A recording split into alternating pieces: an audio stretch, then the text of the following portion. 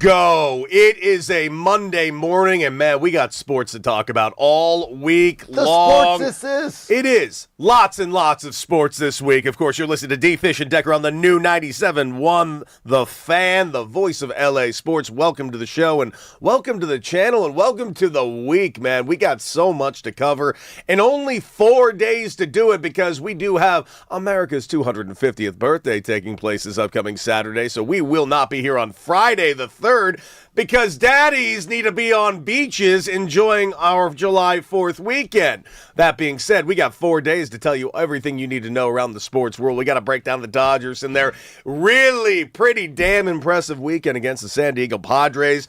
3-game series that we need to break down. Team USA going live on Wednesday. First of the knockout rounds, the group of 32 taking on Bosnia. We will get into that a little bit later on in the show. Not to mention on top of that, D-Fish, it's happened, bud. It's happened. Your favorite thing, sources. Sources are back, baby, because the sources are back, and they are talking loud and loud as can be about the potential of a reunion of AD and LeBron. One big problem, though, D-Fish. Not in LA. That's the problem. So we got to talk about that. And, of course, we want to hear from you all show long. 855-97-LA-FAN. If you want to talk to Derek Fisher, you want to talk to Cody Decker, you just want to talk to yourself while we listen, you can give us a call. That's 855-975-2326. And, of course, get in the chat on YouTube at The Fan LA. Ladies and gentlemen, let us begin this wonderful 4-hour program. D-Fish, how was your weekend, man? How was Vegas? How was the team? How was the Crespi boys playing basketball? Were they listening to you and winning? No, they were not listening to me, but we were winning. Is that the way to do it? Just always gotta just. It's pretty much how it goes as a coach. D-Fish said this. All right, we're gonna do this. Yeah, we're gonna do this. That guy doesn't know anything about basketball. It was a good weekend, man. Crespi boys got it done. Another 4-0 weekend at a really good event. First year of this event, Nevada Live Invitational, and proud of the guys. It's a lot of basketball in a short period of time, but they hung in there, played like a team, got it done. Didn't get too crazy in Vegas. No, had to keep you it tight. up or you down? I'm always pretty much up because I don't put much down. Smart man. Can't lose what you can't put in the middle of the table. Yeah, no. I learned that in rounders. But that being said, I did some gambling myself. I went and played in a poker tournament this weekend. Oh. Not bad. Raj even came out, joined the poker tournament. Okay. Raj and I both made it to the final table. Nice. Now, Raj limped into that final table and was unable to even match the blinds because Raj was playing with like 2 chips and just kind of outlasting as long as he could. Stick to the positives. I appreciate Stick to the positives. No. I made it to the final damn table. You made it to the final table, but you did what you could to try to sneak into the last 3. I made the final 3, which means I won a wonderful prize. I did not come into second place because, listen, there was down to 3 guys. And those of you that ever gamble and play poker, when you have a group of 2 guys that know how to play poker and one guy that's a complete idiot who's just a wild card going all in every few hands, you take out the other guy that knows how to play poker because you have this guy well in hand. So I was playing this guy who knew nothing about poker, had him dead to rights. No problem. Like, good. Now I can just play this guy who's good at poker, who's up on me by like 20,000 chips. So I gotta really kind of hone in. Me and this kid, he just, on the final turn, just lucks into something. Just lucks into it, and then celebrated as if it was a part of his master plan. I'm like, oh my God, this idiot. So we ended up splitting that pot, and right when that happened, the guy next to me, he saw blood in the water. He saw how many chips I had, and he just went right after me. Got my ass out of the game. It's all right. I finished 3rd in the tournament. It was a good weekend for your boy. I ended up winning a prize I'm really excited about. Okay. Yeah. A prize. Yeah. That you're really excited a about. staycation. Nice. Roosevelt Hotel. Ever heard of it? No. Well, that's on you. It's in Hollywood, and it's sweet. Okay. Yeah, not bad. Enjoy that. Little staycation. Okay. Yeah, that's how Daddy does it. But while doing that, watching a lot of soccer all weekend, and, of course, the Dodgers. Let's talk a little bit about the Los Angeles Dodgers. Dude, Dodgers get it done in big fashion. Now, Friday does not go according to plan, and this is going to lead to a lot of conversations because Roki Sasaki did not look sharp. In fact, Roki Sasaki has not looked very sharp in the month of June. After that first outing against the Angels where he had a nice 4-game run, listen, Roki has not been his best, and even he admitted it. You can even see it in the dugout when he's pulled out of the game. Dude, like seriously fighting back tears in his eyes. It was borderline rough to see. He did not have good command of his fastball. His breaking balls were a little all over the place, and you could see as much when you asked him about it. Now, why was he kind of tearful in that spot? Dude, there are guys coming off the IL soon. Roki Sasaki is finding himself in a very, very actionable position, to say the least, and that is whether or not he not only remains in this starting rotation when Blake Snell returns, when Tyler Glasnow returns, he's got to decide if he's going to be able to make this team or not get sent down to AAA. There is just not enough space on this roster at some point, and Emmett Sheehan, who is in the exact same position, came out yesterday and threw an absolute gem for the Los Angeles Dodgers. So Dave Roberts, the front office, Gomes, they're going to have themselves a lot of difficult questions to start asking themselves pretty soon. And it actually kind of starts supposedly today if Teoscar Hernandez is actually reactivated. They got to decide what they're going to do with their roster there. Guys are going to have to get sent down, which is unfortunate because this team has been so good with everybody. Like, literally everybody. Alex Call's been doing a phenomenal job in his stead. The Dodgers find themselves a glutton when it comes to the amount of talent on this team. Yeah, I mean, these are good problems to have. Very. You know, I mean, you'd rather have these choices than the opposite of just not having enough talent. And, I mean, specifically with Sasaki, I mean, it's, you know, we obviously can relate to, you know, maybe the additional pressure he's feeling to perform well in general, you know, just as an athlete. Like, you always want to perform well, and it's frustrating and disappointing when you don't feel like you're being as consistent as you're capable of being. But then also, you know, adding that element of, like you said, guys returning to the lineup soon, you know, veteran guys, like you said, in Blake Snell. Yeah. And, that, you know, hopefully will be returning soon enough. And I don't know if he's stressing over, you know, his place in the league in general or on the entire roster, but maybe stressing over not having the role that he envisions once everybody's back, you know, that he ends up going to more of a bullpen or supporting role as opposed to being a starting pitcher. Wouldn't surprise me at all either. And whatever the team needs it to be is, you know, kind of what he'll need to accept. The hardest part is to still just trust that, you know, it all ends up working itself out for the good, basically. And you know, we don't see it in the moment sometimes, you know, when things are happening, and there's a reason why you're going to end up in the role that you end up having, because that's the best place for you to be, you know, based on where you are at that time. So we'll have to see how that unfolds. The Padres are also a really good baseball team. So they are. You also feel the pressure of, like, if you are not on your stuff, you know, they will make you pay for it. And that's part of his development as a young pitcher as well. It's like, how can you still win even when you're not at your best? Mm-hmm. How do you mix it up enough and just throw enough dust up there just to get enough guys out where the team can still win even when you're not at your best? Yeah, which, by the way, he did leave them in a decent spot. It was a 3-1 game when he came out of the game. The problem is his command was all over the place. Walks were at 5. Every pitch count was getting deep into the count. A lot of hitters count. So really, Roki Sasaki was kind of getting away with quite a bit on Friday. That being said, he got it done, but I even see it in the chat. And this is actually a very fair comparison right here. In the chat, talking about the comparison between Sheehan and Roki. Roki is an easy scapegoat. Sheehan has been our Sunday killer in June. First win was yesterday. You're absolutely right. Sheehan has had an abysmal June. However, I don't know, here, kind of comparing the two. If you had the option to keep one of the two, dude, if you were to put Sheehan and Roki next to each other, dude, it's like the Spider-Man meme pointing at each other when it comes to the stats. They are exactly the same guy. Like, not this last month withstanding, but here are their stats right now. Roki Sasaki on the season, 3-5 record. Emmett Sheehan, 4-5. ERA, 4.88 for Roki, 508 for Emmett. Innings pitched, 72 versus 72.2. Strikeouts, 72 versus 81. Whip, 133 versus 127.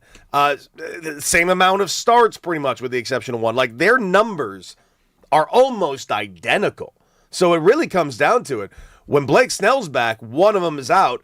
I think whoever is the hot hand on that exact moment, that's who's staying in the rotation. And then when Glasnow comes back, I mean, they're kind of both odd man out unless they move over to a six-man rotation, of which the Dodgers could also do.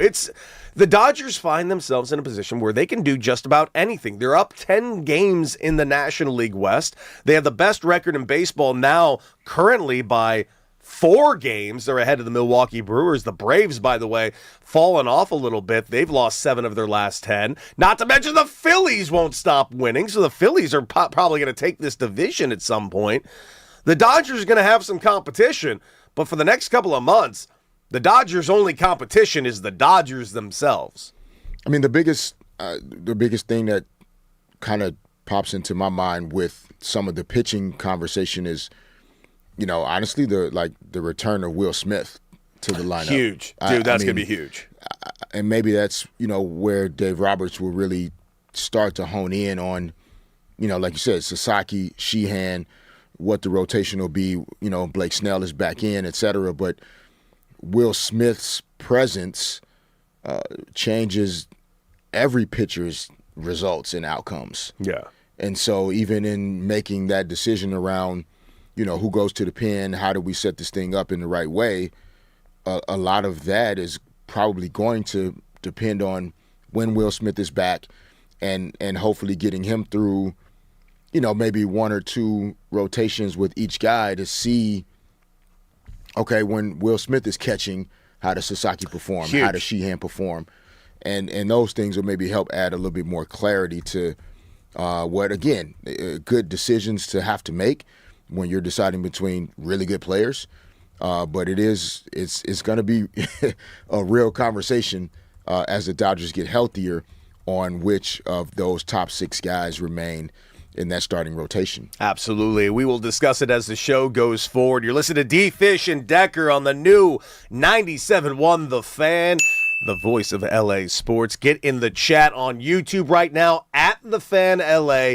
Join the conversation because the conversation is wild. Of course, give us a call, 855-97-LA-FAN. Who do you guys think, Los Angeles, is going to be the odd man out with the Dodgers rotation? Is it Roki Sasaki or is it Emmett Sheehan? But we got to talk about the Lakers because there is something going on in the world of the NBA. Rumors abound. Sources are just sourcing, D-Fish. I know how much you love it when those leaks show up, and every one of those leaks are 100% ironclad. Nobody lies, nobody's making things up, and certainly no one's making anything up about a return of AD and LeBron together in Golden State. Oh, wait a minute. Come on now. D-Fish, D-Fish, talk to me, guy. What's happening?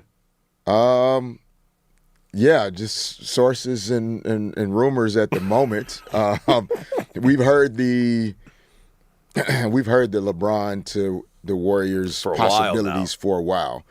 Not entirely surprising. Again, when you think about the situation that the Lakers are in and having to try to blend winning now with also protecting their future and the fact that they do have this current cap space, but it's also, as we've seen with all NBA teams, like trying to make decisions in and around how to operate, within the first apron and second apron and not wanting to get into situations where you're just, it's too punitive from a tax perspective and too restrictive from a roster construction perspective.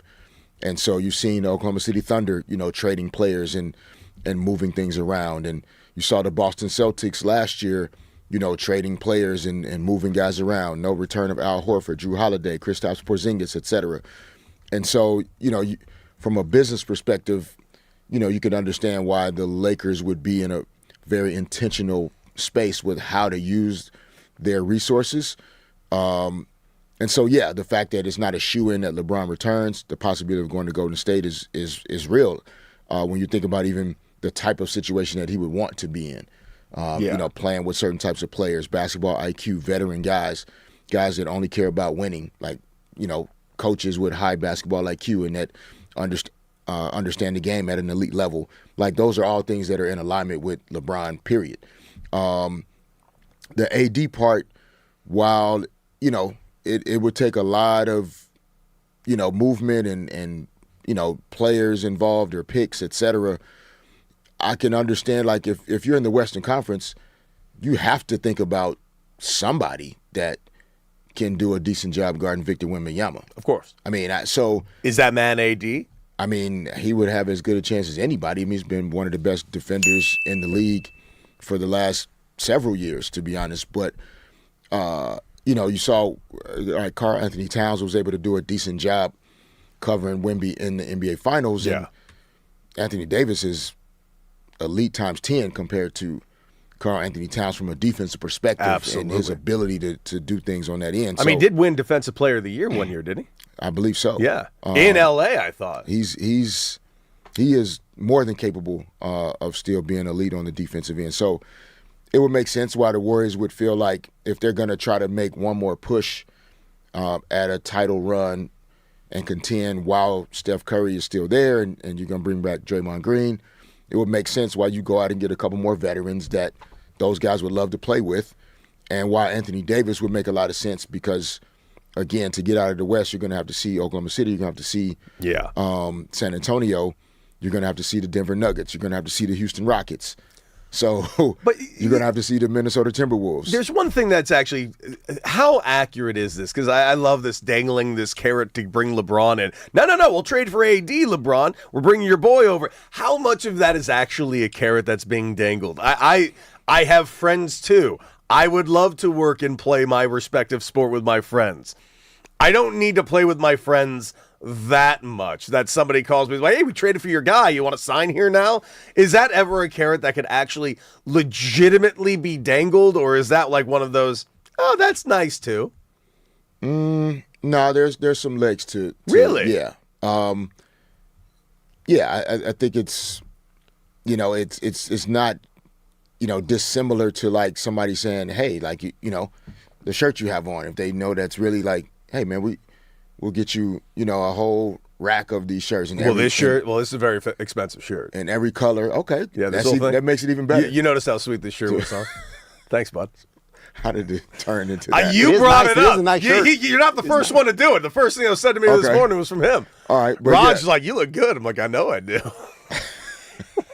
I ain't afraid to admit when another man look good. It's yeah, okay, we're very, very secure in our masculinity here. Yeah, that's totally fine. Yeah. I was trying to just make a. I'm sorry. Continue your point. You don't think he look good, Fish? Yeah, what's wrong with you? Basketball. I think you look great. And so no, it's just it's not often. You look good too, Fish. You do. Okay. Beard look on point. All right, guys. It's a good start to the day. Good morning, Cody and Raj. You notice my shirt. So yeah, that is something that happens very often around, I think, all sports, but just like in football, Justin Jefferson cares about who the quarterback is. Yes, he does. That matters. But it feels like they're not saying it to him like, we got you this piece in AD. It seems like every single time. I feel bad for AD, how he's being used in every one of these conversations, because AD is a superstar, an incredible former defensive player of the year, an NBA champion. He's done it all. Yet I feel like he's being relegated to just LeBron's friend everywhere he goes. They're like, no, we'll trade you over here. That way we can get LeBron. It's such a weird, almost disingenuous thing towards AD. Yeah, I mean, I see how you could have that perspective on it as well. I mean, I think for AD, if this is real, again, he's at a point in his career where I think, one of two things. He could enjoy having a more leadership and mentorship type of role in Washington with a young group that is trying to build winning habits and become more of a winner. And I could also then see like, yeah, man, no, at this point in my career, I want to play for a team that actually has a chance to contend and compete for titles. And because I don't have forever left. I'm not going to play as long as LeBron is playing, and I want to be a part of something really special right now. And so, yeah, I mean, anytime you're on a team with one of the greats of, and arguably the greatest of all time for all the debates and conversations, yeah, you are the second guy on the list. You're not going to be the first guy. That just comes with it. So, and I think AD is comfortable with that in a way, in terms of secure enough in himself that he doesn't have to compare himself to how people feel about him compared to LeBron. And they've won a championship together before, so it's not a bad thing to reunite with somebody you've won the title with. Very true. But just saying, if he does, let's say in a perfect world for the Golden State Warriors, not a perfect world for the Lakers, but a perfect world for the Golden State Warriors, they get both of these names, right? That would make the average starting lineup for the Golden State Warriors 37 years old. Average in the league, 25 to 26 years old. I'm not saying it's a bad thing. I'm just saying that is, a very old team in the NBA in today's day and age. No question about it. Those are facts. And so, it would, I think, depending on what players are involved in whatever transactions it would take to get Anthony Davis to Golden State, you may have to give up one or two of those younger pieces or younger players. But the Warriors have added some young guys into their roster that, Jimmy Butler would possibly come out, for Anthony Davis to come in. That is the name that is saying, yeah. So it could still average out. Yeah, their age is going to be higher, but it's filling in those young pieces around those guys to support them. And then, of course, Steve Kerr is always going to manage them throughout the season in an effective way and try to make sure they're healthy enough to make a push in March and April. Love it. Absolutely love it. Guys, we will be talking about this all show long. And, of course, our phone number, 855-97-LA-FAN. Get in the chat on YouTube at The Fan LA. And, of course, take us on the go wherever you go on the Odyssey app. Guys, coming up, Team USA, they dropped a ranking. But is that really a big deal against Bosnia this upcoming Wednesday for an opportunity to get to the final 16? The knockout rounds have started. We got to talk about it. 4 hours, baby, right here on D. Fish and Decker on the new 97.1 The Fan, the voice of LA sports.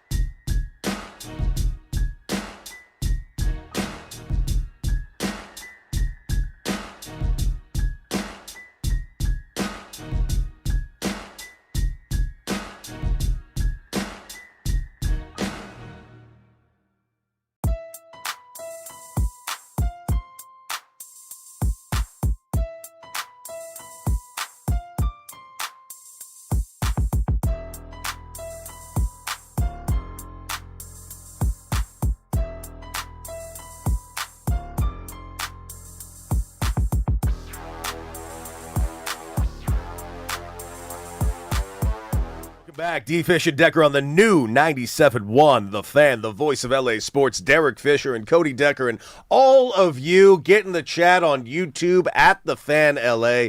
And, of course, you can take us on the go with the Odyssey app. Take us anywhere you can. If you missed anything on the show, check us out on that Odyssey app. And, of course, our phone number, 855-97-LA Fan. We opened up talking about the Dodgers and the great weekend that they had. Emmett Sheehan and Roki Sasaki. That is the question of the day.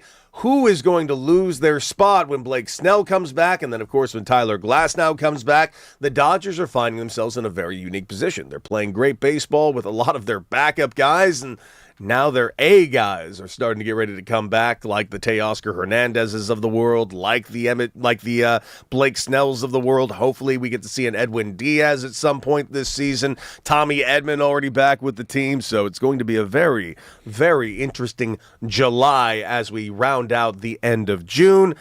But we got to talk a little bit about the World Cup because the knockout stages have begun. Yesterday we had our first knockout match. Canada getting over to the group of 16 for the first time in Canadian soccer history. That was one hell of a match yesterday against South Africa. They get their hands on their first goal with only about 3 minutes to go in extra time. And those of you that are very, very interested in very, I don't know, how should I say, into our current The Fan pool that we have going on here, well, it looks like, and it's not by accident, our former resident soccer player. Not soccer fan. I'm not looking at D-Mac and Reiter who are soccer fans. No, there is only one person in this entire channel who was a soccer player, and her name is Alex Curry. And no surprise, Alex Curry is currently in the lead in the fan pool for the World Cup. She's got 20 points, 18 points right there for D-Mac and Reiter. And Derek Fisher and Cody Decker sitting with 16 points. We both only have 2 teams available for us going forward since our third team, Turkey and Scotland, are officially out. Sorry. Brand new country, Turkey, is no longer in this tournament. Both you and I lose our third team, so we'll keep everybody actively looking into that. Team USA, Wednesday. They're taking on Bosnia. It is going to be an epic night. Now, Team USA is very heavily favored in this matchup. They're supposed to be favored in this matchup. They're going into the matchup completely healthy. There should be no excuse to not move on. That being said, I just mentioned Turkey, and I know we threw out our backup squad to take on Turkey. We didn't show up there. I'm worried. How about that? There's nothing about this that I look at Team USA and I've looked at our history in soccer that make me go like, yeah, we're a shoo-in to get into the 16 spot. Because, it's only Bosnia, and I've heard reporters around town say their things about Bosnia, and I know you have too. In fact, let's go to a local ABC affiliate reporter who decided to talk all that trash about Bosnia. Efforting. Oh, I'll give you a cut.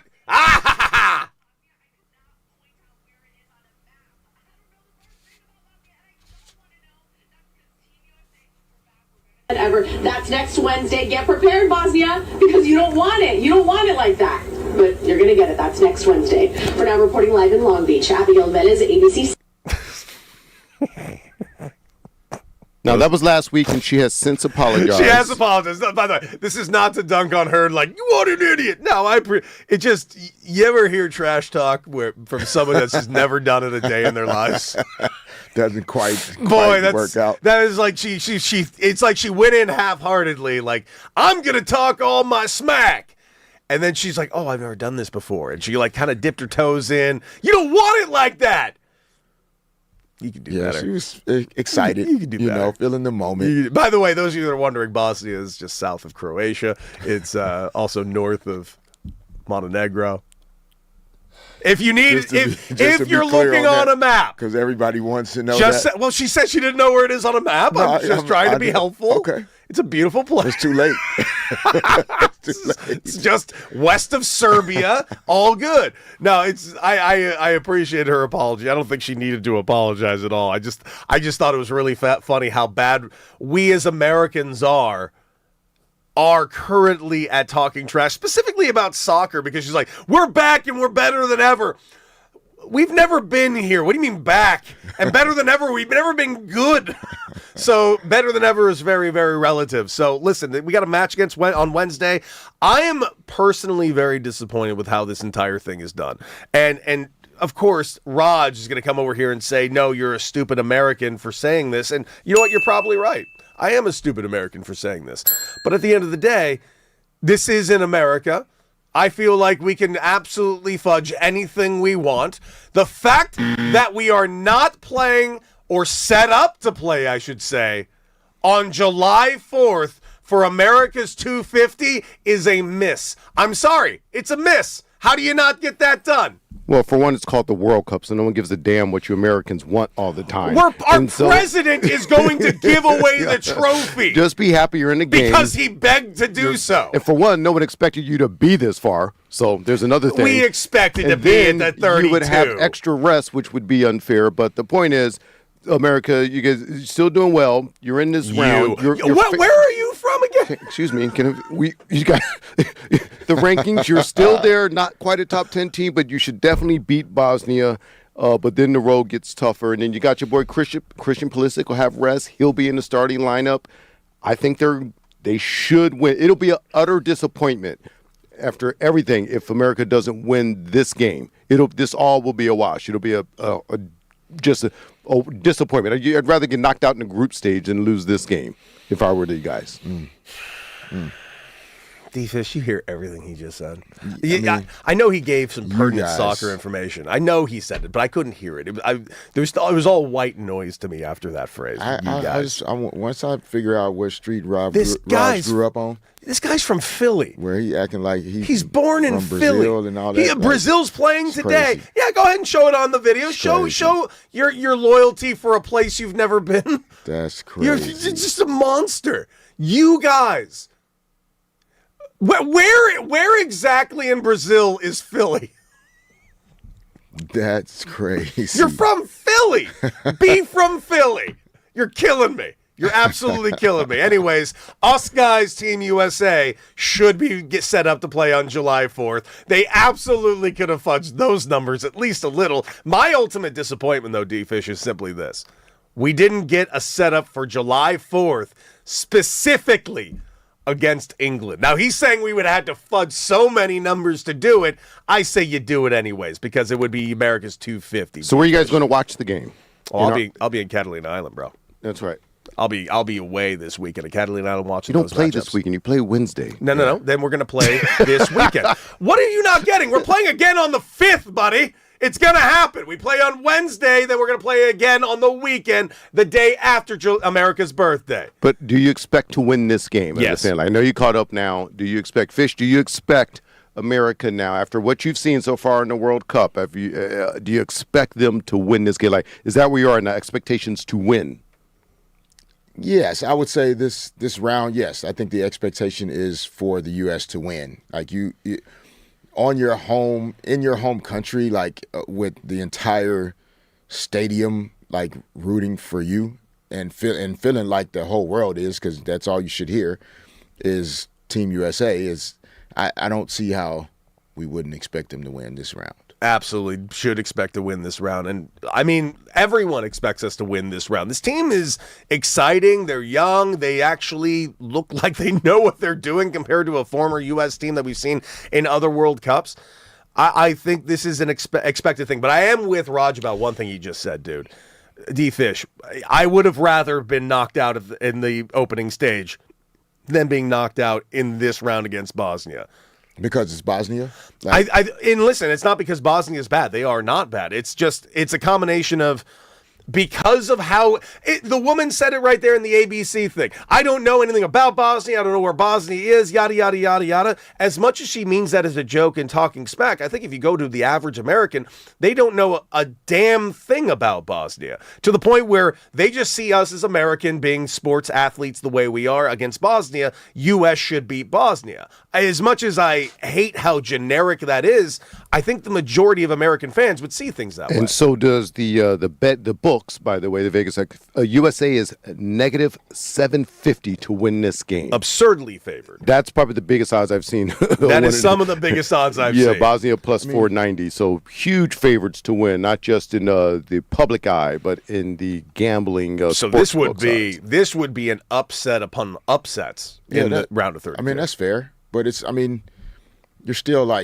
still qualified to get to this point. Very much so. If you take a bad loss, it's going to be a bad loss. But we just said it, like, never been to this point even, right? Mm-hmm. So, They have. Yes, they have. They've been to this point, but how many times have we ever gotten to the round of 16? We got to 16 before, haven't we? One time. That's what I thought. Yeah. But twice, actually. But once was in 1930, of course, where you guys placed third. That was a very good job by you guys. Third place in 1930. Thank you. We don't need to bring up 1930 today. This is not Mad Dog Sports Radio. Anyways, we are going to take a quick break. Coming up, it is the anniversary of arguably one of, if not the greatest movie of all time, which is why it's going to lead in tonight's and today's, I should really say, incredible top 5 right here on D. Fish and Decker on the new 97.1 The Fan, the voice of LA sports.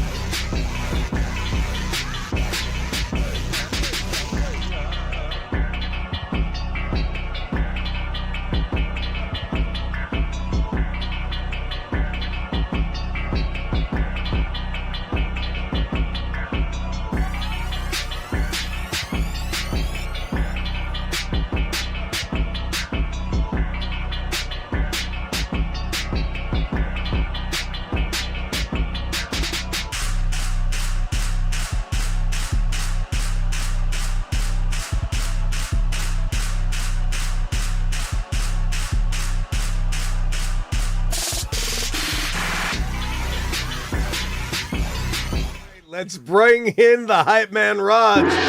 We got an anniversary today, Raj. Oh, we got a good one. That's right, because on this day in 1988, I'd say one of the most fun movies, one of the most entertaining movies. Well, a movie you could just watch over and over again. Doesn't get terribly old. Coming to America came out in theaters in 1988 today, and it got me to thinking there were different ways we could go with this, but I'm going to just keep it simple and plain. Like, gentlemen, what are your top 5 Eddie Murphy flicks? Hit me with them. Yes. It's a fun list. It's a fun list. By the way, I'll admit I had a little bit of trouble with this list. Really? Yeah. I had a little bit Trying of trouble. to get it down to 5? No. It wasn't about getting it down to 5. It was specifically about number 5. I had a lot of trouble with. Got it. All right, Fish, you're up first. Número 5. I'll go with Trading Places at number 5. Number 5. Okay. Wow. Yeah, I'll go with Trading Places at number 5. Yeah, it was really well done, man. The first time I saw it, I got it, but I didn't fully get it. I was too little. I didn't understand it. But I mean, and I'm not even saying I watched it exactly when it came out. I'm just saying the first time I watched it, I got it, but there's so many nuggets in this movie. It's watching it again and again and again has just been, it's a classic. All right, now it's on my list. I'll make it abundantly clear. It's on my list. Okay. It's so high on my list that I don't even want to say anything about it now. Don't. Yeah, you'll get to so it I'll later. hold off now, but a great choice. All right, what's your number 5? Man, this is where I really struggle, because here's the thing. Eddie Murphy's got like 5 of the greatest movies ever, and then about 25 other movies. That's the problem with the Eddie Murphy list. So I'm going to throw on number 5. Yep. And I almost put Vampire in Brooklyn on this. Oh, you backed out. I backed out, because here's the truth. Vampire in Brooklyn's not a good movie. Yeah, I think it's awful. It's awful. That being said, Shrek is not awful, and Donkey is one of the greatest characters ever put on film. So because of that, I'm going with Shrek at number 5. All right, that gets us to number 4. Número 4. Numero 4. The voice, bro, it just gets me every time. Número 4. Oh, my goodness. Shouts out to you, Lindsay. What's your number 4, Fish? Number 4 is, for me, The Nutty Professor. Interesting. See, you thought it would be the same list. Told you, Cody. It's going to be different. Yeah, The Nutty Professor. You totally have Norbit on this list, man. I know it's coming. Pluto Nash on this list. We'll see. But, yeah, now The Nutty Professor is, just genius. I mean, method acting and, playing different characters it wasn't like brand new, like nobody had ever done it before. But the wide range of the characters that he played in this movie was just insane, and every one of them was absolutely hilarious. Yes, playing every member of the Clumps, I'll freely admit it was a tour de force performance on his end. The movie never did it for me, though, to be honest, but I appreciate what the movie absolutely is. So what did do it for you at number 4? That would be the movie that started his entire movie career. Without this movie, none of it would have happened, and that was, of course, pairing him with one Nick Nolte. Yeah. 48 Hours was the movie that proved to the world that he's not just some sketch guy on a TV show at midnight on Channel 4. This guy was here to stay and was a tour de force actor, and that is from 48 Hours. He's phenomenal in it. He's hilarious in it. Yeah. And it was the first time we really got that Eddie Murphy laugh that became, Yeah. man, I love it. Did you remember the song he was singing in the beginning in jail? No, remind me. You don't remember? Remind me. It's been a while since I watched 48 Hours. Roxanne. All right, Fish. That brings us to Número 3. Numero 3. Number 3 for me is Beverly Hills Cop. My guy. Yeah, man. My guy. Yeah, it's so well done. Axel Foley. I I'd seen Eddie Murphy stand up, but I didn't see some like the bad movies, that he was in. I had only really seen, some of the better movies, and I just always enjoyed his acting, and especially in in Beverly Hills Cop. Yeah. It was good. Yeah. Is this the man who ruined the brunch in Malibu this morning? Ooh. I can't stress enough. Number 3 on my list, the original Beverly Hills Cop. Yeah. Dude, Judge Reinhold's great. Everyone is great in it. It's a perfect movie. The best Detroit cop in the world showing up to Beverly Hills, and I appreciate that he always wore the same jacket in every movie. The Lions? Yeah, great Lions jacket, Yeah, man. there you go. There you go. All right, that brings us to number 2. Número 2. This one, it wasn't overly tough, but it was still in my system. It still didn't sit well all the way because I honestly at 2 is Shrek. Okay. And I feel like even though we don't obviously see Eddie Murphy, his voiceover in the entire Shrek series, but especially the original, And in the morning, I'm is making waffles. just unbelievable, bro. This could have been number 1 for me if it were not like arguably the greatest movie of all All right, time. I'll pull a fish. The reason we're doing this list at number 2, Coming to America. All right. It's the first time we got to see Eddie Murphy do what Eddie Murphy does when you talk about what he did with the Clumps. No, man, him playing everyone in the barber shop with Arsenio Hall. Of course, the characterization of sexual chocolate singing to the whole stage and everyone they played in the crowd then.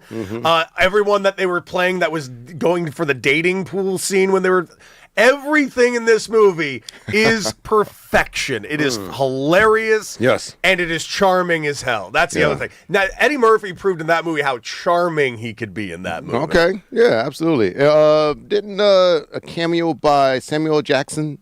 Yes, in that he movie, tried to rob the McDowell's. And by the way, yeah. to this day, I want to go to a McDowell's. Yeah. Just one time. Just one time. I want to have a McDowell's hamburger. All right. It doesn't have the sesame seed bun. Okay. All right. We'll have to see. Did he use Wonder Bread? I don't know. I'm interested. Okay. We'll have to check. I'm interested. You ever have burgers on No, Wonder Bread right. fish? Yes, I have. Okay, good. All right. Well, that leads us to your number 1 Eddie Murphy movie because, of course, today in 1988, the movie Cody just talked about, Coming to America, came out. So your number 1 fish? Número 1. You already know. Golden 'Cause Child. I haven't said. I mean, that is a classic now. Yes. I told Cody this morning I love the Golden Child. He was like, "Really? Golden That Child is a great." classic. Okay, Yeah. fine. Distinguished gentleman, why is it your favorite Eddie Murphy movie? Yeah, no. Holy man, why? Bowfinger, what do you think? Oh, I love guys- Bowfinger. No, I haven't said the movie that is the reason why we're even doing this list. It's the reason That's why the we're reason doing the why list. we're doing this list. Coming to America at classic. number 1. Why'd you like that? Where'd you see that? Like, how'd that feel to you?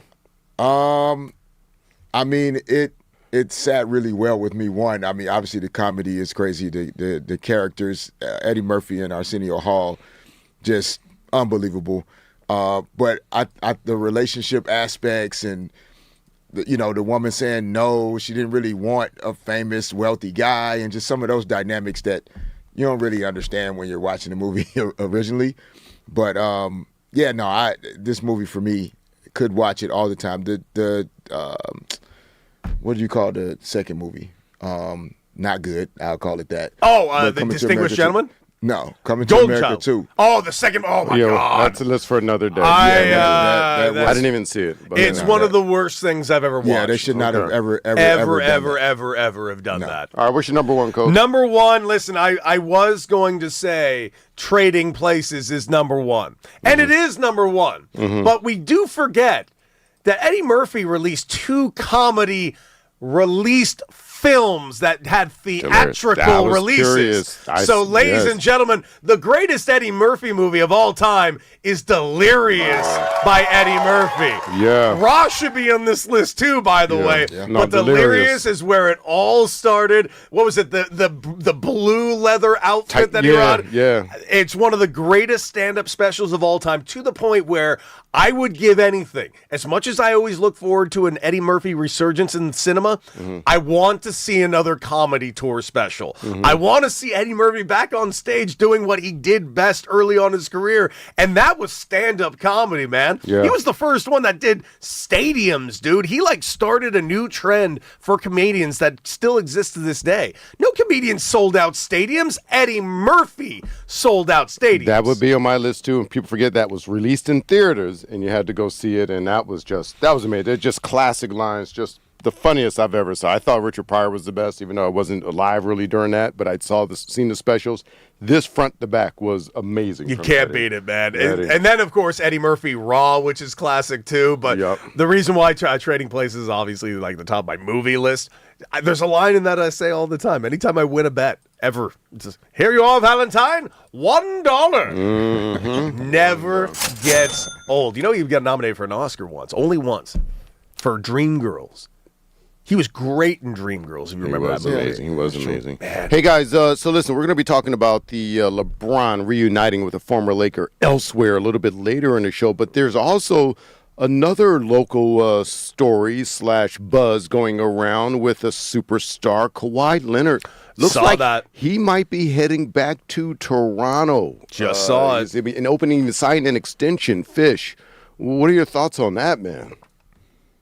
I mean, not surprising. I think I don't know if the Clippers would want to continue investing in Kawhi Leonard for multiple years to go. I think if it was just about this season, I think they would, figure it out. But, getting to a place that's willing to sign him to a multi-year extension, like that, that's not surprising. It's not surprising at all. But honest question, because of the elephant in the room, how much do you think this has to do with the controversy that's surrounding the Ballmer thing and everything that's taking place there? I don't know. I don't think it has to do. It's the same reason why James Harden got traded last year. Mm-hmm.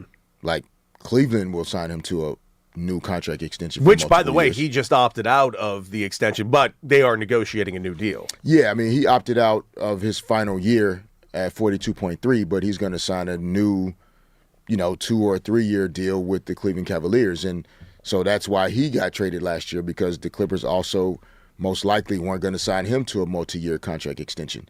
So I think this is just more about the Clippers recognizing at some point, they can't keep leveraging the future, trying to win now when the gap is so big between them and the top of the Western Conference. And so, if this ends up happening, there's probably one of the short list of teams that would trade for Kawhi Leonard at this point. Mm-hmm. Place where he's been before, won a championship before. I think Bobby Webster, who's the president and leader of basketball there in Toronto, was maybe an assistant GM or has been with the organization long enough to remember, have a relationship with Kawhi, know what he's like, and still feels like that addition next to Scotty Barnes and some of their young stars that they have. Brandon Ingram is in Toronto as well, but it also, I guess, the Clippers that want to get younger, if Kawhi goes to Toronto, you could see Brandon Ingram ending up on the Clippers. Like he's not gonna go to Toronto and kind of step on certain guys that it wouldn't fit well together. So you could possibly see Brandon Ingram back in LA, but just wearing the Clippers jersey. Man, it's wild though. Like, as much as we give a lot of crap over to the Clippers, and we should because they're the Clippers, but that's really the majority of the crap we give them. I do appreciate over this last decade they keep trying to go for it. It just keeps falling flat. What fell flat on this one? This one had Paul George, Kawhi, and it still garnered nothing. Yeah, I mean, I just think the health-related stuff just kind of didn't ever allow it to form. Paul George had some health stuff at the wrong time. Kawhi Leonard, obviously, each season, has some knee-related things that just Harden never really allowed him. Yeah, Harden as well. So they just never really, got a chance to figure out how to win together. The talent was there. All three guys are still playing good basketball, even at this point in their careers, but never got to really figure it out together. Well, guys, you heard it here. We got to talk Dodgers, and, of course, we got to talk about all that information surrounding LeBron James. So much to discuss on D. Fish and Decker on the new 97.1 The Fan, the voice of LA Sports.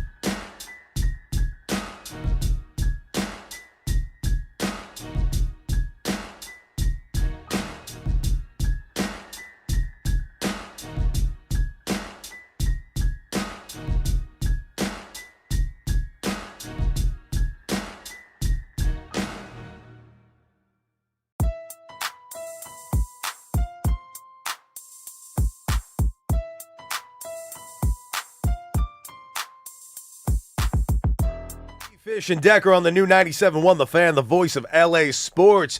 If you're driving around Los Angeles right now on your morning commute right now, listening to 97.1 and listening to Derek Fisher and myself, well, you can also take us on the go with the Odyssey app anywhere you go. And, of course, you can go back and listen to the podcast whenever you missed on today's show. Make sure you get in that Odyssey app and check it out. And, of course, get in the chat right now on YouTube at The Fan LA.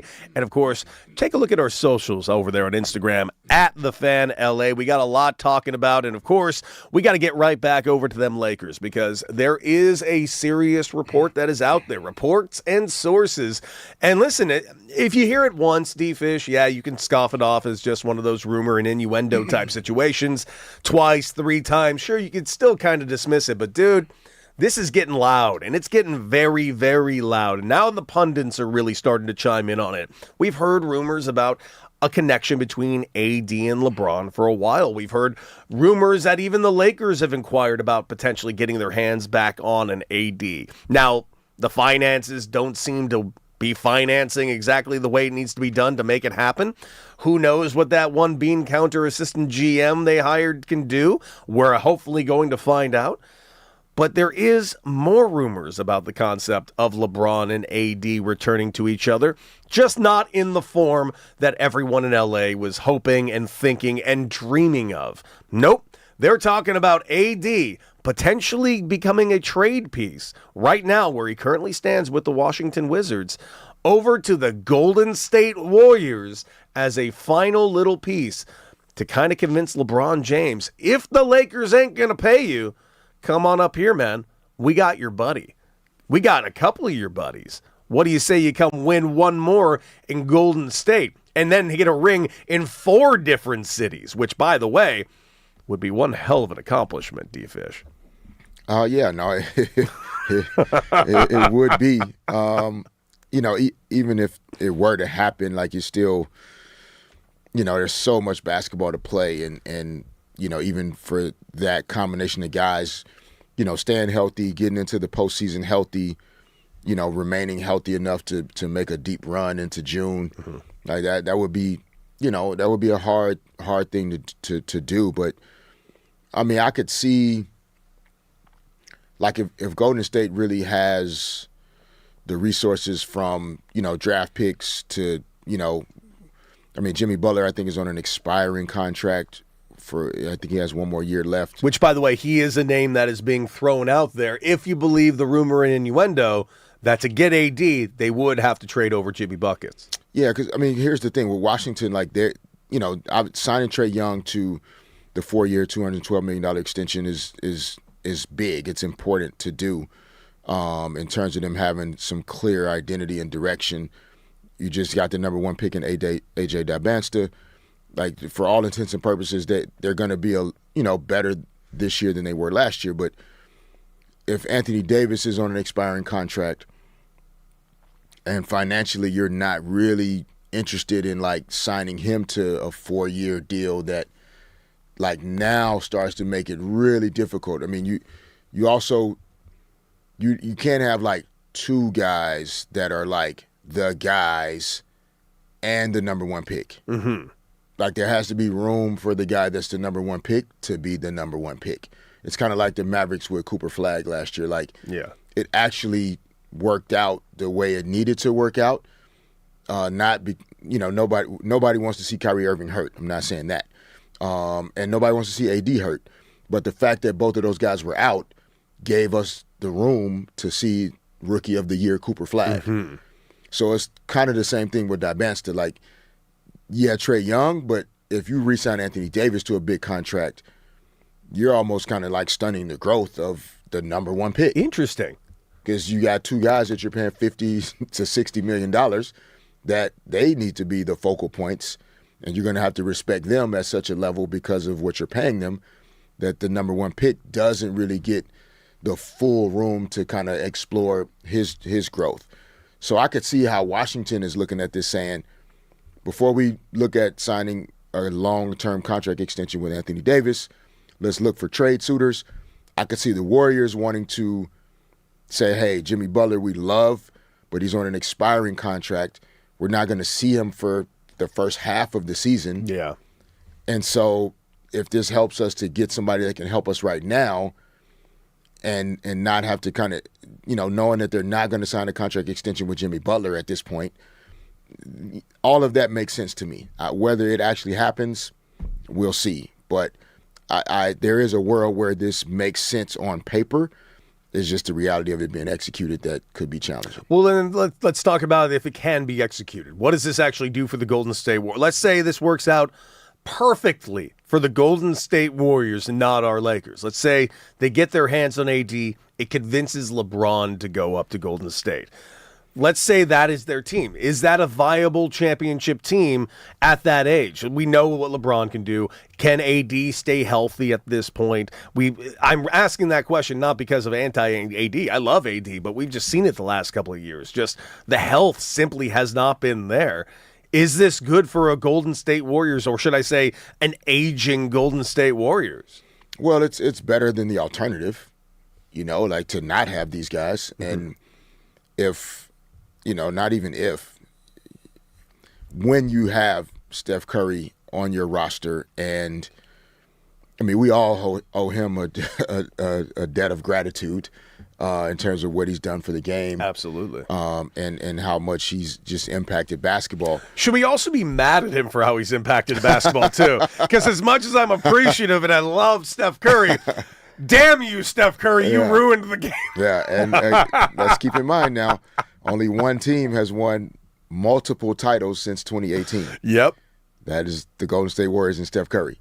So, I think if you're Golden State, you owe it to Steph to keep swinging the bat, like you just do. Yeah. And they've struck out on a few other guys that they tried to bring into Golden State.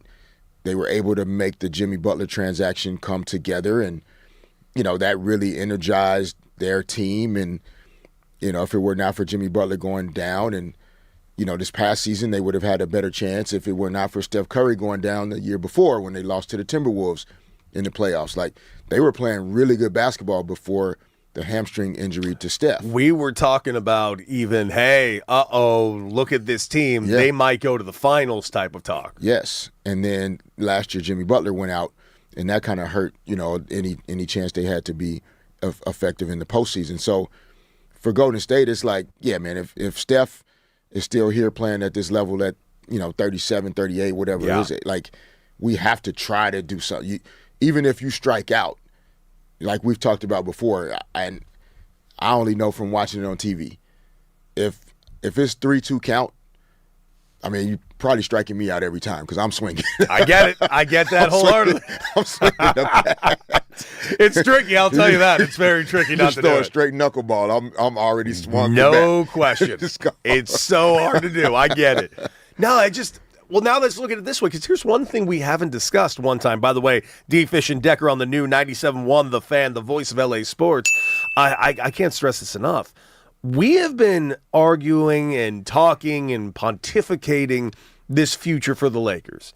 And part of that future, I think in all of our heads, and maybe it's not in your head, D. Fish, so correct me if I'm wrong, but in all of our heads, we've all kind of penciled in that LeBron James is coming back to the Lakers. That's kind of what everybody's been speculating. It's what they've been discussing. Now, that being said, this last week has given me a little bit more pause. There's been more talk about the numbers. There's been more talk about LeBron to other places. By the way, this is not the only place that LeBron is currently linked to. There's other reports that if things don't go well here, LeBron might be looking for a return over to Miami, of which I would love to ask you about that. But before we get to that, like, the whole concept is we've been operating with this guys that we assume LeBron James is coming back. We assume this is where he wants to be. We assume that's what the Lakers want it to be. And to the point where we haven't really been looking at what this team would look like without LeBron James. So my question is simply this. If the Golden State Warriors get him, or if Miami gets him, what do the Lakers look like, and what can the Lakers do without LeBron James? I mean, this is like, this free agent year is not like littered with like superstar high level talent necessarily. There are some good players in this free agent class or group, but if the Lakers don't re-sign LeBron, they would be able to turn the page. I mean, Luka and Austin are dynamic enough offensively. Like you'll be able to generate offense. You could get younger and more dynamic or athletic, at the wing position. So there could still be some positives, but but you're not necessarily better, right? Like you could be different, and maybe over time you become better. But it's hard to imagine the team becoming significantly better in the immediate aftermath. Part of it will be the timing as well. Like any conversation with LeBron, if it's not going anywhere, they're going to have to swing the bat quickly to get the best available players. Yeah, because you can't exactly. We discussed it last week. I mean, as much as you want to recreate LeBron James's production at the aggregate, sure, go ahead, but how do you even do that at this point? Definitely not. There are not many guys in one player that could do that. Multiple guys, sure. But the timing of it is what's going to be the most challenging part. Like in order to respect LeBron's process in even making the decision, you're going to miss out on some other guys that are going to make decisions sooner. So let's take Tobias Harris as an example. Okay. Detroit Pistons forward, good dude, veteran. Could be an interesting piece, to add to a veteran team, especially. He can't wait too long, to make a decision on his future. But there are also, summers where, depending on what position you play, you're kind of stuck waiting for somebody else at the position to make a decision. It's kind of like the quarterbacks in football. Like, until Trevor Lawrence's extension is done, the other quarterbacks that are looking for extensions wait until his gets done. That's the way it goes in the NFL. Because that's how the market gets shaped. Yes. And that's how we decide, okay, so this is the rate now for franchise quarterbacks. Got it. And then every quarterback that signs after that. Which, by the way, is why every single owner is still mad at the Haslams over there in Cleveland, because they reset the market with that Deshaun Watson move, and it was not how the market should have been reset, in a way that everyone's still playing catch-up with how that happened. No, for sure. Yeah. And so with LeBron this offseason, because of the, even if you say conservatively 6 teams that are kind of seeing what happens, Lakers, Heat, Cavs, Warriors, whatever, 1 or 2 other teams that like guys that play his position are kind of going to be stuck, because in order to just kind of see if one of those teams is your team, then that team is on hold trying to have conversations with LeBron. But also if you play the forward position and your statistics are similar to the numbers that LeBron put up this past season, and he signs a 2-year, $60 million deal, well, Tobias Harris and his agent are like, well, yeah, the rate for a starting forward is $30 million, so that's what I should get. Yeah. By the way, we got to bring in Raj, because apparently we got some breaking news. Talk to me, Raj. What's going on in the world? Oh, man, Shams is up here listening to the show, because when Shams breaks something, it's real. So Draymond Green is declining his $27.7 million player option. And Shams says there's a reason for this. Can you guys guess? Uh-oh. Yes. It gives the Warriors more flexibility to sign LeBron and Anthony Davis.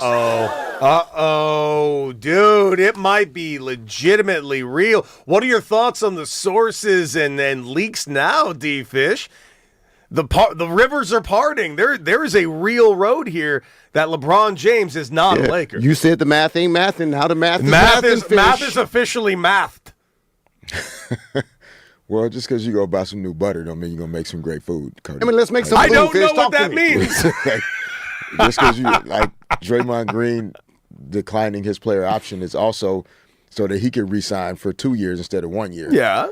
Shams said it's specifically for LeBron and AD. How you going to question Shams? How dare you I'm not- question We don't do that, Shams? Fish. I'm not questioning Shams. What I'm saying is the LeBron part makes sense. Yeah. The Anthony Davis part, that's a little different. Because Yeah. there's still, that involves trades and other scenarios to get Anthony Davis. Signing LeBron to a free agent contract and having a little bit more flexibility that makes total sense. To trade for Anthony Davis and then kind of see what the salary cap looks like and then re-sign Draymond at a particular number that makes it all work, that also makes sense as well. So I'm not doubting what Shams is saying. It's just not a guarantee. No. All right, well, how about this? Let's put a percentage on it because I went into this offseason with I was 90% sure LeBron was going to be a Laker. 90%. I was like, no problem, he'll be coming back to the Lakers. I'm not 90% anymore. I'm probably closer to 50 or 60%. I still think he ends up being a Laker. But now with all the noise going around with Golden State and now with Miami also, let's touch on Miami real quick because there are a lot of rumors and innuendo that Miami might be really interesting in reuniting with LeBron James, especially at that current price tag that's been kind of thrown around there. The price tag that's been thrown around, by the way, has been $15 million. I still think that's too low for LeBron James. I still have to assume teams are going to come with more money than a $15 million, but the reason why I wasn't putting much credence in the Miami thing, it's not because of how his finish ended up there, but Spoelstra is now a Miami head coach legend, and LeBron, if you believe reports back then, tried to get Spoelstra fired. Yeah, in that first year, there was a lot going on. So I'm not saying that didn't happen, but they clearly got past it themselves and won multiple championships after that. The Miami thing doesn't fit to me from a personnel perspective. Bam, Giannis, and LeBron on the court together doesn't. Yeah, they would be tough to play against, but ultimately the other team would win the game because the other team's gonna make more threes than Miami Heat with those three guys on the court at the same time. It's just a simple math equation. So I don't really see, not that it can't happen, but I just don't know from a basketball perspective how you win enough games with guys that really want to dominate from inside the three-point line for the most part. Okay, what if they did something along the lines of, I don't know, throwing Bam out in the market? Because there's got to be a lot of teams out there that would kill to get their hands on Bam. Yeah, but he's the youngest of those three guys, and right now of the two guys between he and Giannis, he still has the longer runway to be a cornerstone all-star piece. And so, I think Bam is part of the wall paint in Miami at this point. I don't know if he's ever going anywhere. It's weird because we were saying the same thing, and I didn't really understand it entirely about Tyler Hero over there too. And they finally parted ways with Tyler Hero. They got Giannis out of it, but still, is anyone in the NBA at this point untouchable these days? It seems like even the untouchable guys still can be got. Yeah, but not Miami is different. Yeah. Even in the Tyler Hero trade, you know where he's from? Where? Wisconsin. I didn't know that. Yeah. Look at Went him. to high school in that area. Look at him go. So, good for him coming back home. Even with the Miami Heat, there's intent in that. Interesting. They don't really treat people like transactions, if that makes sense. And so is that just a Pat Riley thing? Yeah, which is it's the way it should be, to be honest. And so I don't the Jimmy Butler situation. He wanted out. That relationship soured. Tyler Hero's had a lot of injuries and been banged up a lot over the last couple years. And so I think that's also made it hard for the Miami Heat to kind of plan and build out their roster because he's been unavailable quite a bit. Makes sense. And so I think, they probably were able to have some honest conversations and kind of figure out something that worked. And, hey, man, we might have a chance to get Giannis and, we can basically, send you back home. I imagine playing in the NBA in your hometown, basically. Pretty sweet. Pretty sweet. And so, I think Bam is there unless he doesn't want to be there. You saw the Miami Heat with Udonis Haslem and even guys on their coaching staff, like people don't just leave Miami. Like that's just not how it works, because they do things a certain way. You become a part of that culture, and you're not going to just go work anywhere else because they don't do it like we do it here.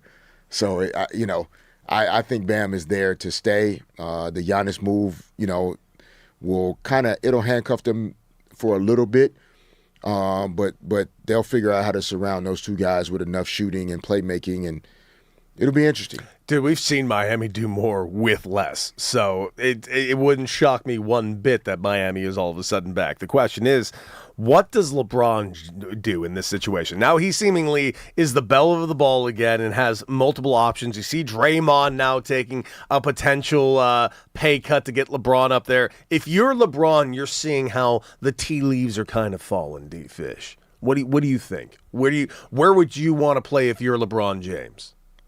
It's not really a where thing. I think it's a what thing. Like, what experience is going to be for me at this point in my career and in my life, the most enjoyable, the most authentic, that I can show up every day and still love what I do. That's all. I think that's all it's going to be about. We all care in some way about, how we do things or how it makes people feel in some way. Mm-hmm. But there, you get to a point as well where it's like, I don't really actually care what people think about my decision or my choice. I sure hope he's there now, considering he's LeBron goddamn James. So who cares if whatever is going to be on social media about he went to this team or that team, or he went to join this and that. People are going to always have something to say, no matter what you do. So I think he's going to just do whatever aligns best with where he is. And, if that's Golden State, it'll be Golden State. But it's his choice, and it will not be because of what other people think. It'll be between him and his family and what they think they can make work for their lives. What do you think, LA? 855-97-LA fan. Where do you think LeBron James is going to decide to go? Will he be in LA? Do you think he's going up north to Golden State, or do you think he's returning back to an old fan and old friends over there in Miami? We want to hear from you. 855-97-LA fan. Get in the chat at the Fan LA on YouTube. Let us know what you think. And coming up, the Dodgers did it again. They reminded the Padres why they still are little brother. And we will discuss right here on D-Fish and Decker on the new 97.1 The Fan, the voice of LA sports.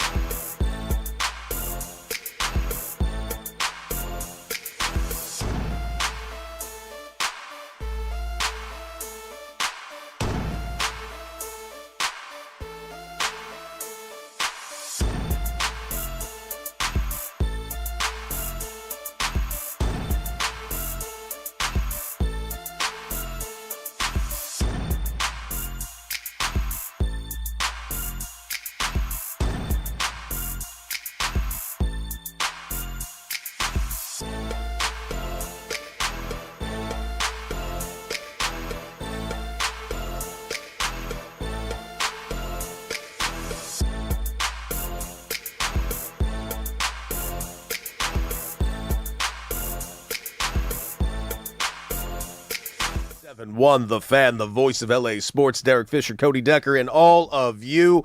And of course, we have been talking a lot about LeBron James. Guys, what do you think? 855-97 LA Fan while you're driving around your LA morning commute. Where do you think LeBron James is going to end up? There is a lot of smoke in the air right now around the Golden State Warriors coming in to snag our guy LeBron.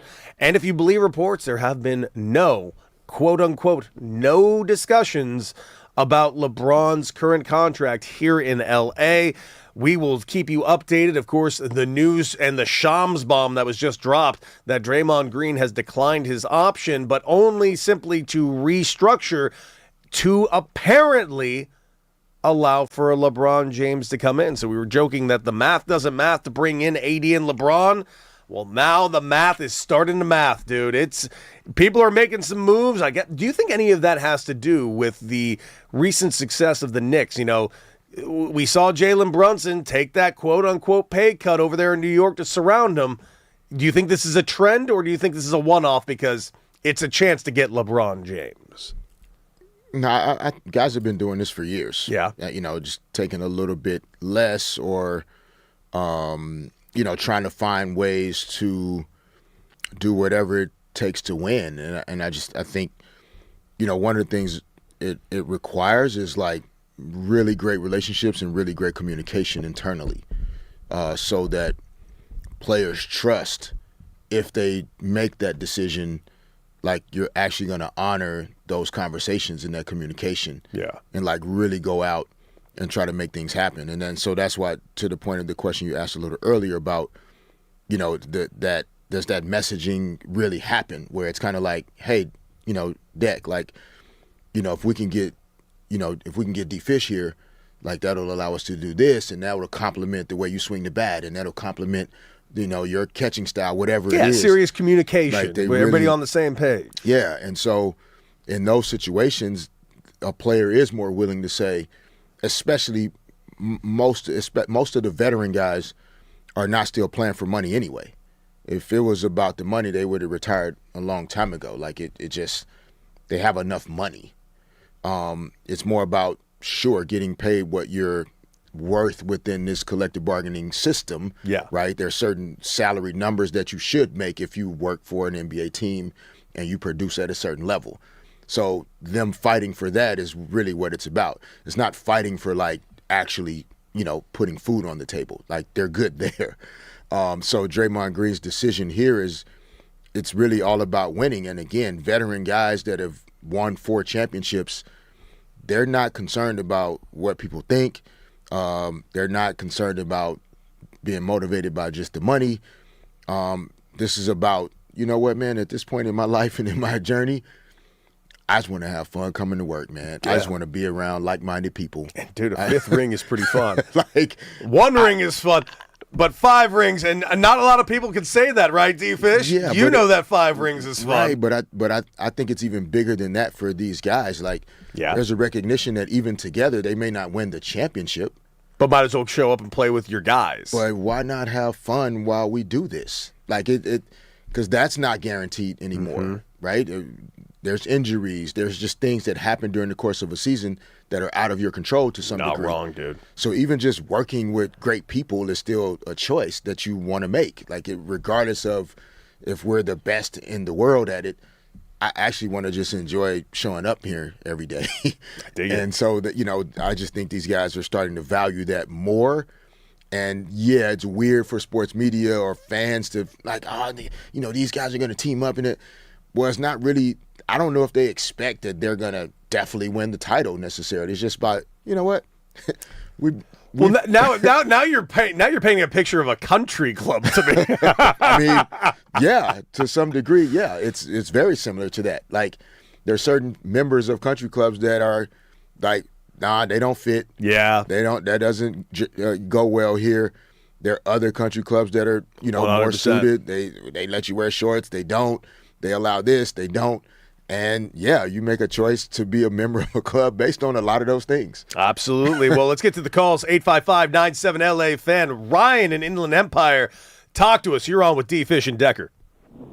Hey, good morning, gentlemen. Good morning.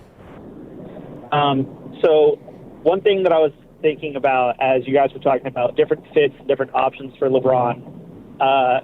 We just went through, what became a big, not drama, but part of the news cycle was LeBron to the Lakers for him to resign, and Bronny was getting taken. Bronny was getting drafted. Mm-hmm. How much of a factor do you guys think his free agency, because, D-Fish, you already brought up, what's best for his family, but, now we're talking about an employee, right? Bronny is a member of the NBA. He's a member of the Lakers. How much do you guys think Bronny's future plays into where he decides to sign? That's a very fair question, Ryan. Appreciate the call very, very much. And listen, as much as we want to pretend that's not a factor, that is his kid and teammate and colleague now. How much do you think that factors in? Because it is a unique type of scenario. We didn't see one that wasn't too dissimilar with Giannis just now, and then we watched Giannis, get released shortly afterwards. I'm not suggesting that exact scenario would take place with the Lakers, but it is got to be something that is 100% rolling around LeBron's head, right? I mean, I would think so. Yeah. I think some of that you can separate out, though, right? As a father, he's going to be concerned about any decision that would impact his kids, mm-hmm. right? And so, if he signs with another team, if he senses that that's going to directly impact Bronny's future with the Lakers, that's something that he's thinking about and considering. There's a bunch of debates you could have on that. I think he sees the additional kind of stressors that come with that for Bronny, more so than him even. Mm-hmm. People continually questioning whether or not Bronny's good enough to even be in the league because of the relationship there. All the time. But he's also had a front row seat to how the Lakers value Bronny and how J.J. Redick feels about Bronny, and that, if he feels that there is a sense of, early stability where Bronny actually could continue to grow as a part of the organization, then he can trust that. And even if he's not here, he feels okay, Rob Pelinka, J.J. Redick, et cetera, they've been honest. They've kind of told me what it is. I think Bronny would have a legitimate chance to still be here, even if I wasn't here. But he also is considering it, I would say, if he did go somewhere else. And I don't, Bronny's contract is guaranteed like other guys are, so I don't know if the Lakers would just release him or waive him per se.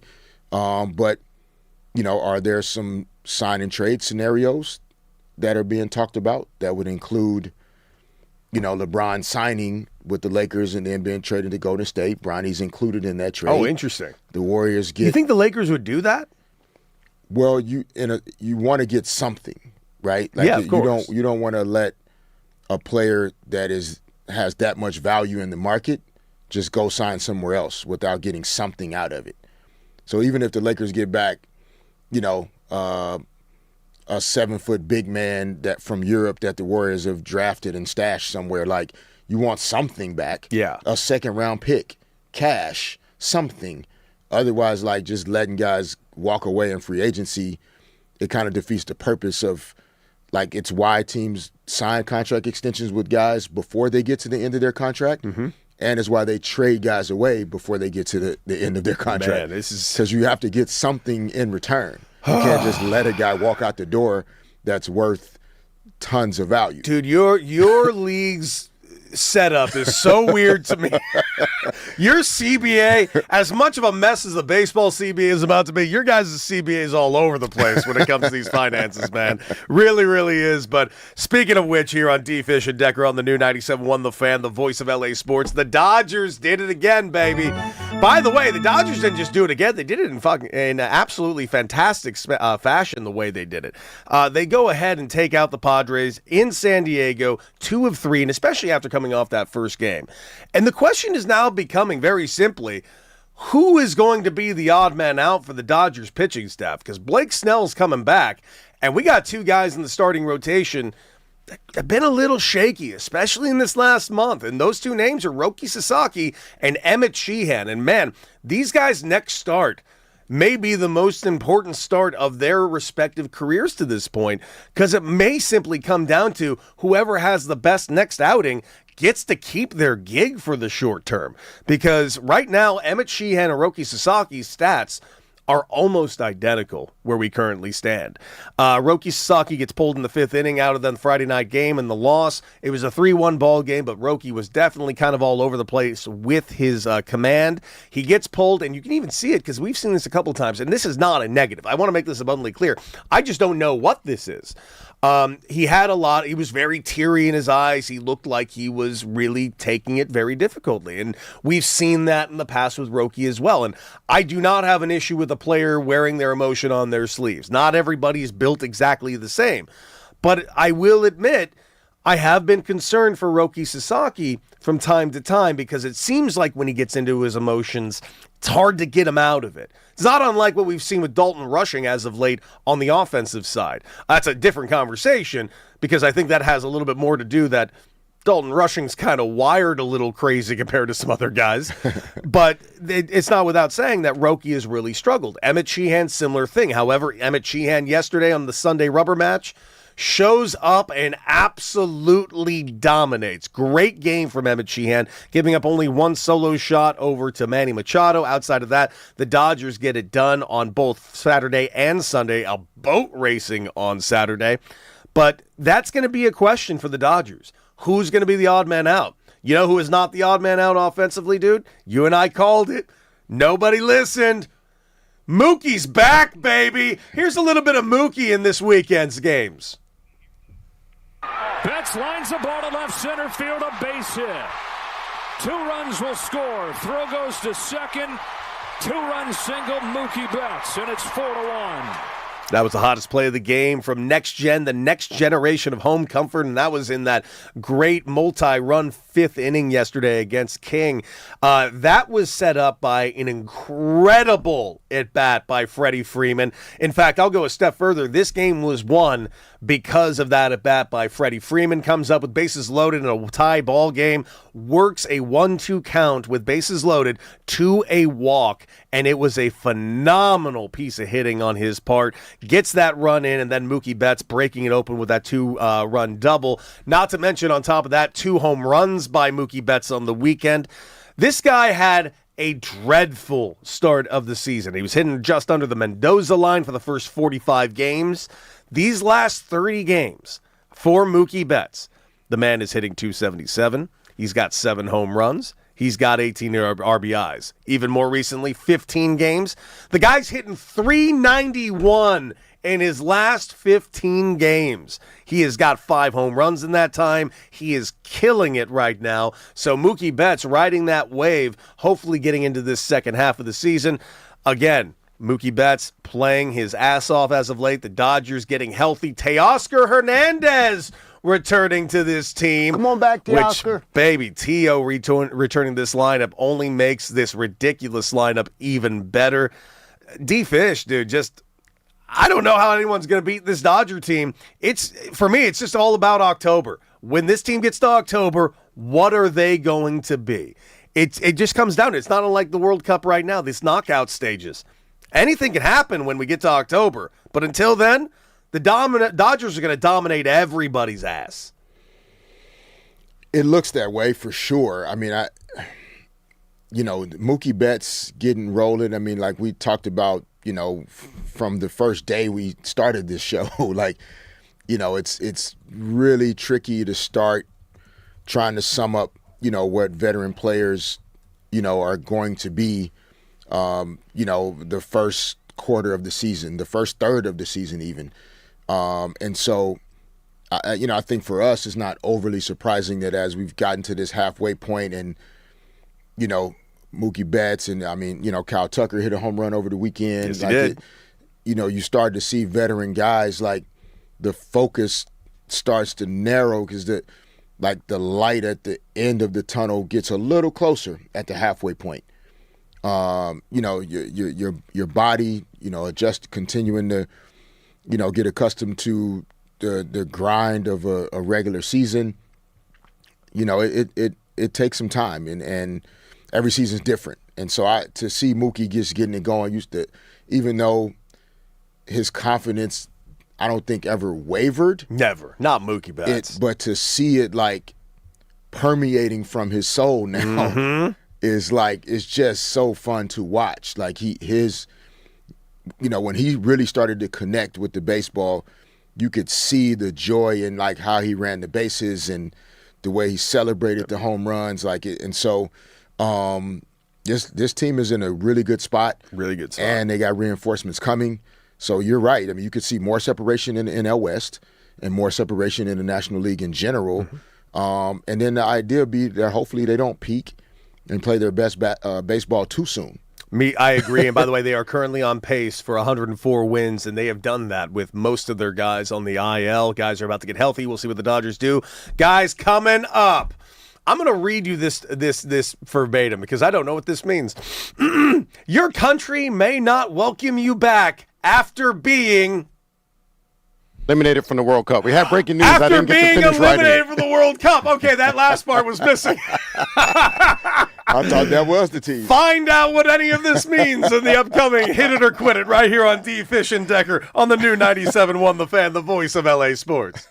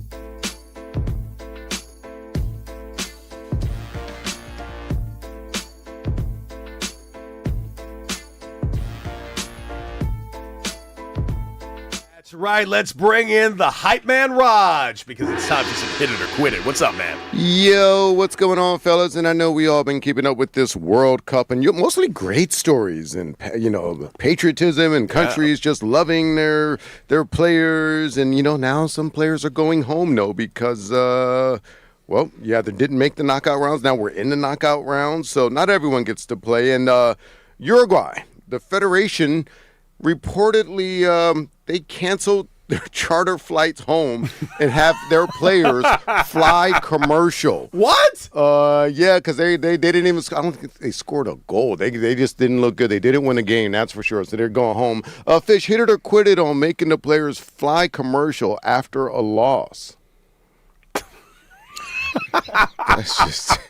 That is just terrible, the World Cup. man. It's serious, man. Yeah, I get it, but I mean, I don't. How did the budget change? Whether they Ain't won about or a budget, lost? my friend. Ain't about a budget. Yeah, they're sending a message. That's a It's very message. clearly a message. This sent. ain't math, Fish. This is a message. well, no, that's terrible. Awful. Okay. That is terrible. I'm quitting it. I'm quitting it so many times. I don't know how I would react if I was on that team, but it would be bad. Okay. It would be very, very bad. All right. Hey, Page Six has reported that Taylor Swift and Travis Kelce have invited over 1,000 guests to their wedding. Fish, hit it or quit it on 1,000 guests at a wedding. I mean, that's why it's at the Garden. So, I hit it for these two. Imagine the scope and size. I can't of even their imagine. worlds, right? I can't even remotely imagine. I've been married twice. I've had 100 people or so, max. I didn't get the invite. Did you get the invite? I did not get the invite. Yeah, I didn't know Okay. neither one of y'all. Didn't know invite to my wedding, bro. All right. Not even one of them? The size, the sheer size of their worlds that they Damn. We 0 for 2 up in this. We 0 for 2. We're terrible friends. I guess so. Oh my God. The sheer size of just the worlds that they live in. Like Travis Kelce has a whole NFL world. She has an entire music and entertainment world. Yeah. Each of them could easily invite 1,000 guests, but they've gotten it down to 1,000 between the two of them. So I'm rolling. I have no hate on this. Listen, I'll roll with it too. I'm gonna go ahead and hit it because these are two of the most famous people in their respected fields. I was married once, and my wedding had 230 people. I don't know how that's the case. I like 8 people on the planet, yet I had to invite 230 people. Damn. That being said, if my second one, if there is a second one, Yep. it's going to be a very small affair. And yes, both of you boys are invited. Of course. All right. I'm gonna make it a location that you won't show up to, but I'm going to invite you both. I know how to take a ferry. I know how to take a ferry to Catalina. I didn't say it was gonna be Catalina. I know where the hell you're getting married. I'm All married right. in Ecuador. Hey, that'd be fun too. Shoot.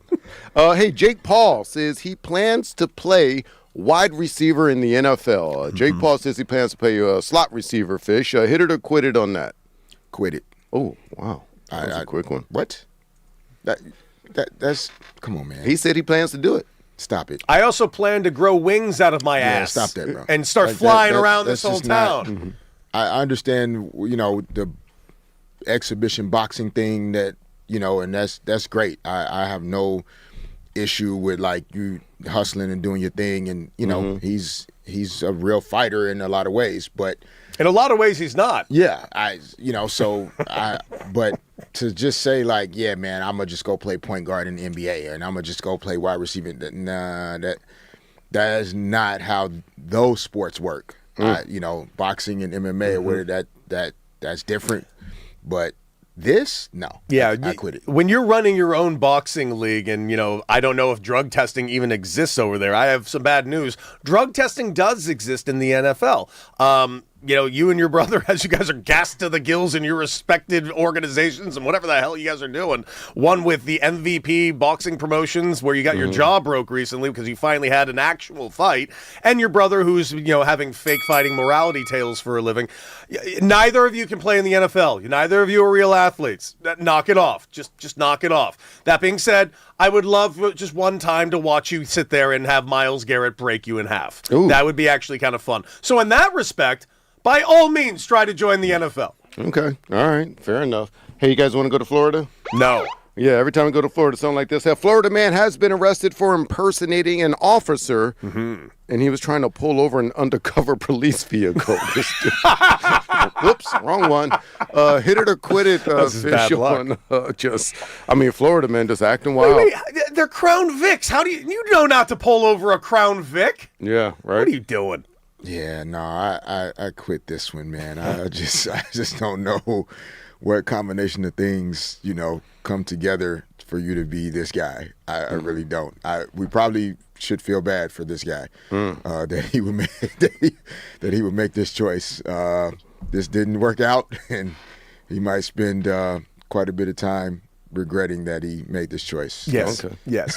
I express the exact sentiment. By the way, Joanna in Arizona's in the chat saying Cody is now open to marriage again. Slow down.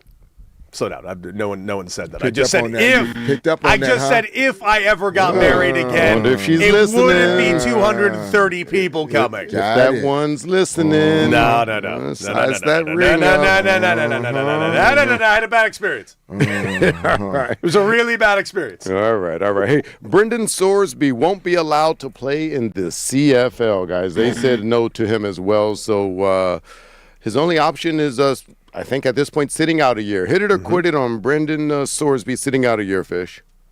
Of course, the gambling, the quarterback. Do the background real quick on that, Cody. The background is Sorsby was a player that played at Indiana. He eventually transferred over to Texas Tech and was engulfed in a massive gambling ring where he was exposed to gambling up to $91,000. And a lot of that gambling was on his own team's outcomes, which I cannot stress enough is a no-no in every single potential sport and life. So the NFL has turned him down. Now the CFL, Cody. That's three in a row. Fisher, hit it or quit it on Sorsby playing football this year? I hit it on the CFL saying no. Like, no, I don't know if any professional football player would want to suit up with the guy that's betting on the outcome or has had that history. So, to have at least one season where, he gets to try to confirm that, that's not what he's on anymore and that he's kind of moved past it and he's grown and that, you at least need some time to pass. So I hit it from that perspective. Listen, at the end of the day, forget about everything else about the integrity of the game. I'm just going to look at this as a player.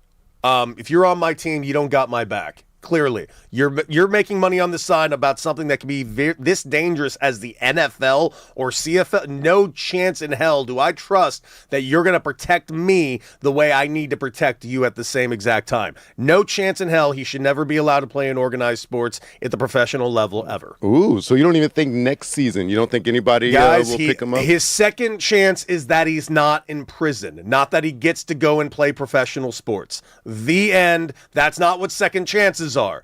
He doesn't get a second chance because he doesn't get a first chance. He blew it, and that sucks, but that's just the way it is. And ladies and gentlemen, coming up, we got to talk about the Dodgers. We got to talk about LeBron because Draymond Green went ahead and opened the door for LeBron James to break the hearts of all of us here in Los Angeles. What does that mean? We will tell you right on the other end, right here on D. Fish and Decker on the new 97.1 The Fan, the voice of LA Sports.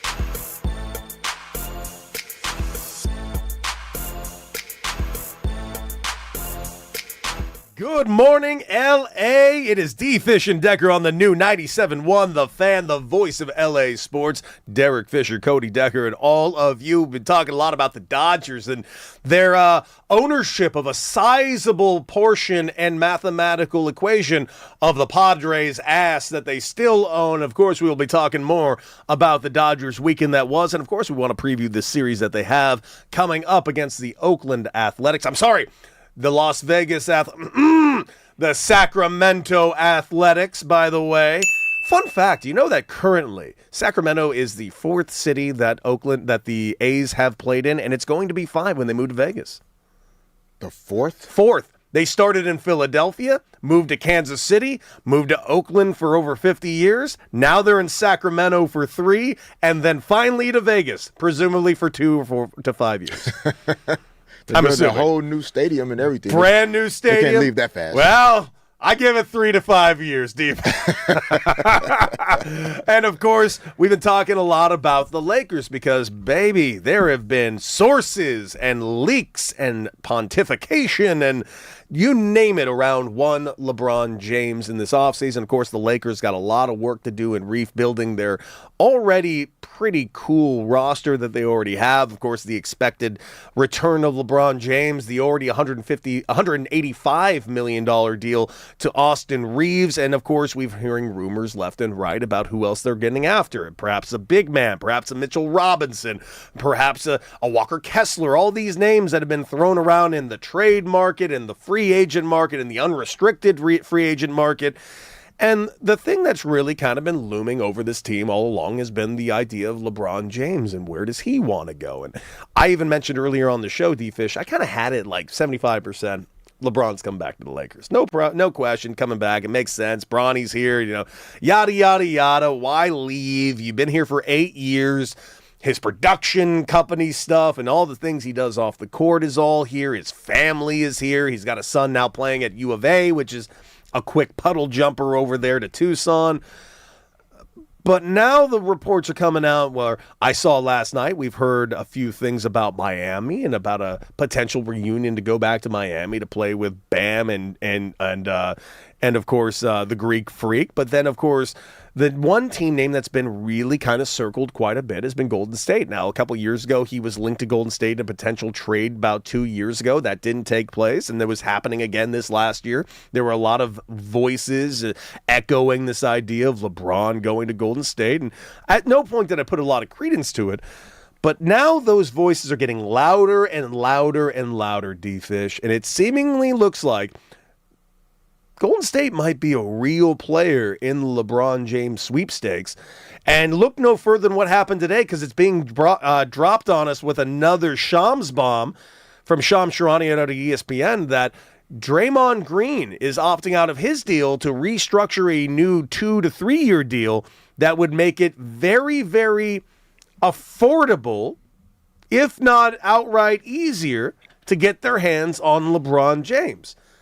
As much as I've been sitting here going, Lakers, Lakers, Lakers for LeBron, that 75% is dwindling by the second. Because we do know about the relationship that he has with Draymond Green. We know about the relationship he has with Steph. Perhaps this is a future home for LeBron James. I don't want to see it, but a part of me is morbidly curious. I wouldn't be... As a basketball fan, I wouldn't hate it. As a Laker fan, dude, I hate this so much. Why do you hate it so much? Because I don't need to see this up there. If the Lakers get knocked out, if they lose out on LeBron James, that's one thing. If they get their asses handed to them by Golden State of a team that LeBron is on, that's going to really drive me nuts. But isn't that what a lot of fans want? Well, not you. Not me. Got it. Okay. I mean, yeah, as you're breaking this down, I'm thinking, like, as a veteran player right now, I'm sure it feels like, the league is, moving past you. These teams are making all these decisions. It's always about the young guys, the new face, this, that, and like, how much fun would it be to get together with some other veteran guys and just like really try to make a stand, like kind of their own version of their one last dance, right? Like and kind of, thumbs up to the world basically on what veteran players and teams can still do. Because at this point we all feel like, if your team is too old, you have no shot. This would make them an average, and I'm not kidding, not a team average, but a team total average of 37 years old for their starting lineup. If these two, LeBron James, and of course the other name that's being mentioned, Anthony Davis, is another trade piece that they're apparently looking into to help bring in LeBron. Yeah, all the scenarios to me just get, it's hard to get transactions completed when there's so much noise publicly. It does impact conversations. It makes things harder sometimes when, there's a perception that a team is trying to trade for one player when it's not even true. And that could impact other conversations that they're having, with another agent and about, his or her player. So, I like this in terms of like, I mean, we're all better off seeing Steph Curry be successful. Always.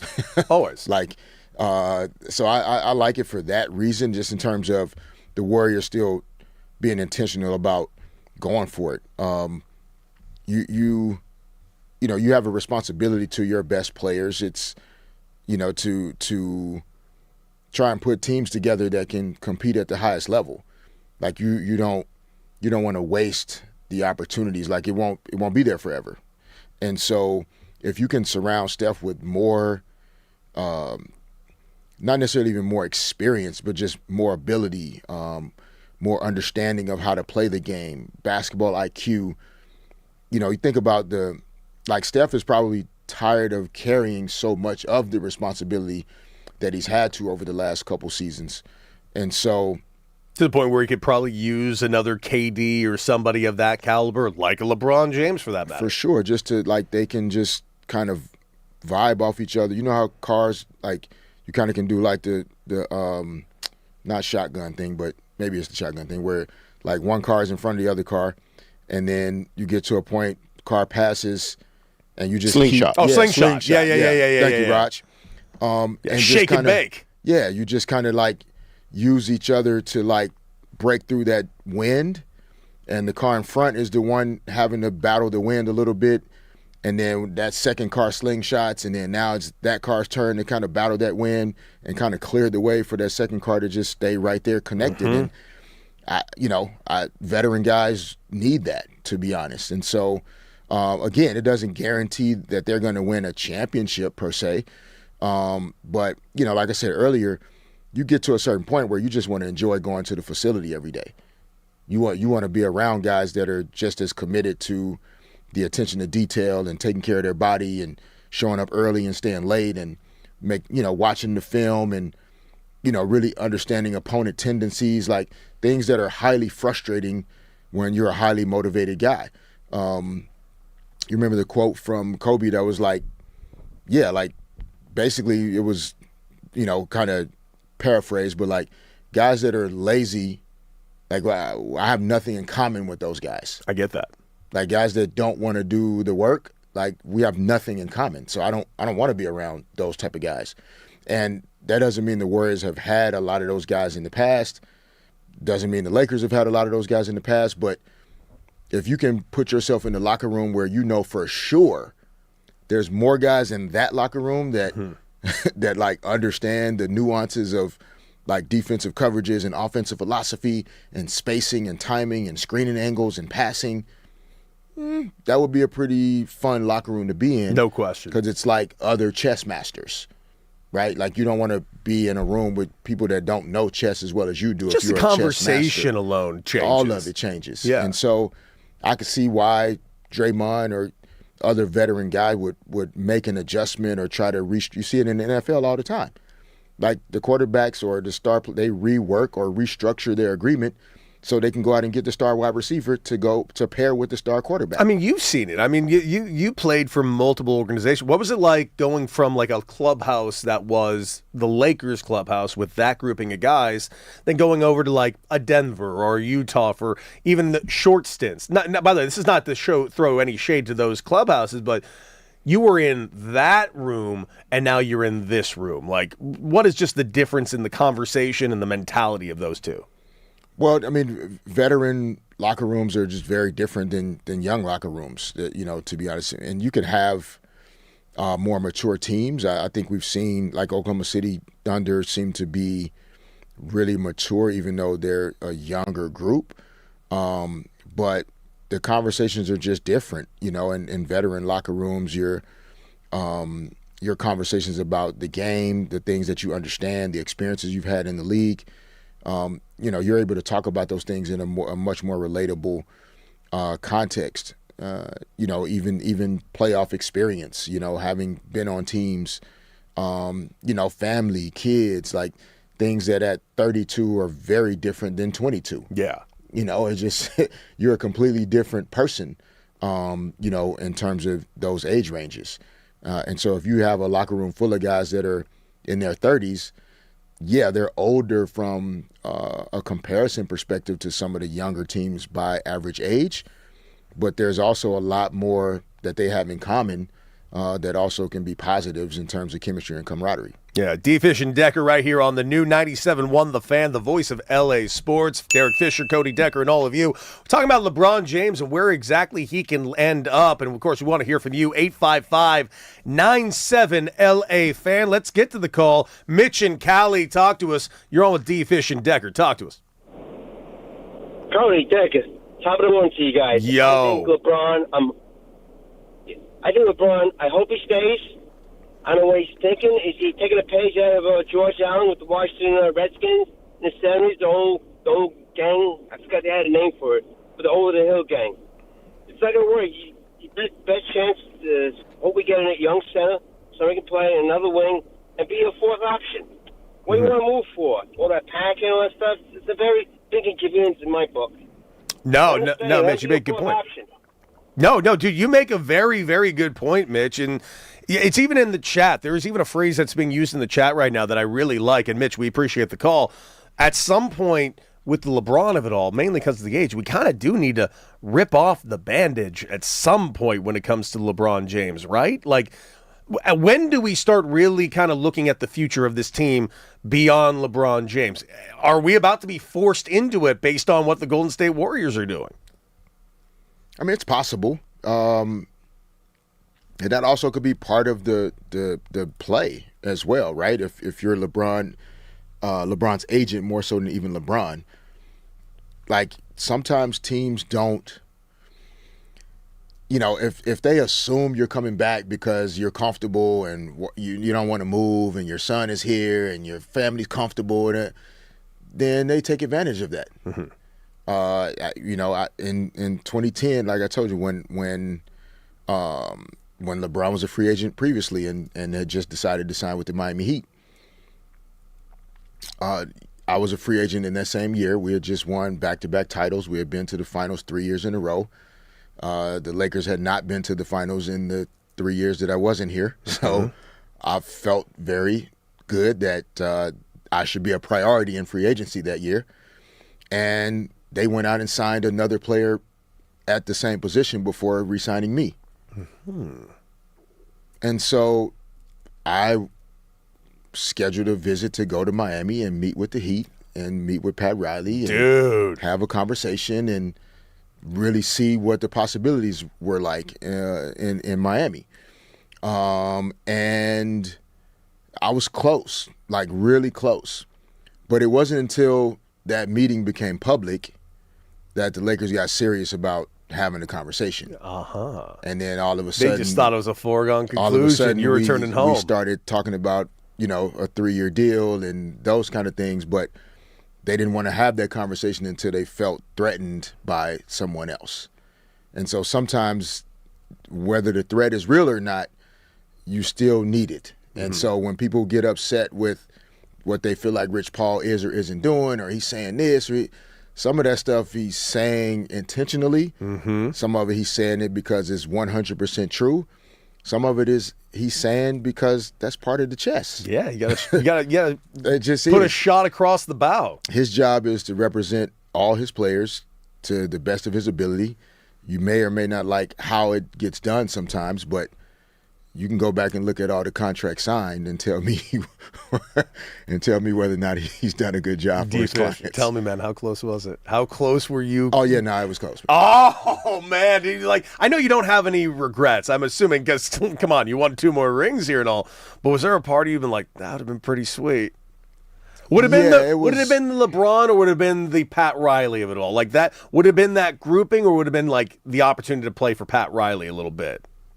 It was a combination of it all, and feeling taken for granted and not valued the way. Like, okay, so hold on. So the first 8 years I was here, we won 3 championships, and I was a big part of that. Yeah.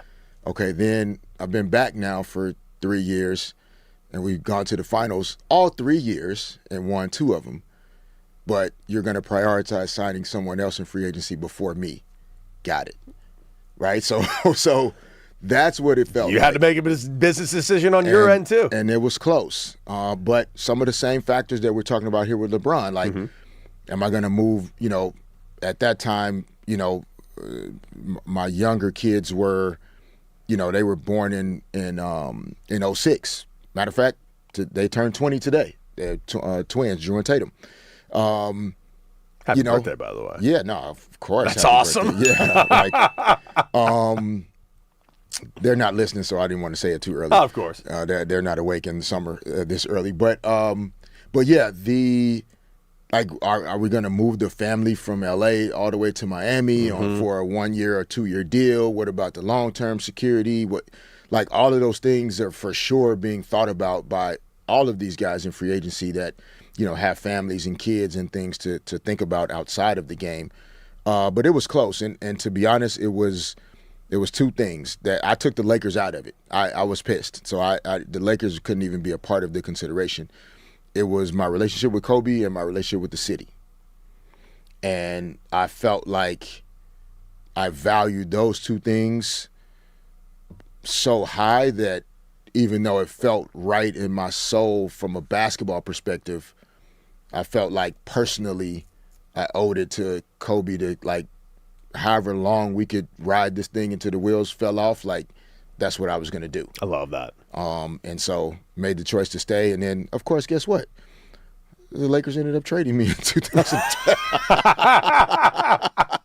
So they did disrespect you regardless. Again. No matter what, man. They always kind of get you at the end. And by the way, it also just kind of goes to show. That's why, when we talk about these, CBAs and we talk about, when we talk about that court of public opinion, that the league always gets the upper hand on the players because players in every league are so bad at this messaging. I don't know why they're so bad at this messaging, considering the fact that they have so much less money than the people they're going up against.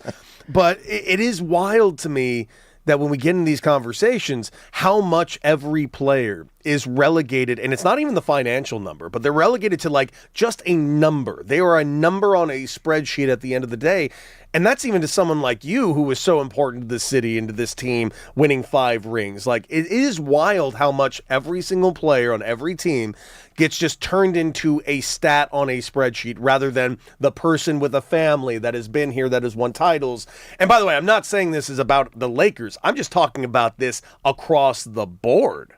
Yeah, it's definitely it's a business, and just like corporations sometimes have to make hard decisions. I was reading over the weekend about the cost of microchips and because of the AI data centers exploding all over the world. Yeah.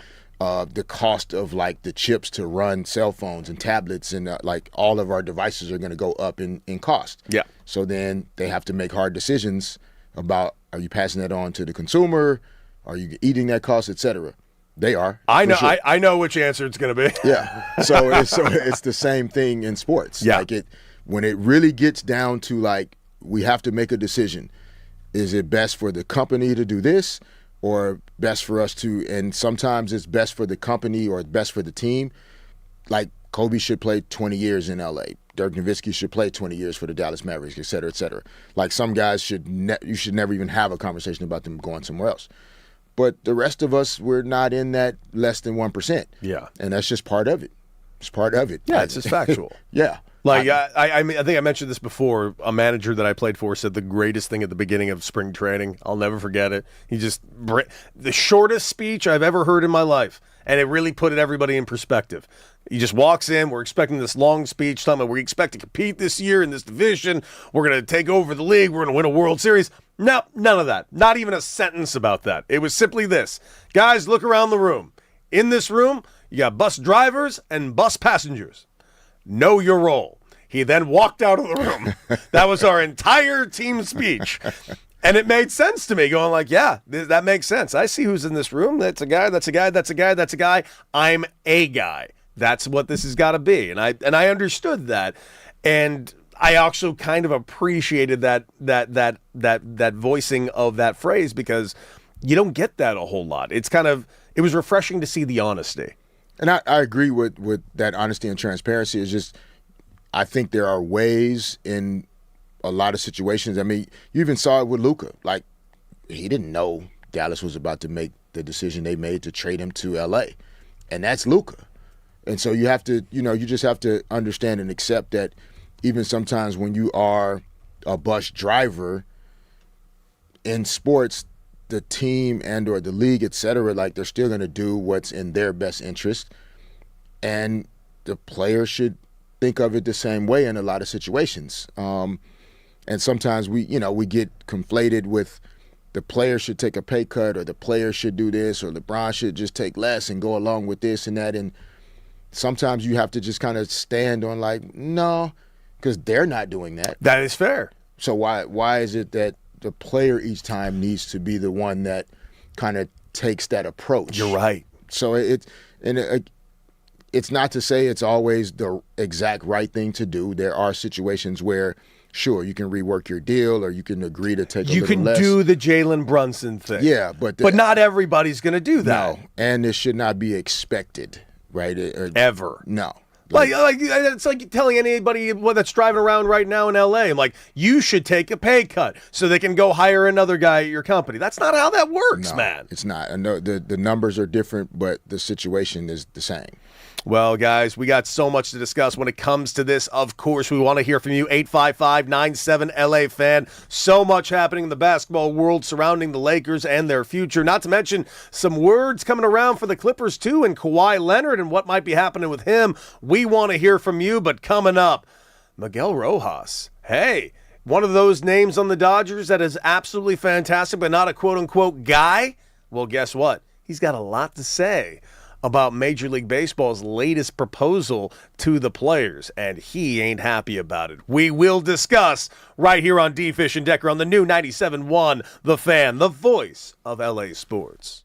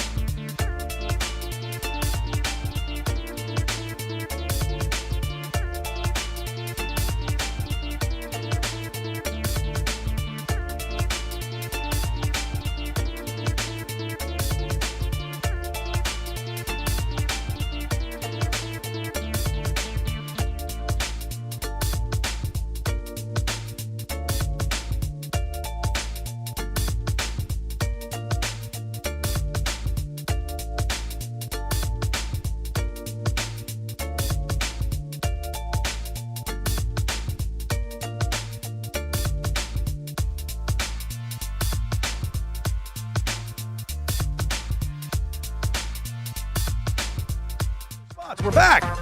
That's right. We're back here on D. Fish and Decker on the new 97.1 The Fan, the voice of LA sports. Yeah, no. Take your time, D. Fish, because we're back. And when Peyton is left back there It by seems himself. like Peyton is just going rogue on us. Kind of crazy. And here's the thing. I never heard of "You're Back." I just looked down and I saw the button was on. That's crazy. And I look up at Peyton. He just nods with a smile like, yeah, you knew. Pretty sure this rundown does not say anything about This guy. 829. This guy right here cool. is a saboteur. All right. I know your family lineage. I see what you're talking about. I know Roger Lodge got in your ear and said, like, no. You sabotaged these boys. I got you. That's not true. Roger Lodge is a sweetheart. He would never say that. That being said, welcome back to the show. D. Fish and Decker here on the new 97.1 The Fan, 855-97 LA Fan. That's 855-975-2326. And, of course, get in the chat on YouTube right now at The Fan LA. And check us out on, of course, Instagram, because our Instagram, we posting clips nonstop at The Fan LA. Check us out, what we're doing on the show. We're having a great time here so far in the Southland, and we hope you are having a great time on your LA commute right now as you drive around to work or whatever, and take us on the go with the Odyssey app. D. Fish, lots to cover today. Of course, we spent the majority of our time talking about the Lakers today, and of course, the LeBron of it all, the Draymond Green of it all, the AD of it all, and the Golden State Warriors. But we got to flip this back over to the Dodgers, who, by the way, Dodgers, great weekend in San Diego, getting 2 out of 3. Emmett Sheehan really coming out of the woodwork to get a very, very much needed victory, not only for the Dodgers, but for himself as well, because someone in this pitching staff is going to be the odd man out when Blake Snell comes back. Who do you think that's going to be? Whoo, baby. It's between two guys. It's between Roki Sasaki. It's between Emmett Sheehan. The problem is these two cats, their stats, dude, are not kind of similar. They're borderline identical. Right here, you got the amount of starts from Emmett Sheehan, 15, to Roki Sasaki, 14. The whip, 127 with Sheehan, 133 with Roki Sasaki. Strikeouts, 81 with Sheehan, 72 with Sasaki. Innings pitched, almost identical, 72.2 to 72. ERA, Roki Sasaki has a little bit of the edge, but when I say little bit, it's 5.08 for Emmett Sheehan, it's 4.88 for Roki Sasaki, and their records are 3-5 and 4-5, so pretty much the same. Both of which had kind of a down month. So I think it's going to come down to how these two start their July. One of them is going to have to either be moved to the pen or potentially even sent down to the minor leagues. So we will see what happens with the Dodgers. The Dodgers find themselves in a very good problem on their hands. And they have a similar problem that they got with their offensive side. Teoscar Hernandez rejoining the team today. That is going to be a big deal. Will Smith down the road has got to rejoin this team. And I have to assume these pitchers would really love to have Will Smith back. Will Smith, we ran the numbers. This team's pitching ERA with Will Smith compared to without it is a full point higher with Dalton Rushing catching. And, of course, this is your injury report brought to you by Ozeran Law Group. Finding it right here. Yeah, I mean, but the injured worker hotline. But that's what it's going to come down to. If it's that close, I mean, so if Will Smith comes back and that's gonna be big. Yeah, like and the numbers between Sasaki and Sheehan like are still really close. Yes. Then Sasaki gets the edge in my eyes. Like, why is that? Why do you think that? I'm interested because I actually do tend to agree with you. Because he was in that role last season. Mm-hmm. Like and so for Sheehan, like you're kind of the newer guy. So you would have to like actually beat him out. And if they're seeing signs that like you're truly beating him out, then yeah, okay, maybe you can make that jump and then Sasaki goes down or back in the rotation. But if it's that close, like there's a reason why they believed in him last year when they brought him in. Yeah. And I don't think they're going to go away from it that quickly after 1.5 seasons. And so unless Sheehan, just goes to a whole nother level, he needs to dominate when Will Smith comes back. Like he has to show that there's an actual difference. If they're trending in similar fashion that close, to me, Sasaki gets the nod. I think so too, and it's for that exact reason. By the way, we do have a poll up, and we do have results of the poll. If we can go ahead, Raj, tell us about the poll that we threw onto the YouTube page. Well, I'm gonna hand this one over to Crash since he put it up there. What we got there, Crash? Hey, what's going on? Earlier today, we were talking about the Dodgers are going to have a tough decision to make about who is going to have to sit on the bullpen, sit in the side. And it's not going to be either of the guys coming back from the injury report, Blake Snell or Tyler Glasnow. It is a coin toss between Emmett Sheehan and Roki Sasaki. And most people are feeling that Roki is going to have to go back to the bullpen after everyone's healthy. What do you guys think about that? So when everybody is healthy, I think someone's going to actually have to go a step further. Someone's going to have to go to the minor leagues. And I don't know who it's going to be. Stop it. No. It might not be between these two guys. It might be someone in the bullpen right now that's going to go down because keep in mind, Edwin Diaz also has got to be back in that bullpen at some point. Blake Trinan's been on the IL a little bit, so he's going to have to go. We're talking, those are bodies that have to go down to the minor leagues. Now you add a Tyler Glasnow and a Blake Snell to the starting rotation. Now we're talking about adding 4 pitchers. They just don't have the room on the roster. So at the end of the day, people are going to get sent down. If there was a choice between Emmett Sheehan and Roki Sasaki getting sent down, I'm sending down Emmett Sheehan. And that the reason why is for what you just said. What we saw Roki Sasaki do in October last year was get moved into the bullpen and even be a part of that closer committee as a closer. And he did a phenomenal job. He had like a 1.3 ERA in October out of the pen. The fact that he showed that he could do it at the highest leverage potential spot proves to me that Roki Sasaki has got enough to stay here with the Dodgers all year long. Emmett Sheehan, I think, has enough to stay here as well. That make no mistake. Their numbers are borderline identical. But I've seen a little bit more out of Roki in some very important spots to where if I had the choice between the two, I'm going to stick with Roki Sasaki, my guy. That would be the way I imagine it as well. We're obviously not Dave Roberts. We're not the pitching coaches, making the decisions. But yeah, Sasaki has shown you something. There's a known factor there that he is capable of doing it. You've seen him do it. He hit another level when he did it last year. That was the other thing. It was the best that we've seen of Roki Sasaki, and I'm not kidding. The very best that I think we've seen of him was during last year in October, out of the pen, being used in that spot.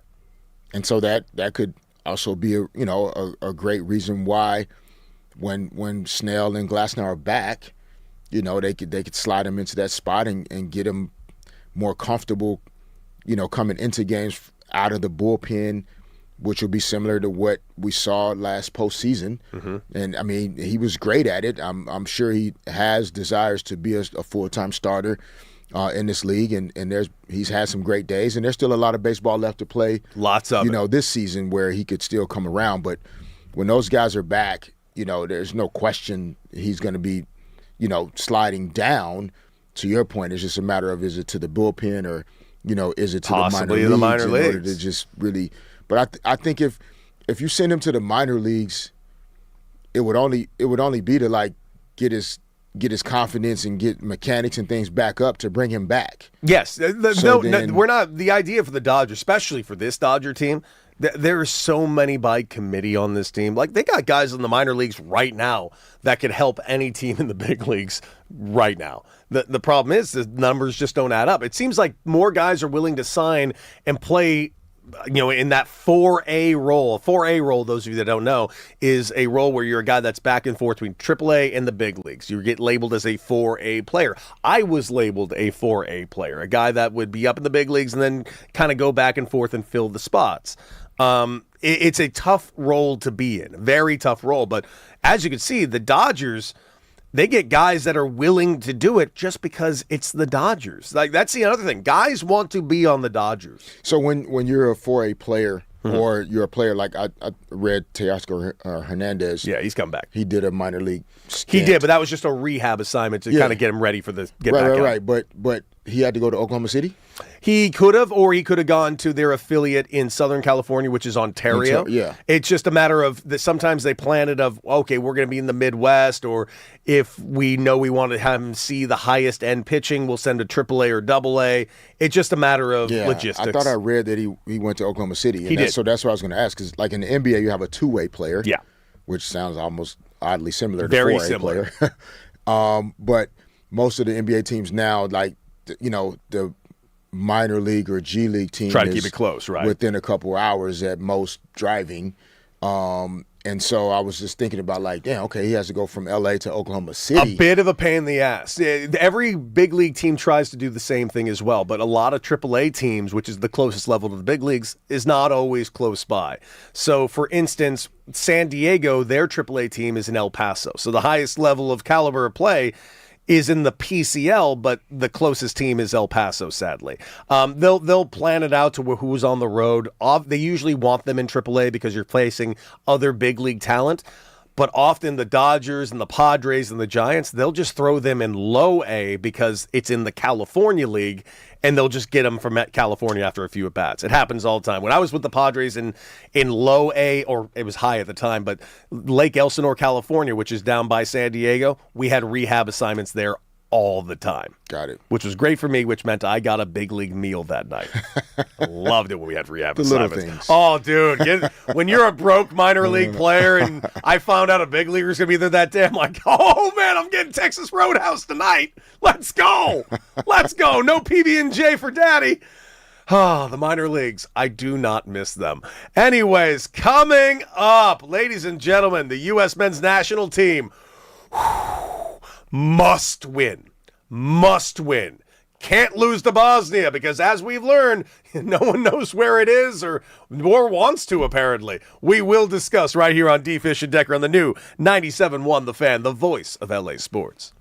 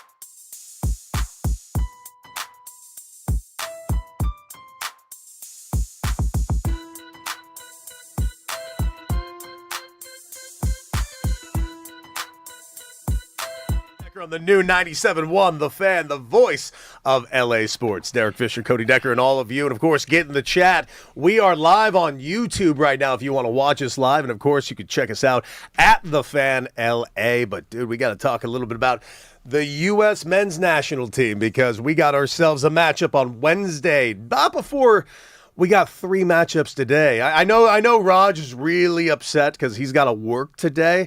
It's really upsetting for him because, as you know, well, I should take that back. As we all constantly learn, Raj is Brazilian from Philly, and he loves his team, Brazil, from being born in Philly. And I love that he loves his team. However, they are playing at 10 a.m. today in a knockout matchup. Raj, dude, how are you going to catch this, dude? Well, for one, our post-show meeting where we normally have in my studio, it will be where the 95-inch TV is down the hallway. Right. That's about right. We relocated it, so we will be doing it there. But then I got lost. I got lost going to their room last time. I don't think I'm gonna make it. I'll walk you down. So tricky. Keep up with me. But then we've got a meeting, of course, at 11 a.m. with the lovely people at Sales, Tracy and Scott and Jeff and everybody. You know what I'm saying? So this is going to be tough. So I got to sit and listen and not pretend like I'm going through an emotional roller coaster. This is a tough game. Japan. Yeah, dude. Like, you got knockouts today against Japan. Put it this way. America is more favored, Team USA, whatever you guys call yourselves, are more favored against Bosnia than Brazil. Where are you from? Excuse me, I'm trying to educate. Oh my God. They are more favored against Bosnia than we are, Brazil, against Japan. What position you playing? Man, speaking today. I was a center back. Good I'm asking what position you playing today on this wee nonsense. Good English. My God. But this game for U.S., though, because of those things I just said, even though you got past the knockout round, even though you're in here, and I would say it was 50-50 on getting past, coming in, realistically on America getting out of knockout. Now you are there. This game, or past the group stage, excuse me. Yes. This game in the knockout round is vital. Now just getting here isn't enough, I think, to really, make an impact, make a statement. You got to win today, don't they? Well, we can't. Or Wednesday. It's Wednesday, but I got to say it. I'll freely admit this. Like, now that Canada's moved on because we had our first knockout match yesterday, all right, we can't fall further behind than Canada. By the way, this is the first time Canada's gotten to the group of 16. They knock out South Africa yesterday with very little time left, and here's a little bit of that goal in that matchup yesterday. Play by Ocon on the strike from Yusaki.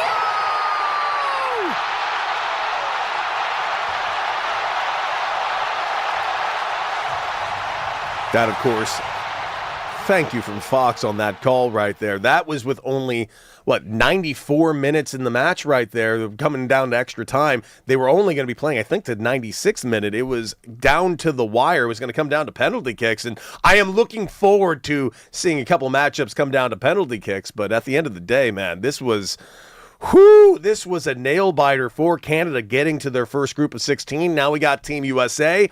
They got their opportunity to get to this stage. What would this be? The third time in their history, and one of which was in 1930, so we can go ahead and not count that?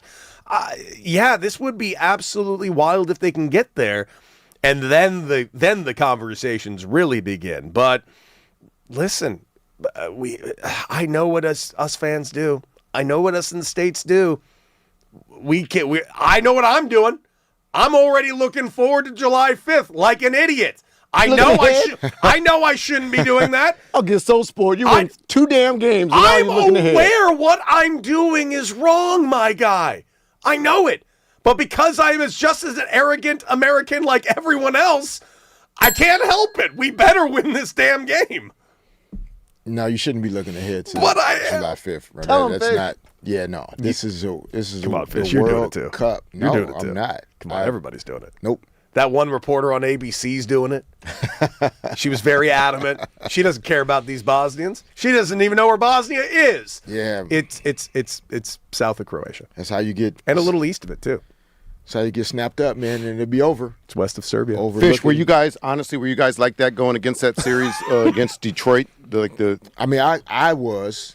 I just thought that we, similar to this year, like I thought the team that was able to navigate the Western Conference and survive that and get to the NBA Finals. Yeah. you're a better team, like you've been, more tested, et cetera. the gauntlet. And we found out that wasn't true this year, and it wasn't true in '04 either. Like the Pistons were a more connected team, and at that time it was 2-3-2, so the middle 3 games were all in Detroit, and so once that snowball gets rolling, it was just there was nothing we could do. But I definitely, not overlooked, like assumed we were going to sweep or anything like that, but I just thought we were the better team and we were definitely going to win.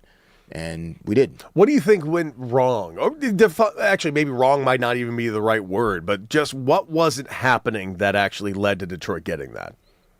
Yeah, no, like I said, they were a more connected group. They were the better team. We had more individual talent in a lot of ways, but they were the better team. They were blue-collar, hard-working group, gritty, similar to the Knicks team this year. The Spurs had, the dynamic, energy of Stephon Castle and Dylan Harper and Wemby and all the sexy things. But the Knicks were the better team. They stayed connected longer. They were able to come back from deficits and navigate, adverse situations. And so, that's really where the Pistons were able to kind of take advantage of us. A lot of our energy, we had been together 8 years, 5 with, a number of us. And, we weren't as connected that year for a lot of reasons. And the Pistons were able to take advantage of it. I mean, it happens. D-Fish and Decker on the new 97.1 The Fan, the voice of LA sports. And yes, we are doing a lot of talking about this on the Southland when it comes to the Lakers and everything that's surrounding the Lakers. Of course, we talked about the Shams bond today, about Draymond Green restructuring his deal to make room to get not only AD, but a potential move to get their hands on LeBron James. So we'll keep you updated on that. But that is not the only potential movement that's taking place in Los Angeles. I direct your attention to the Los Angeles Clippers because there is a lot of smoke about the potential of Kawhi Leonard leaving this team and rejoining his old team in Toronto, where he famously won a title. The question is, does it happen? And he also said he would sign an extension there, but only to specifically Toronto. What are your thoughts on this whole Kawhi of it all, this kind of failed experiment that has happened here in Los Angeles? They're officially all gone. Paul George is gone. Harden's gone. And now Kawhi looks like to be the next domino to fall in that super team that they tried to put together over there in Inglewood. This one, it makes sense on certain levels. If I think at this point, no veteran guys. You see James Harden turn down his player option to look into signing a multi-year deal. You saw several, name players, all-star level players, basically decline going into the final year of their contract and looking to talk about contract extensions for multiple years to protect yourself financially, but also just protect yourself from a basketball perspective. You never know what's going to happen, and you don't want to be exposed in that way. And so with Kawhi Leonard, I think you have a similar scenario where he would prefer to get into some, serious conversations around a contract extension with the Clippers. And I think in a lot of ways, rightfully so, the Clippers are maintaining a level of discipline and discernment in whether or not they do that. And so, if the Clippers are not going to sign him to a multi-year extension, then he's going to look for places where they would consider signing a multi-year extension. And if the Raptors are at that place, it works out great that he's been there before. And I'm sure there are some people within the organization that do have a relationship with him or have some history with him. So those things will be positive. The director of science and performance in Toronto, Alex McKechnie, is one of the smartest performance people you're ever going to find. And so that's also a positive for Kawhi Leonard as a guy that, has battled some injury and health-related things to end up, with an organization that really has invested heavily in their medical and their performance teams. That would be a good factor as well. So, yeah, I mean, the Clippers don't have to turn the page, but it would make sense that they would. My guess is if he gets traded to Toronto, then you're talking about maybe somebody like Brandon Ingram just, I think, signed a contract extension there. So I don't know if they would go away from him that fast, but you're probably going to get some young players and some draft picks and some things that would help the Clippers start to kind of turn the page some and just, at this point, recognize that the era was, they tried. They tried. Sometimes things don't work out, but you're better to have tried than failed than not tried at all. And, Steve Ballmer wouldn't be who he is if he had only done things that were successful. It's because he's failed that has allowed him to become one of the richest and wealthiest people in the world. Maybe perhaps watch out because he failed at this. Maybe that leads to a very, very upsurge when it comes to the Clippers. But there is a universe where the NBA could overrule this potential trade over there to Toronto.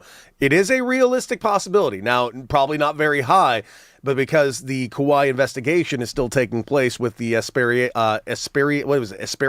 was the name of the company? Aspiration yep. was the name of the company. And that is still being investigated, still in its final stages. We will see what comes out of that. But as of right now, he is okay to be traded, but the league can put a stop to it if it is deemed, quote unquote, detrimental to an inquiring team. So we will keep you updated on that as well, because that is still got a lot of smoke in it. The Aspiration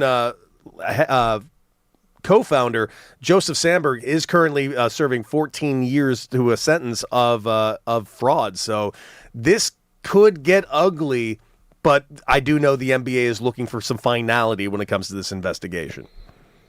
Yeah, I think it's I'm sure it's convoluted because some of the like the person you just mentioned that is going to prison for certain things. I think there are things that happen business-wise far more than this Kawhi thing. Let's make it abundantly clear. Yeah, aren't related to the Kawhi Leonard conversation. But you can see how quickly the waters get muddy just because there had to be some connection to, whether it's the money, it was all the same company.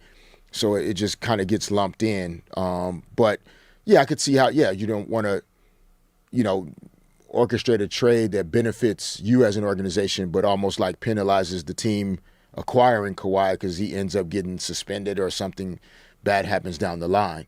My guess is that they would have it all figured out before this transaction, but also as a team, you can't, be on hold, while, certain things are being, investigated or figured out. And so that would just be something that if the team was found, liable of something and or Kawhi's found liable of something, they each would have to serve their penalties and the Clippers would have to pay for it and Kawhi would have to pay for it. But we will see.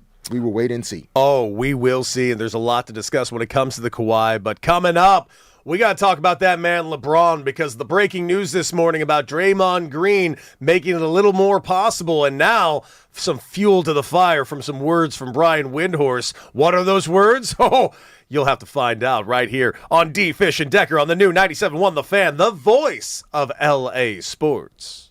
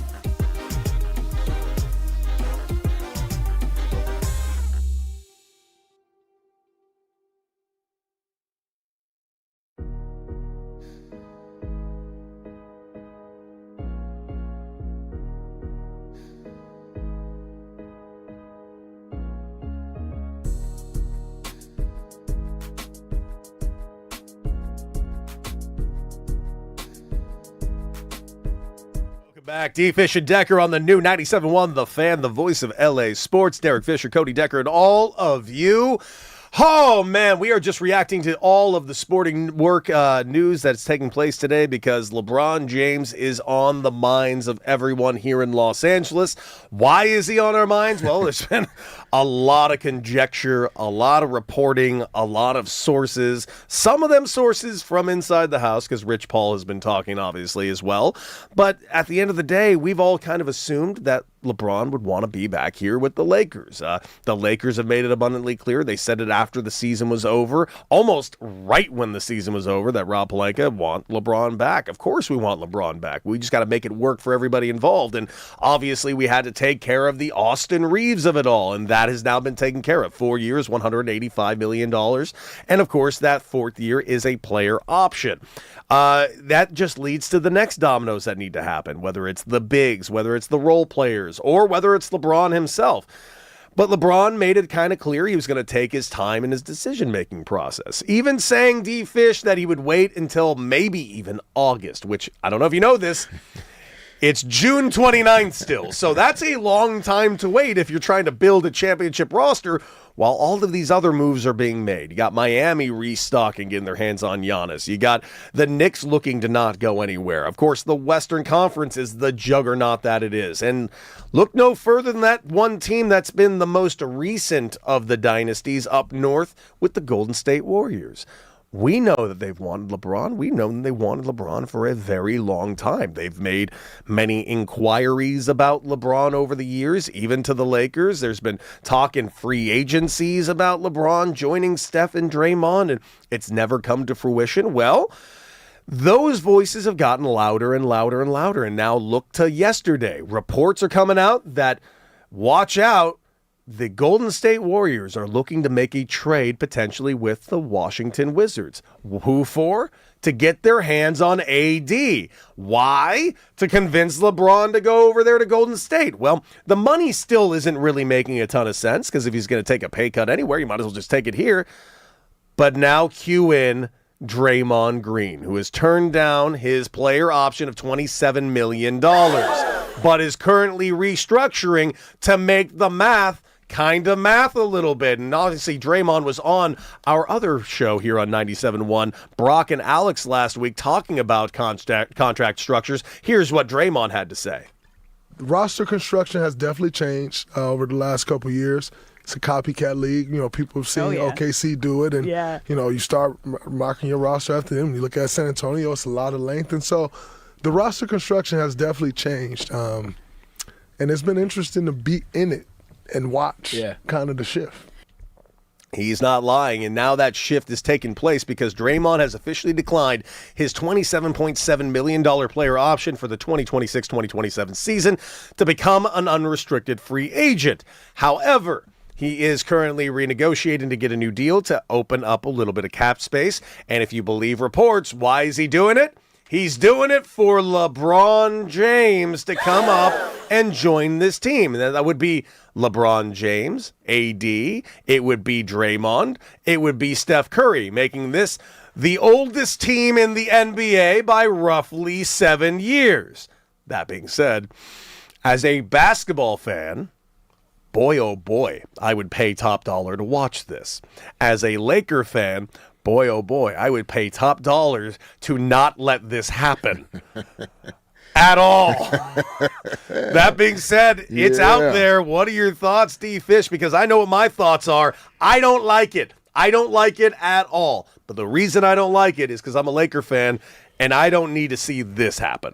Yeah, well, a lot of Laker fans, you know, I think they would be happy about, you know, LeBron not returning. Really? A lot of people feel like it's time to turn the page, right? I mean, I've seen in the chat, there's been a couple people saying might just be time to rip off the Band-Aid, but if they rip off the Band-Aid, the question becomes, what do they do from here? Because you've been selling Luka, and now you're selling the fan base on the summer of 26.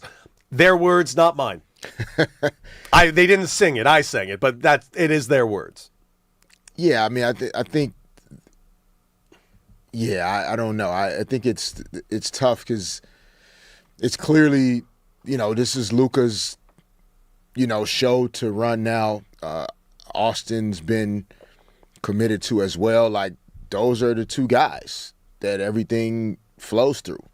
And so, I don't think they're going to be disrespectful to LeBron, but clearly, like, it's difficult to try to blend doing what you need to do right now in order to not just re-sign LeBron potentially, but if the team is not a championship caliber team, then you're not going to get LeBron to re-sign anyway.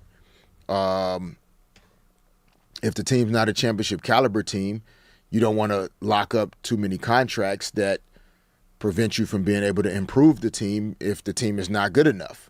So there's just a lot of things that are kind of, bumping into each other at the moment. But, and the AD thing, I don't know where, in terms of Washington, if Golden State would present the best deal for them to consider. Like, if they're considering trading Anthony Davis, I don't think the list is necessarily long of places that would want to trade for AD, considering just some of the health-related things that he's had to battle over the last couple of years. But, a team like the Warriors that is trying to – you're not going to re-sign Draymond Green. You don't have Steph Curry under contract to, like, be in and out of the play-in for the next 1 or 2 years. Mm-hmm. Like, the Warriors are still trying to find a way to improve this roster significantly. Kristaps Porzingis, his $30 million came off the books this year. Draymond just opted out of his, player option, so he's opened up even more cap space. So, there is a world where they can make this work. And yeah, it would be fun to watch. Would they be older? Yes, they would. But there are a lot of, with that experience, they would be able to be extremely efficient in how they operate. They would be. And by the way, I mentioned Windy in the tease for this. Windy did put out a report. It's not much of one, but it actually echoes something you've been saying all show long. And you were talking about how LeBron, the idea of showing up to the court happy and being with your buddies and just being in a place where you can win, yada, yada, yada. Well, it's being reported right here that LeBron James' number one priority next season, according to Brian Windhorst, is simply this. Windhurst, I should say. Happiness and not money is LeBron James' number one priority for the 2026-2027 season. So it really comes down to mentioning what you said, that enjoyment factor of showing up to the court every single day is playing in a factor. So it just comes into where do you think he's going to be the most happy? And I will mention this. This is something that could lead to me leaning towards Golden State for him. Because here's the thing that LeBron's on a list for, and it's a very rare list. There have only been 4 guys in the history of the NBA that have won a ring for 3 different cities. Just 4. That's Danny Green. He won 3 rings in 3 different cities. One with San Antonio, Toronto, and the Lakers. LeBron James, the Heat, Cleveland Cavaliers, and the Lakers. John Sally, Detroit Pistons, Chicago Bulls, and Lakers. And Robert Horry, Houston Rockets, Lakers, and Spurs. No one's ever done it in 4 cities. LeBron could feasibly go for that shot if he goes to a new city. Yeah, I don't know if I don't think he's worried about that or thinking about that at all. Yeah, no, because it would make him one of one. It would, but that's not his motivating factor. I think, like Wendy said, it's really, you think about what we're seeing from LeBron, like, going to play golf with his teammates from the 2016 Cavaliers team. Those guys are in Europe playing golf together and vacationing together. Mm-hmm. You see, the joy that he exudes even within the Lakers team over this past year, as though they have really good chemistry and camaraderie and like being intentional about smiling every day and enjoying your job and having fun coming to work. And I enjoyed watching him, dude. Yeah. This was a fun team to watch. And it's, he I think he did have fun, this past season. I think he's enjoyed, being teammates with his son. Like, all of those things have been positive. So I don't think this is so much about, he doesn't want to be in LA. I just think that the timing of what the Lakers need to be able to do in order to like significantly improve the roster just may not align with, you know, still having LeBron as much of a priority as he, you know, not feels like he has to be at this point. Like he doesn't need to prove to anybody what he's capable of doing. But like we talked about a little bit ago in the last couple of segments, like it's also not easy going to work every day in a place where you kind of know they're kind of counting your days. Yeah. And that's not cool, right? I like get that. You can't, like, you don't want to feel like they're just waiting for the time to run out. I get that, but if you're LeBron, you're going to be 42. It's almost impossible not to count the days because at some point this is ending and the ending is coming sooner rather than later. No, that's the reality of just like he says that. Yeah, all the time. So it's not about not accepting the reality of like the career is going to come to an end, but if you're still out there averaging 21, 7, and 6, why are you counting so fast? Fair. Right? Like it's more that than... You don't think part of it is because kind of his own doing as well? But not to say that he's doing anything wrong, because I don't think LeBron's doing a damn thing wrong. He could do whatever he wants. He's earned that respect. It's more so, man, you are 42, and the amount of times you bring it up, and he does. He brings it up all the time. How can this team or any team not sit here and like start mentally prepping for the future in that phrase that you just said, like counting the days, like, because this could be it for LeBron this year. Since it could be it for LeBron this year, would it just be better for the Lakers just to move on from him right now and start the future right now?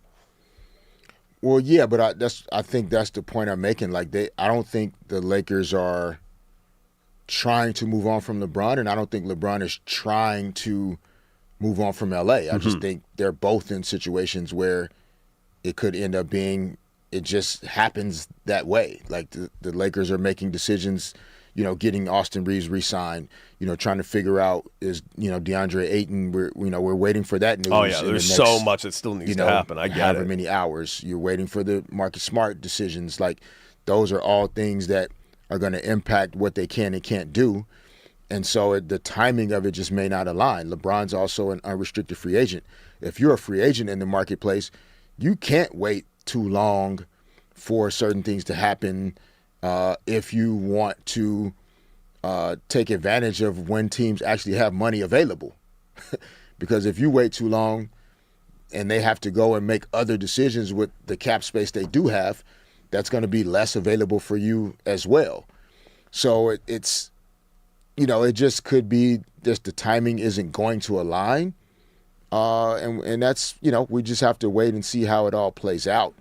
The good thing about where he is at this point is like he's still going to end up choosing something that's of his, you know, like he's going to want to do it. It's not going to be because the team decides, you know, this is what they think is best. It'll be because this is really what he wants to do at this point in his career.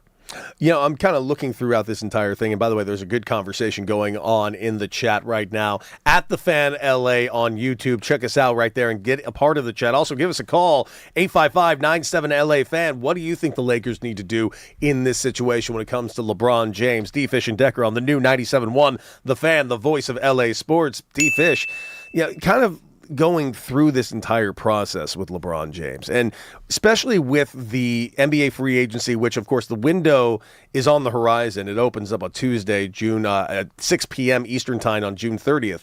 I mean, that is tomorrow. How much of a fire is lit under the Lakers in getting these things done quickly? And the reason why I ask that, it seems as though everybody else is kind of mapping out where they're going. The Lakers have like 9 roads ahead of them on what they can do.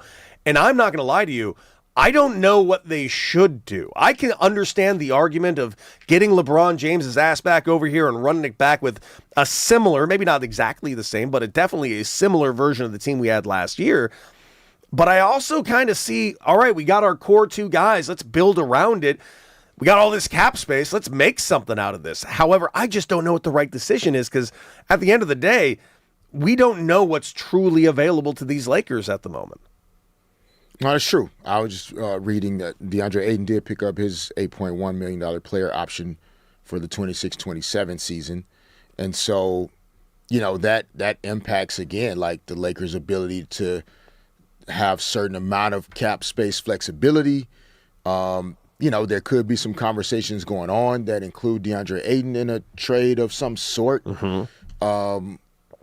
That does speak to the reality that he couldn't find. There are not a lot of suitors that are willing to sign him for multiple years at that number or higher. So he opted into the 1 year he has remaining here with the Lakers. And so the Lakers are going to have to now navigate that. There's less cap space available, with that opt-in. And so all of these things are, kind of, interconnected, interdependent, and it all impacts the conversation that they can have with LeBron. And it's a lot of reasons why they haven't probably had a lot of conversation, because they don't really know what they can say until certain things happen. Yeah, it's wild. There's just so many things up in the air for the Lakers. Like, I feel confident as a Laker fan, but there's a part of me that go like, this is a house of cards that could fall down at any given moment, and we're just left with two guys. Granted, the two guys are fantastic, and we can build around it, but man, oh man, it's a really weird spot to be. And Trash Can Banger says in the chat, the starting Laker 5 next year will be Luka, Austin, Ayton, LeBron, and Rui.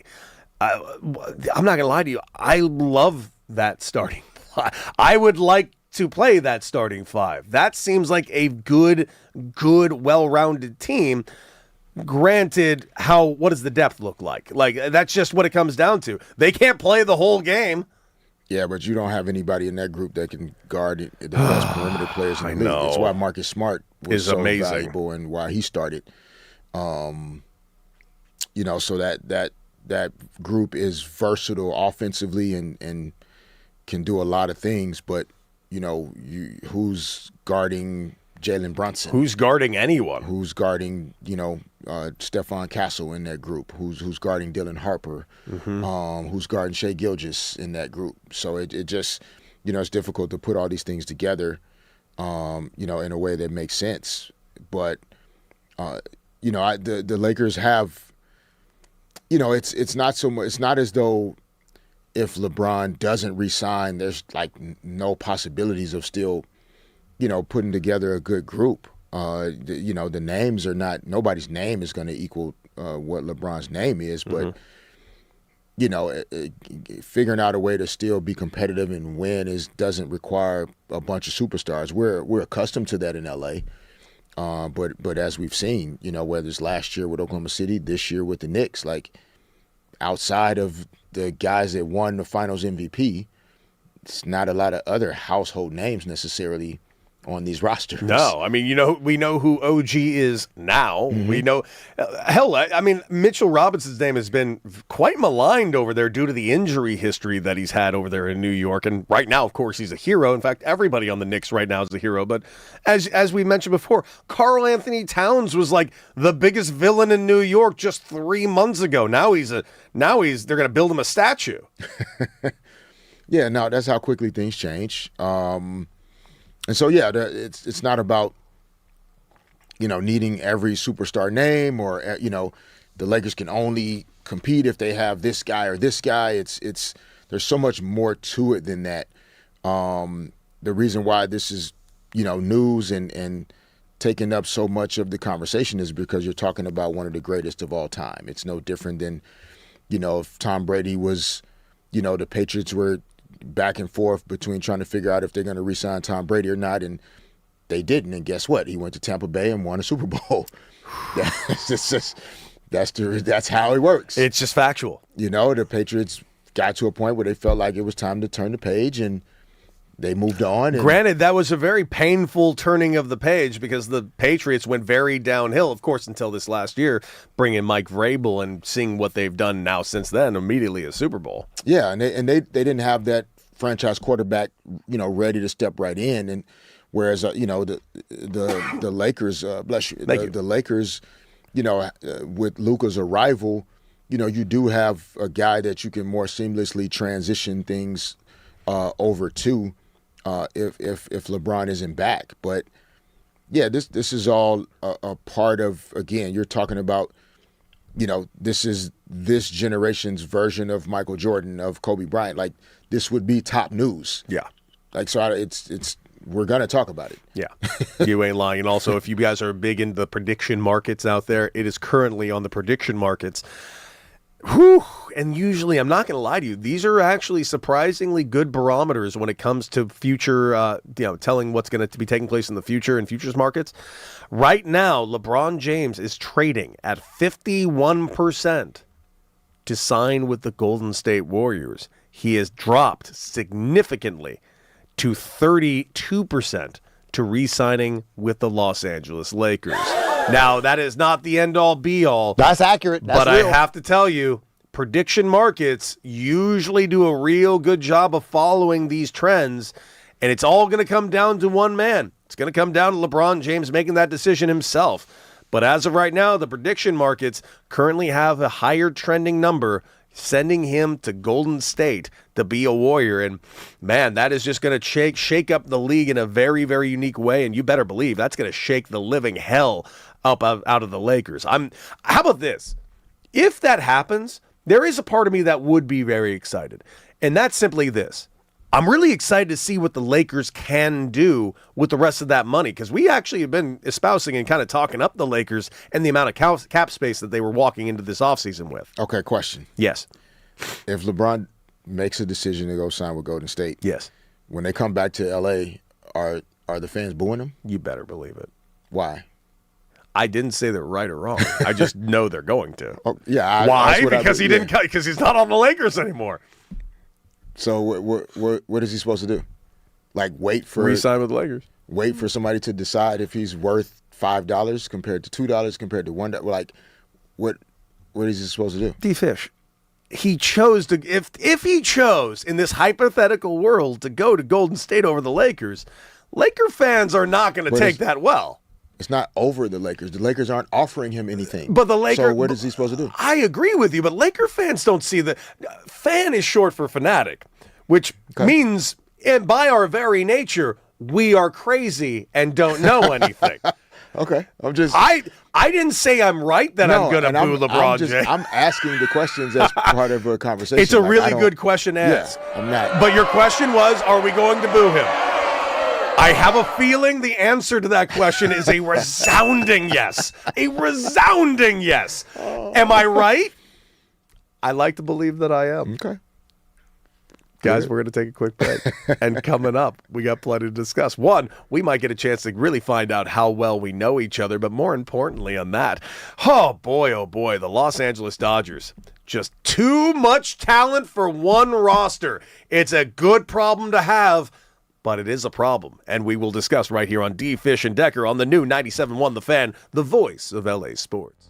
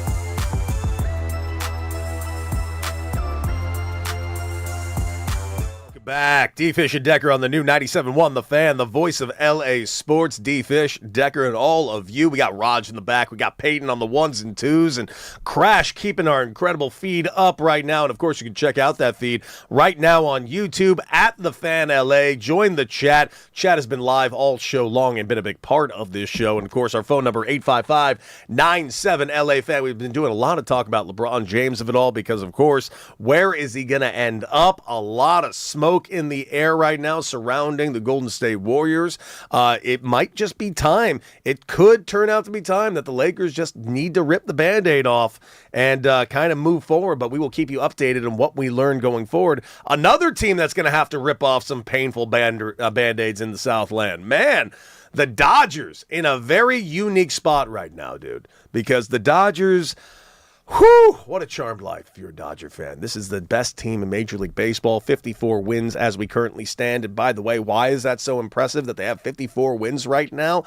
Because they have not been playing with a full deck as of late. They've been without Blake Snell, one of their ace pitchers. They've been without Tyler Glasnow, another ace pitcher. They've been without Edwin Diaz, almost from Jump Street. Blake Trinan has found his way on the IL a bunch. Brusdar Gratterall's been injured all season long.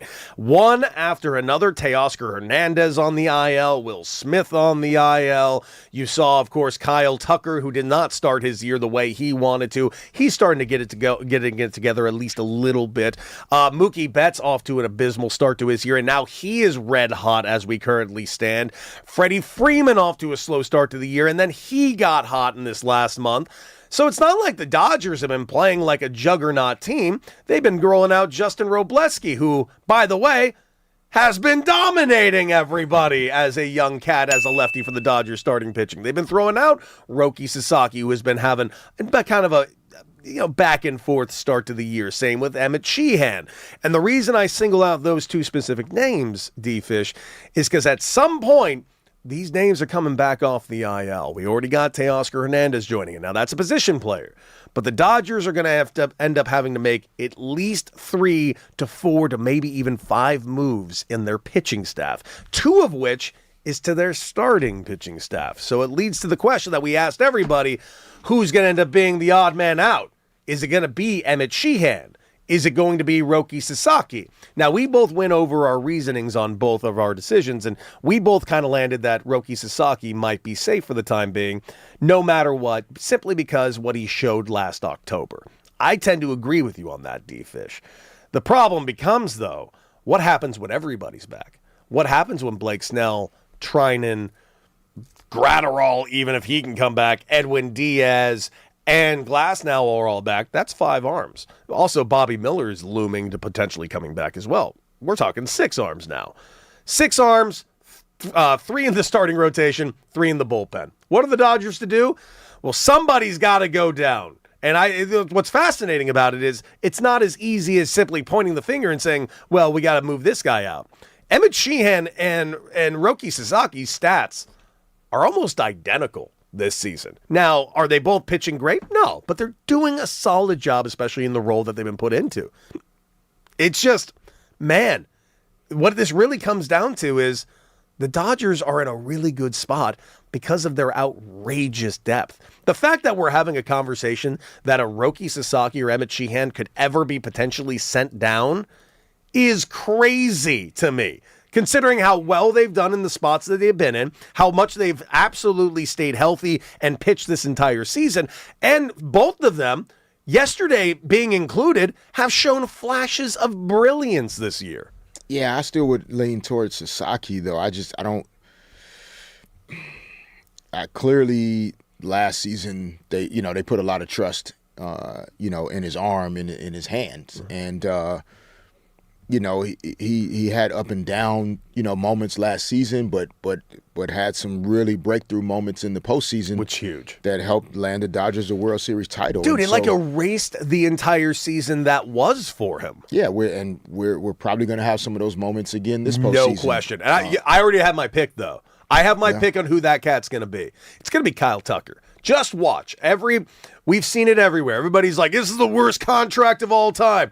You're all going to shut your mouths if he hits 5 home runs in October. I mean, he's showing some flashes of it already. Yes, he is. But I would lean towards, Sasaki still being part of the big club, and if they're making a choice, it's Sheehan would end up, in the minors or just having a lesser role. Yeah. I just think Sasaki has a bright future. I don't think they would have invested in him and really brought him over to join this staff if they were going to kind of shy away from him too soon. Like with young players, you don't know, if you see a longer term future with a player like Sasaki, turning away from him too soon could have longer term effects. Yeah. And you don't end up getting I see what you're even saying the there. better version of him later.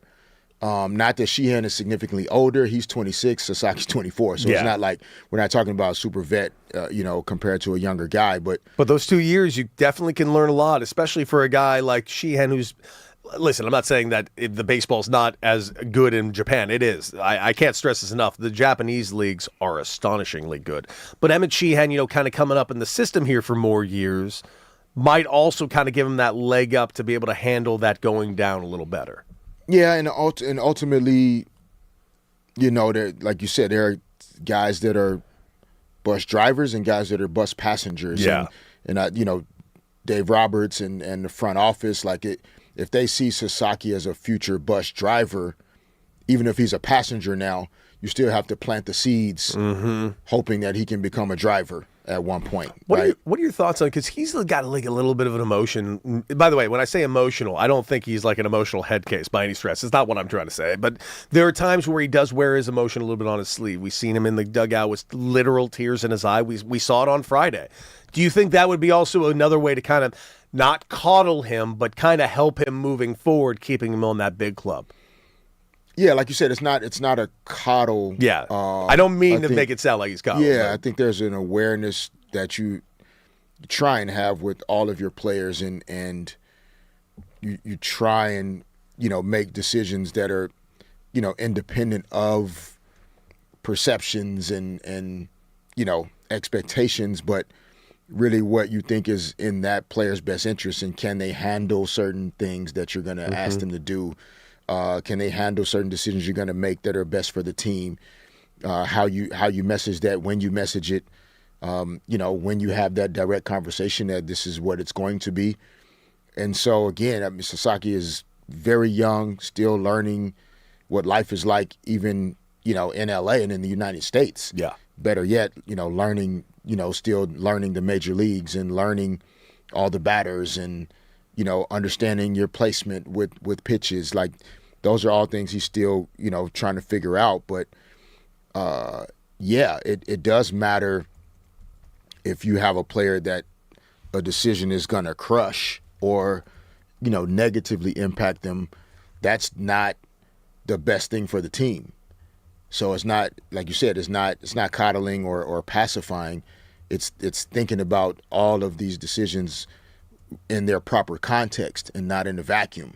It's not just like, oh, okay, he's not performing as well, we're going to move him down, without understanding contextually, like, the way it may impact him, which then ultimately impacts the dugout, which then ultimately impacts the team, and and then you just don't end up getting the results that you want. So it's definitely something to watch over the next month or so, as guys return to the lineup. Yeah, it absolutely is. And by the way, I'm a big fan of Roki Sasaki. And by the way, I also don't think he's any semblance of a head case. There is a head case on the Dodgers, but his name is Dalton Rushing. That's a different guy altogether, and I can't stress this enough. The guy that I think the Dodgers need back more than anybody, and this is not a knock on Dalton. Dalton's done a very, very good job, especially offensively, where he's currently hitting around 245 with 8 home runs. He's done a very good job offensively, but defensively on the catching side, I mean, the numbers are just visibly different. With Dalton rushing behind the plate, this team's got a full team ERA, a whole point higher than Will Smith. And let's just use Shohei Ohtani as an example. 61 innings and 10 starts,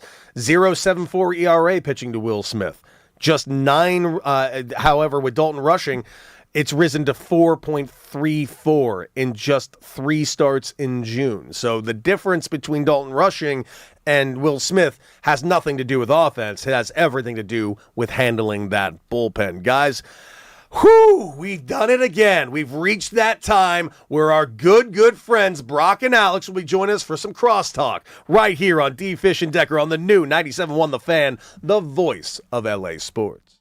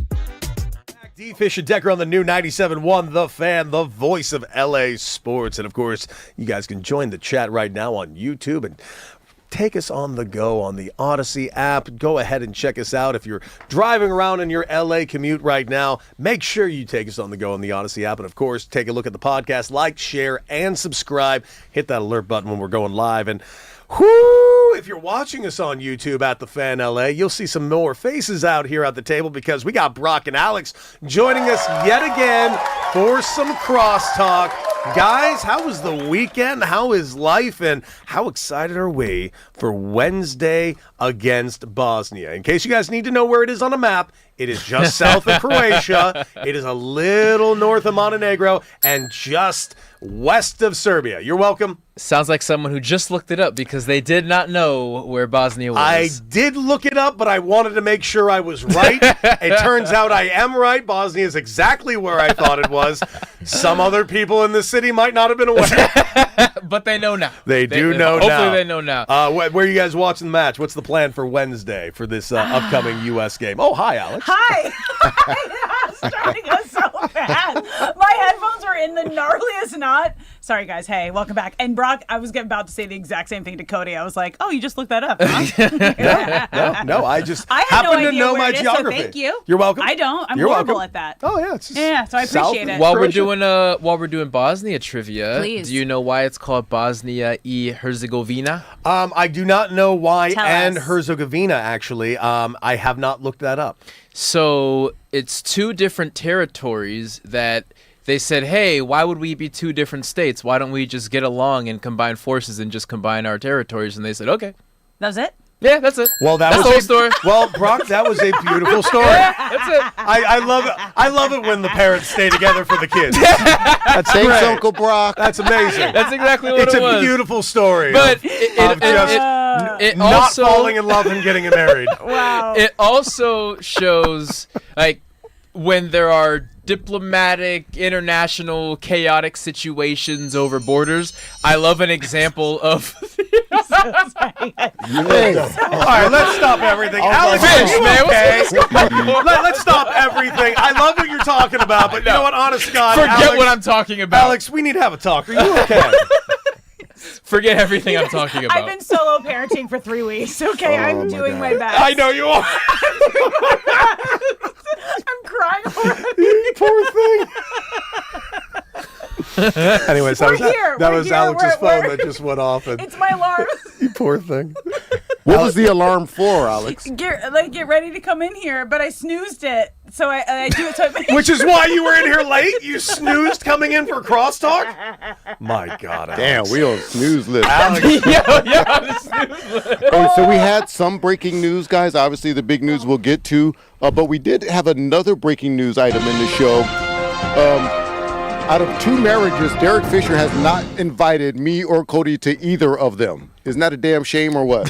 Granted, both happened before we met, but that's not important. That's not important at all. Derek, what do you have to say about yourself? I have all great things to say about myself. Yeah. He's a champion. He's awesome. He must be crushes nice. the day. I'll be his hype woman over here. Yeah, like Yeah. I definitely didn't know either of you guys. Raj, you're from Brazil, I guess, anyway. So Yeah, in case you didn't know would this, have never met you. Raj dropped every pet peeve I have on Earth in like one sentence. He first started talking about Team USA and started referring to them as you guys, and then started live talking. here, right? And then then started Was he talking. born here? Yes, Philly, which famously in Brazil. And then he started saying when we were talking about Brazil, he said, "Yeah, and today we've got to do this." Not the What? we. What are you going to be on the wing today? I told you I was a center back, and if they need me, I'm available. Just hitting Also it a all. Do center whatever back. for my country. Also a center back. Oh, see, Yeah. there we go. An actual soccer player. Yeah. The bulldog. Which, by the way, congratulations to you. You're the only one currently in sole possession of first place in the fan pool. I have no idea.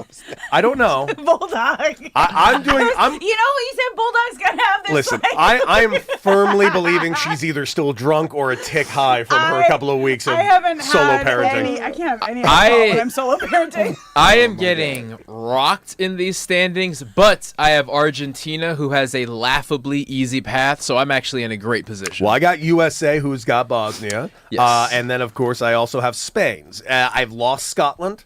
He has lost Turkey A. And listen, it's going to be very interesting. There's only 3 teams in the pool right now that are knocked out. Both Fish and I are limping into this final these knockout stages right now. We know how to random blind draw, don't we? Only really 2 do. out of all these. Well, you We guys really traded, so impressive. We did. We did, but I got 3 points out of my guys, so I got 3 something. points out of Senegal, so it's Kind a of a win-win. wash. Yeah, everybody goes. Except you guys keep playing though, right? They play Belgium, who actually has not intimidated me one bit. So Senegal may be able to surprise some people. You got a shot. Belgium has the oldest starting lineup in the tournament, and they have not waken up yet. Are we talking They look old like as in like 31 years old, or are we talking old what the Golden State Warriors are about to be? Oh, ain't nobody that old. Break it down to us. Break it down let because us know the latest. just so we're all clear, if they do pull off this trade, everyone, between the Washington Wizards and the Golden State Warriors to get AD to entice the great LeBron James to come up there, and with the breaking news today that you guys kind of may have accidentally pulled off a week early with the Draymond announcing he is not signing back his player option but renegotiating a deal to open up some more cap space to help usher in LeBron James, this would make this team's average age for their starters 37 years old, Cody, which would be the oldest team in the NBA by over 7 years. For those 7 games where everyone's healthy, it's gonna be such electric basketball. Hey, Fish, you ready to come out of retirement? No. You sure? They got a spot for you, man. No, sir. No thanks. They can have that. Fish, how old were you when you retired? Like, what was your last productive season? My How old were final you? season, 39. You were 39. Okay. Still had it. So those last 36, 37, 38, 39, you needed people around you, right? Like, did you need the youth? Did it feel? Yeah. So Yeah, 'cause I finished in Oklahoma City, so I was surrounded by youth and athleticism and speed. Yeah. So yeah, in this case, like the Warriors would still need to have some of those younger guys mixed in, which they do have. Yeah. But then also the 4 of those guys in theory working together would also make each other's job easier. Right? I've used the Team USA thing as an example, right? Like you know, Steph Curry averages 14 points a game on Team USA in 2024. Like, he can stay healthier for longer, averaging 14 points a game, as opposed to having to score 28 points a game just for them to have a chance to win. So you can see it working. You can see it working with that, like your core being that old. And again, like, this is not old in general. This is old in in basketball years, it's a pretty old team. In sports years. In sports years, this is the tail end of your career. Yeah. But working, but that many of them at that but age. I only think we're only thinking about working within the context of like them winning the championship. Well, that's what And it there's should be, so right? many more, but that's what it should be with that kind of group. That's why you're putting it together. Yeah, in some ways, you feel like, okay, AD doesn't have a chance to win in Washington. Okay, yeah, Golden State gives him a better chance. Yeah. You know, question mark with the Lakers as well, right? Yep. So then maybe that gives LeBron a better chance. But in reality, it goes back to what we talked about earlier. At this point, man, they just want to actually enjoy what they do. Like all the noise and the fan stuff, social media, the sports betting, like it's gotten to a point where guys that can't control exactly what their experience is going to be like I want to show up to work with some dudes that see the game the way I see it, that can relate to my experience. We can have conversations about similar things. Like, I just enjoy this. And we might still win 48, 52 games, and we're going to want to win, but there's a reality that you don't win the championship more times in your career than you do. Like, LeBron's been playing 20-plus seasons. He's won 4 titles. I played 18 and a half years. I was on 5 championship teams. So we're talking about 300% or less of the time that you're going to actually win. Yeah. It's great as we talk about the Spurs. Yeah. There's 5 total championships in all of those years. So at some point, you have to let go of the fact that that's the only way that you can enjoy what you do. Doesn't mean you want it less, but it just means you have to learn to actually appreciate the journey and the process and the day-to-day.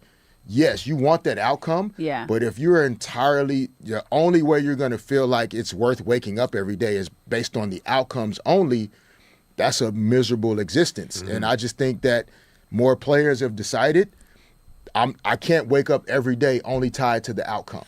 But didn't LeBron talk about that though on his podcast with Steve Nash, where he said his goal is championship.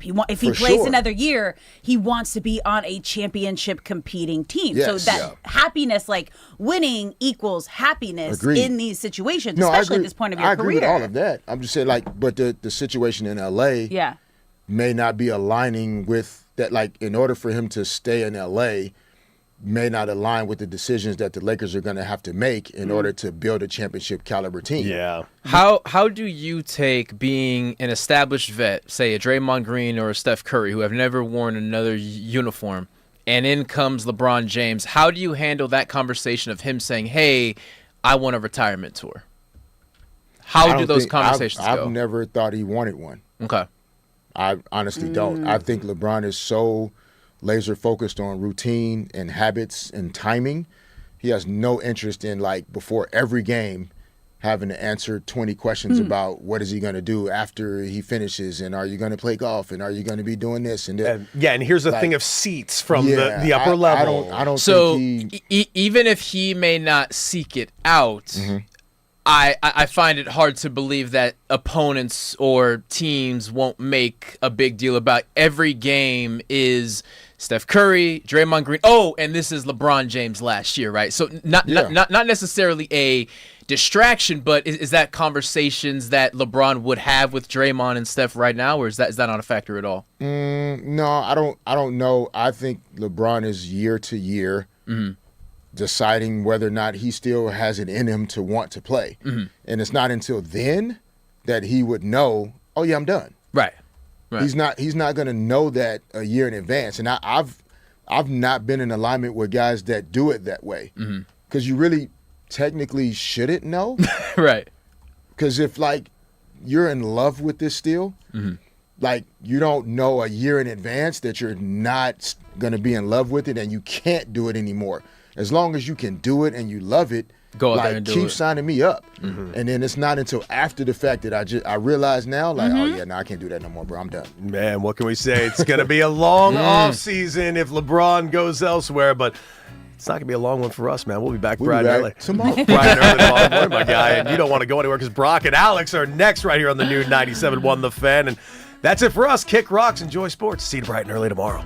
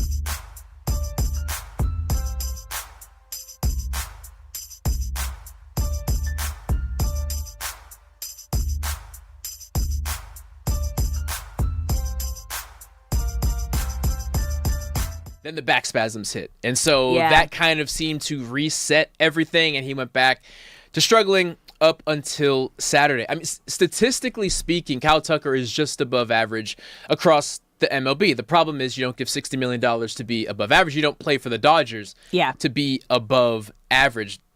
So the silver lining here is the same way that we have yet to see the Dodgers at full strength because Tommy Edman wasn't there at the beginning of the year, because Kike Hernandez wasn't there, then he was there for 2 days, and then he wasn't there. The same way that the bullpen has been banged up, the same way that Edwin Diaz is. Like, we don't know how good this Dodgers team can be. Well, Kyle Tucker factors in there as well. We have yet to see even 60% of Kyle Tucker at his best. The Kyle Tucker who tore it up in Houston, who tore it up in Chicago before he got hurt. And once that guy shows up and gets added to the Dodgers, we won't know what the ceiling is. So there is a silver lining to this, assuming he can turn it around. Also, like, as when we were talking to Alden Gonzalez, ESPN's MLB analyst, he was saying, I mean, the only thing the Dodgers really care about is, can he show up in October?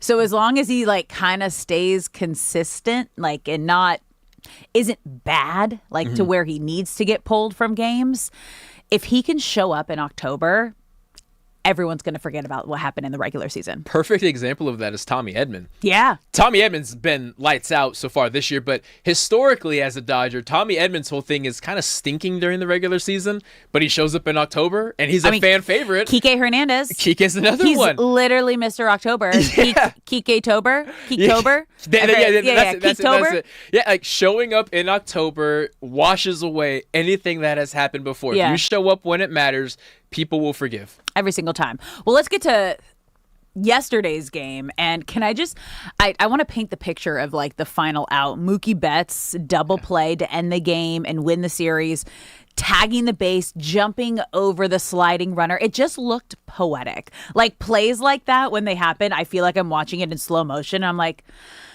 oh, baseball's beautiful. That was so beautiful. And then Emmett Sheehan, a bounce back game that he needed, which also kind of is perfect timing around the conversation of what does this Dodgers rotation look like, and do they need to go out and get another arm? And if Sheehan can continue to just kind of have outings like this, Sheehan I don't know if you got to do anything. Right, Sheehan was the one that I was worried about, along with Roki. Roki did not have his best outing, but Sheehan stepped up, and in the 5th inning, there was a chance for him to spiral, and avoiding those spirals is what leads to the worry of if he needs to remain in this rotation. And he fought back, and he got out of it, and he pitched a darn good inning after that 5th inning as well. Sheehan needed that. 5 innings, 2 hits, 1 earned run, 5 strikeouts, only 2 walks. Solid outing for Emmett Sheehan. Solid outing. We'll dive into much more Dodgers throughout the show. We're going to take a quick break here. You're listening to Brock and Alex on the new 97.1 The Fan. When we come back, are the Warriors just adding fuel to the fire with LeBron James? Don't go anywhere. We'll discuss next.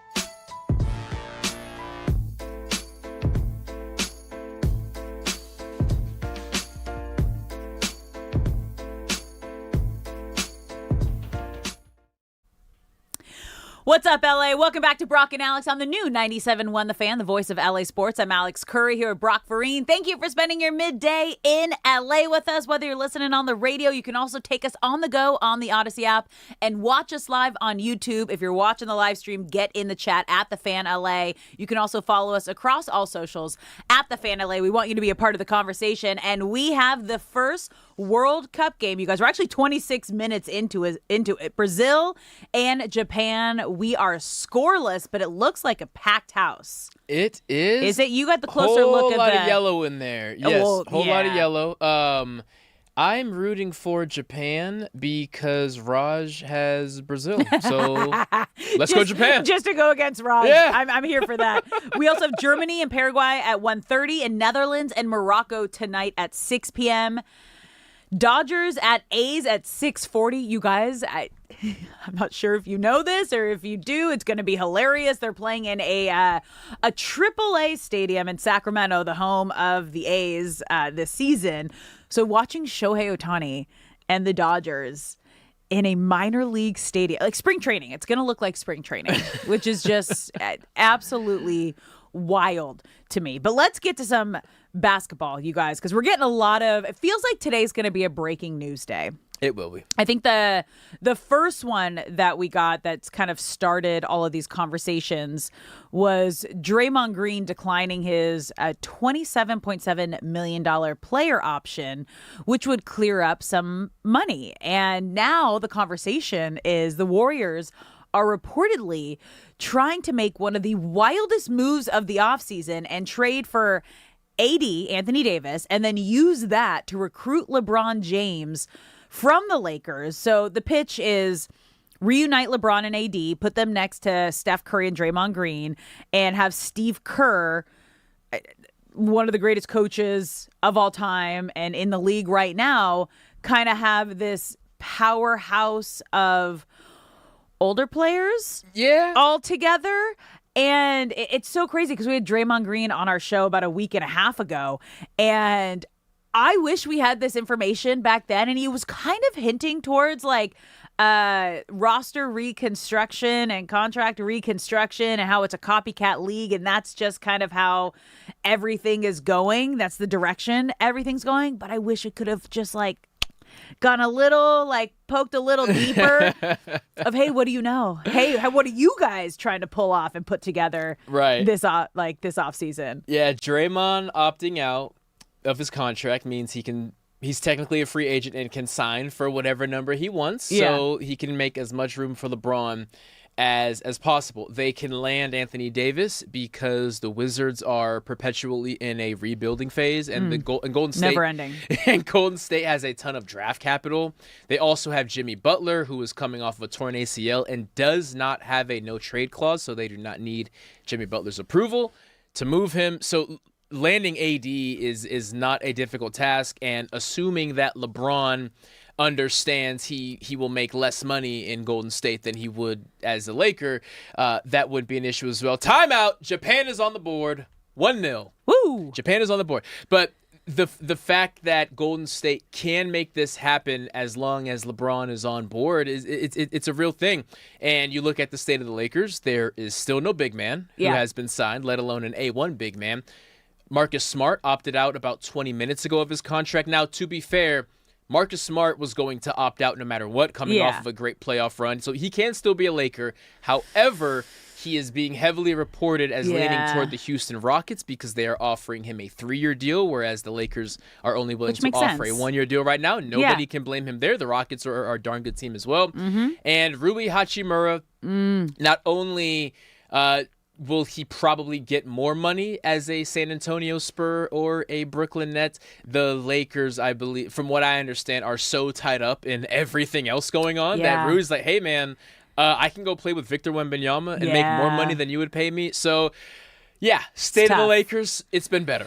So the one thing we know about leaks, and when I'm talking about leaks, it's all the reports that the Warriors are trying to put together this crazy situation to lure LeBron to come and play up north. But the thing with leaks, it's usually one side of the party that's letting the other side know about it. So this feels like possibly LeBron's camp or someone within the camp that are letting the Lakers know there is real interest from the Warriors, and they might have a better deal to bring him back, and almost using it as leverage in these conversations and conversations. Because one thing is LeBron made it very clear that he wants his last year or two, or even if he comes back, wants to be able to make a championship run. Now, when you look at if he does end up there and what the Warriors can put together with, I think the average age is 30. Oh. It would be 37 of their starters. It's above 36. I know that. Compared to what the Lakers have and what they're trying to put together, where does he have the best chance to do that? I still think it's with Luka and Austin Reeves and whoever else they can build around them, because when you look at what they did on that crazy run last March, when they were all healthy and they were all together, they were a top 3 team in the West. The Warriors were not. Obviously, a little different because they're going to try to get AD, but that's also someone who has never been able to stay healthy. That was kind of the biggest issue with the Lakers. He could not stay healthy. So again, they still have a lot of things to figure out. But when we were talking to D Fish during crosstalk, he was like, well, he wants to be happy, right? And we heard him say he wants to win. And I'm like, well, doesn't winning equate to happiness? And this is what D Fish had to say this morning about all of that. If you're the only way you're going to feel like it's worth waking up every day is based on the outcomes only, that's a miserable existence. And I just think that more players have decided I can't wake up every day only tied to the outcome. But didn't LeBron talk about that, though, on his podcast with Steve Nash, where he said his goal is championship. If he plays another year, he wants to be on a championship competing team. Yes. So that happiness, like winning equals happiness in these situations, especially at this point of your career. I agree with all of that. I'm just saying, but the situation in LA may not be aligning with that. Like, in order for him to stay in LA, may not align with the decisions that the Lakers are going to have to make in order to build a championship caliber team. Yeah. Do you agree? I agree in the sense of the only person on the 97-1 fan team who knows what it's like to be in your late 30s and playing in the NBA is Derek Fisher. And I understand how this late in your career, part of you just wants to get the most that you can from an emotional standpoint. I'm LeBron James. I've been buddies with Steph Curry for a long time. I've been buds with Draymond Green for a long time. I was able to play and am buddies with Anthony Davis, and it didn't really finish the way that we had hoped, but we won a championship together. And what if, and maybe this isn't my last year ever, but what if just for the next season we get the band together and we have a blast and we make documentaries? This will be on Netflix and all kinds of stuff.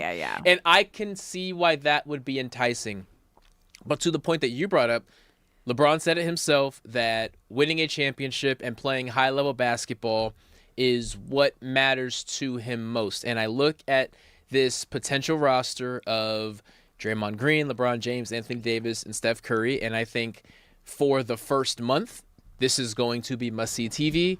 But once Steph has to sit out a couple games, once LeBron has to rest a couple games, when Anthony Davis has to miss probably 35 games, it's so much fun on paper, but in reality, I feel LeBron is back in the Houston Rockets situation of everyone is hurt, so it's me and a bunch of young guys, and I'm right back where I started, and I'm playing for less money than the Lakers would have offered me. So if LeBron James ends up with the Warriors, it almost feels like, I don't know if I want to call them the Globetrotters, but it feels like a spectacle. Like this would be something that people would go just to watch the show. That's an average age, if they get all the guys that they're saying they want to get with Steph and Draymond and AD and LeBron, and they're all together, that starting core, I think, was an average age around 37 years old. They're all incredible players. However, even when I was asking D Fish when he was playing towards the end of his career, he said at 39, he was surrounded by so many young players in OKC. And he's like, yeah, you need the youth and you need everybody to lift you up. So they're going to have to do so much work if that's actually a possibility. And it was interesting when we had Draymond Green on the show about a week and a half ago, he kind of talked about the roster reconstruction and the new direction of that in the league.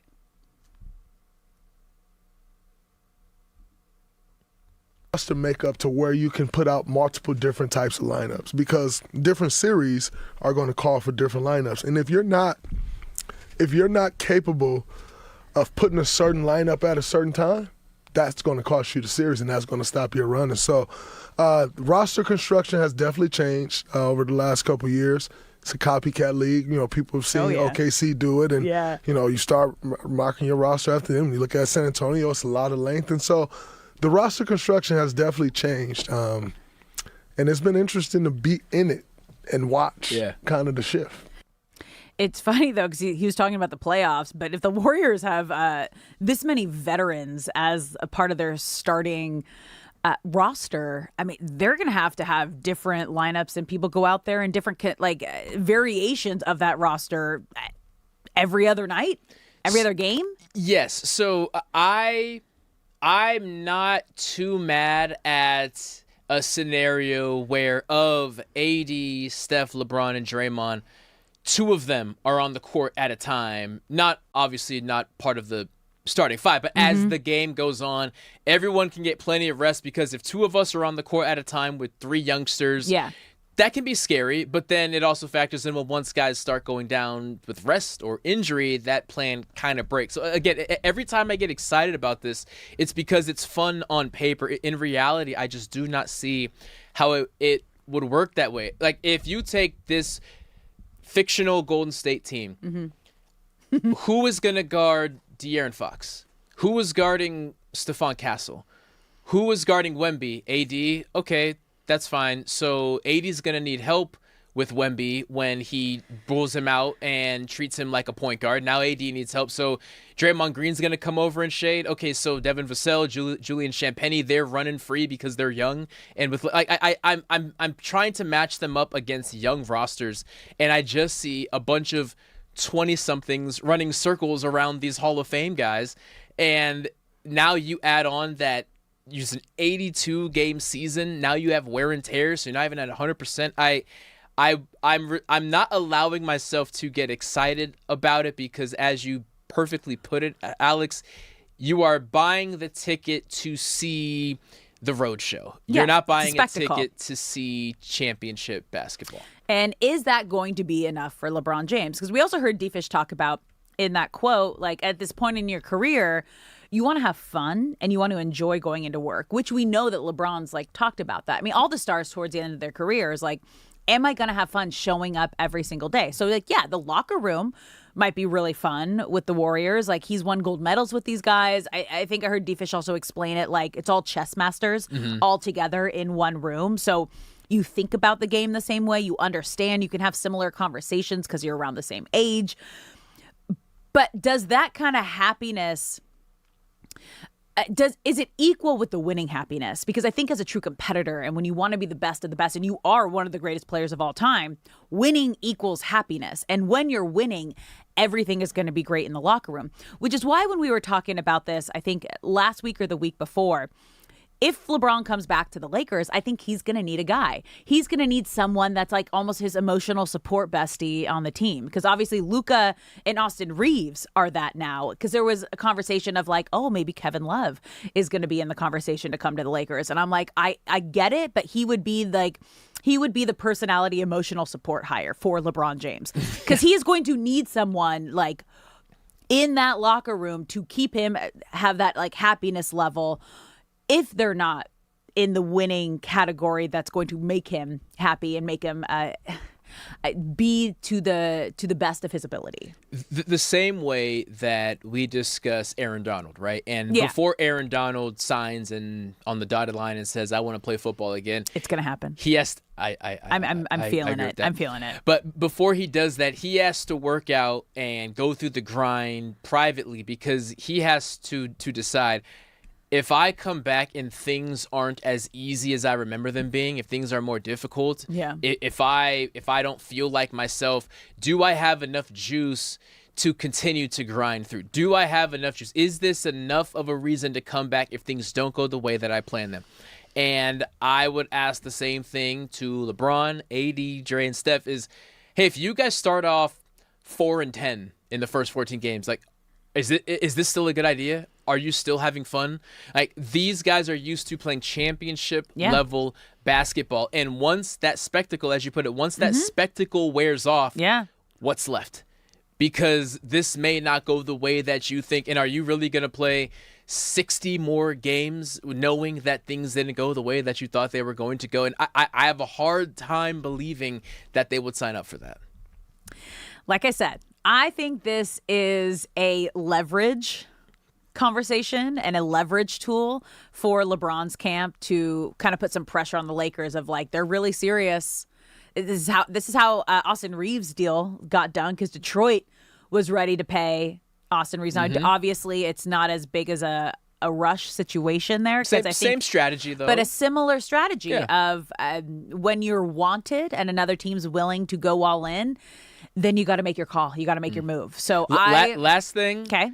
The Draymond Green Show, shout out to the Odyssey family, has tweeted out eyeball emoji, eyeball emoji, eyeball emoji tomorrow on the Draymond Green Show, ... and the GIF is a bat signal. So is the bat signal for LeBron James? We're going to find out tomorrow on the Draymond Green Show. Who is he calling? I don't know. Who would it be? Well, when does LeBron and Steve's when does their podcast drop? Wednesday? Podcast Wars? Well, it could be, I don't know.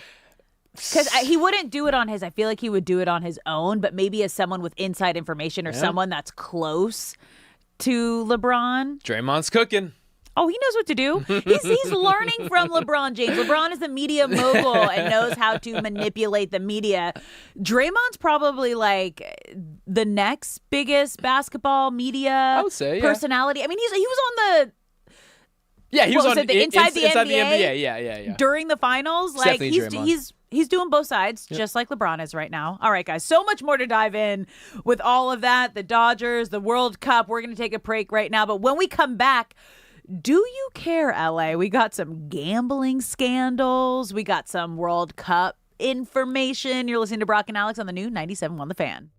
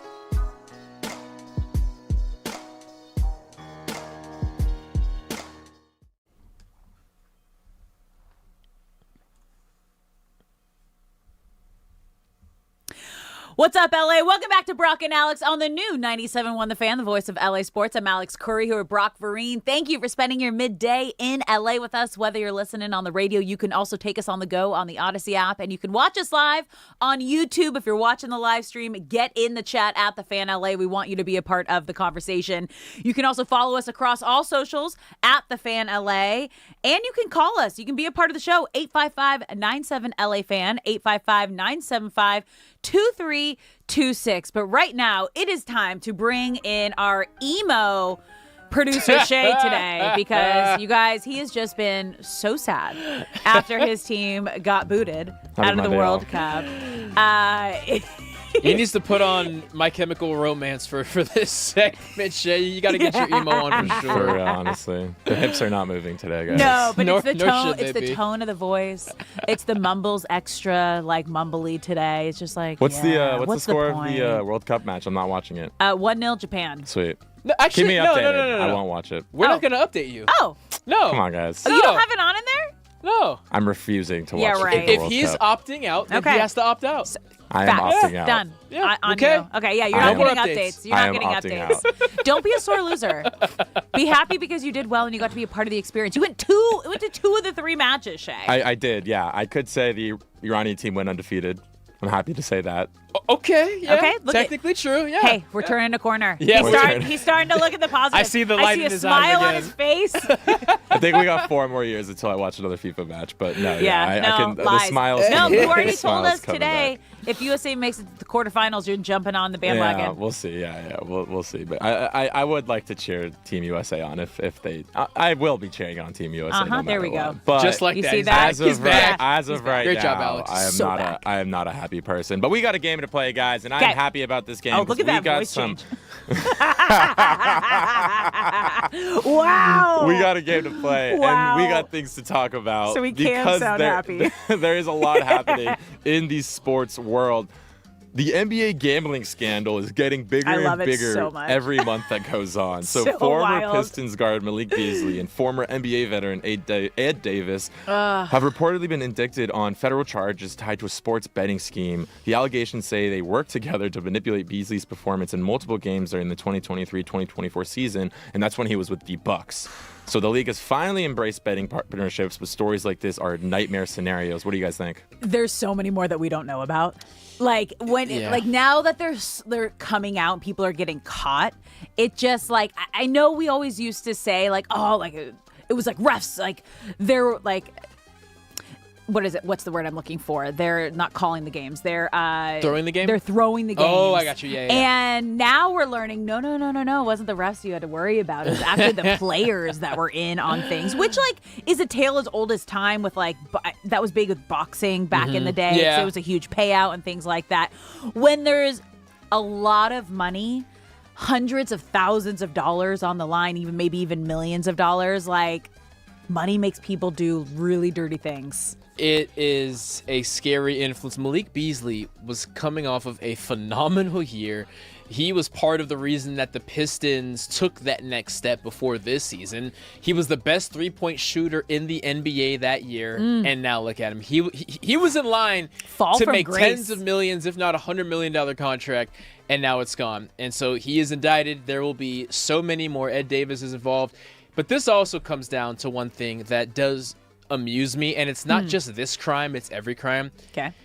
The fact that people are so willing to text about their crimes. Is that where it was? They got all caught of in a his text. texts are just in the courtroom and saying, yo, 1.1 second left and I got that rebound to get us over there. These guys are idiots. What? Whether it is throwing an NBA game or robbing a bank or murdering your neighbor, everyone just texts about their crimes. Do you not know? Like, I know everything I is text is being watched. Every Like, I'm single aware text. of that. Like, you just have to know. I think maybe WhatsApp, but now that's owned by That's owned by Facebook, so everyone's Meta, reading that. so everyone can see Everyone that. can see that. Like, there's some like encrypted like messaging apps or whatever they are, but like your text messages can become public knowledge, and they All will the time. be. like your emails, as we've seen, like politically, like everything is public. So just know, not only are you always being watched because the cameras and the AI and like,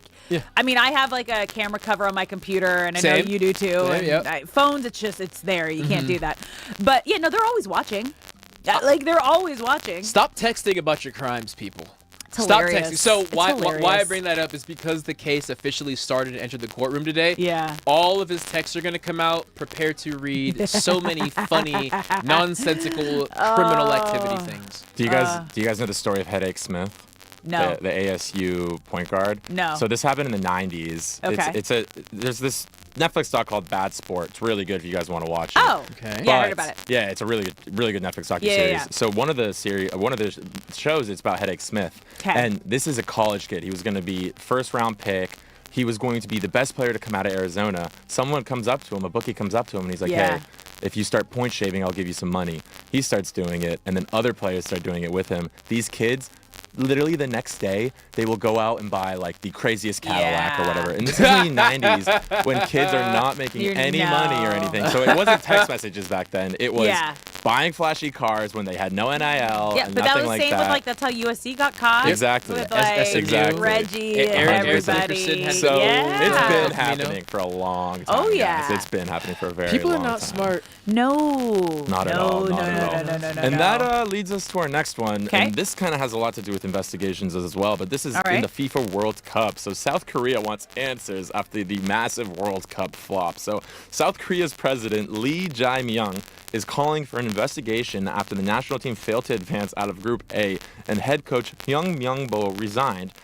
South Korea finished with just 3 points, beating the Czech Republic, but losing to Mexico and South Africa. Lee said he was utterly baffled by the showing and questioned the coaching decisions. Reportedly, I'm not sure if this is true, South Korean outlets are blurring his face. They are. When he's, I saw this. I didn't know if this was true at all. Yes, this is how serious South Korea is taking this. And the president is going and doing a full investigation into this matter. Do you care? Wait, what do you mean? Okay, I need a little more information here. I will pull it up for you during the break. So South Korea was considered to have a really good team. Yeah. And they had a favorable pool. And they were widely expecting to advance. They disappointed. Yeah. That happens. They played so poorly that the president of South Korea is investigating them because he just thinks that they couldn't have just lost by trying their hardest. Oh, like thinks it was either like the Has coach's to be like fault, foul play or something like that. was taking money to or lose or something like so that. This is the exact opposite of Malik Beasley. People saw Malik Beasley putting in so much effort in random situations that they thought, I think he's throwing games. Yeah. Imagine trying your best but playing so poorly that the president thinks that you're throwing games. But it's a sore loser. But they were so disappointed in the South Korea soccer team that at their final press conference they blurred out the coach's face to like shame him, which I feel is a bridge too far, but it is kind of funny. Is it scary? Because I know in some countries, like people get death threats, players get death threats, coaches get death threats, like if they miss a PK, if they miss a block shot, things like that. Is this a country that like is of concern? No. Okay. But it's more just shame. They're shame. It's just shame, and it will be 3.5 years before they can get excited about soccer again. Okay. It is kind of funny though. What else we got?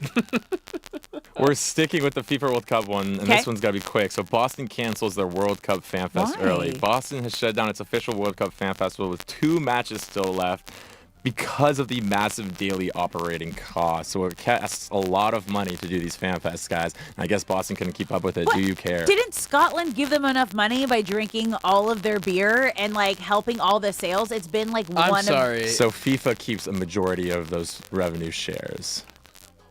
No, like in like the bars and everything like that, and, like community-wise. My thing is, if I'm a fan and I spent thousands of dollars to fly to this country and thousands of more dollars on a ticket, I do not want to hear about your budget. No. Spend the money and let me have a good time. I'm giving your hotels money. I'm giving your bars money. I'm giving your restaurants money. Boston as a city is profiting so much off of this. Boston was having such a good run. Dude, they were having the best run. Oh, my God. They were How literally disappointing. having the best run. This is nasty. Nasty work, Boston. This just again like no there's all lobster these, for anyone. There's all no of lobster these, for a week. There's all these conspiracies. I'm like, there's something behind this. Yeah. What are they using this money for? Because there's no excuse. Something You've been smells planning fishy. for this for years, for 4 years. I'm with you. You're not having the fan fest after being a host city. Something's fishy. All right, we're going to take a break here. When we come back, Dodgers reinforcements are finally coming back. Don't go anywhere.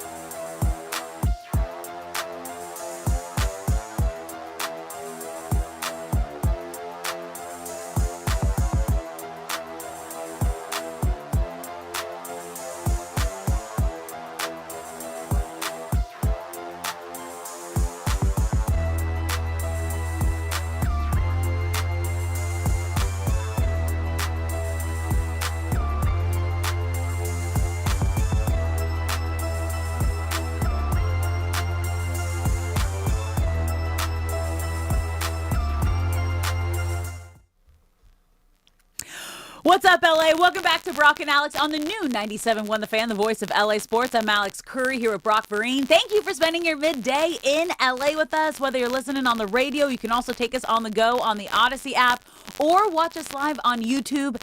And if you're watching the live stream, get in the chat, you guys, at The Fan LA. We want you to be a part of the conversation. You can also call us at 855-97-LA-FAN. Brock, I feel like I finally have, settled in. I came in, hot this morning. Blazing. Yes. I was late to crosstalk. I couldn't get my headphones on because they were just jumbled in a huge knot. My alarm went off. I knew that was going to happen at some point. I think it actually happened last week. One time too, you guys. I'm in the phase of just doing my best right now because I'm also full speed ahead. Also solo parenting and just we're doing great. But I feel like I finally Backup is on the way, in. right? The tour ended Saturday night? No, last night. Last night, okay. Yeah. Is Kalamazoo a place? That is Michigan. Yeah, that's where he played last night. I was every time he says, I think Kalamazoo, I'm thinking it do, I'm thinking boo. Ooh, put them together and what do you get? What's so great is Wisconsin especially, but the northern part of America has some of the most ridiculously named cities. I just heard bibbity bobbity boo in my head every time he said it. I'm like, where is it? Kalamazoo. I'm like, oh, am I saying this right or did I make that name up in my head? There could be more than one, but the Kalamazoo I know of is in Michigan. Yes. Okay. Because he played Summerfest.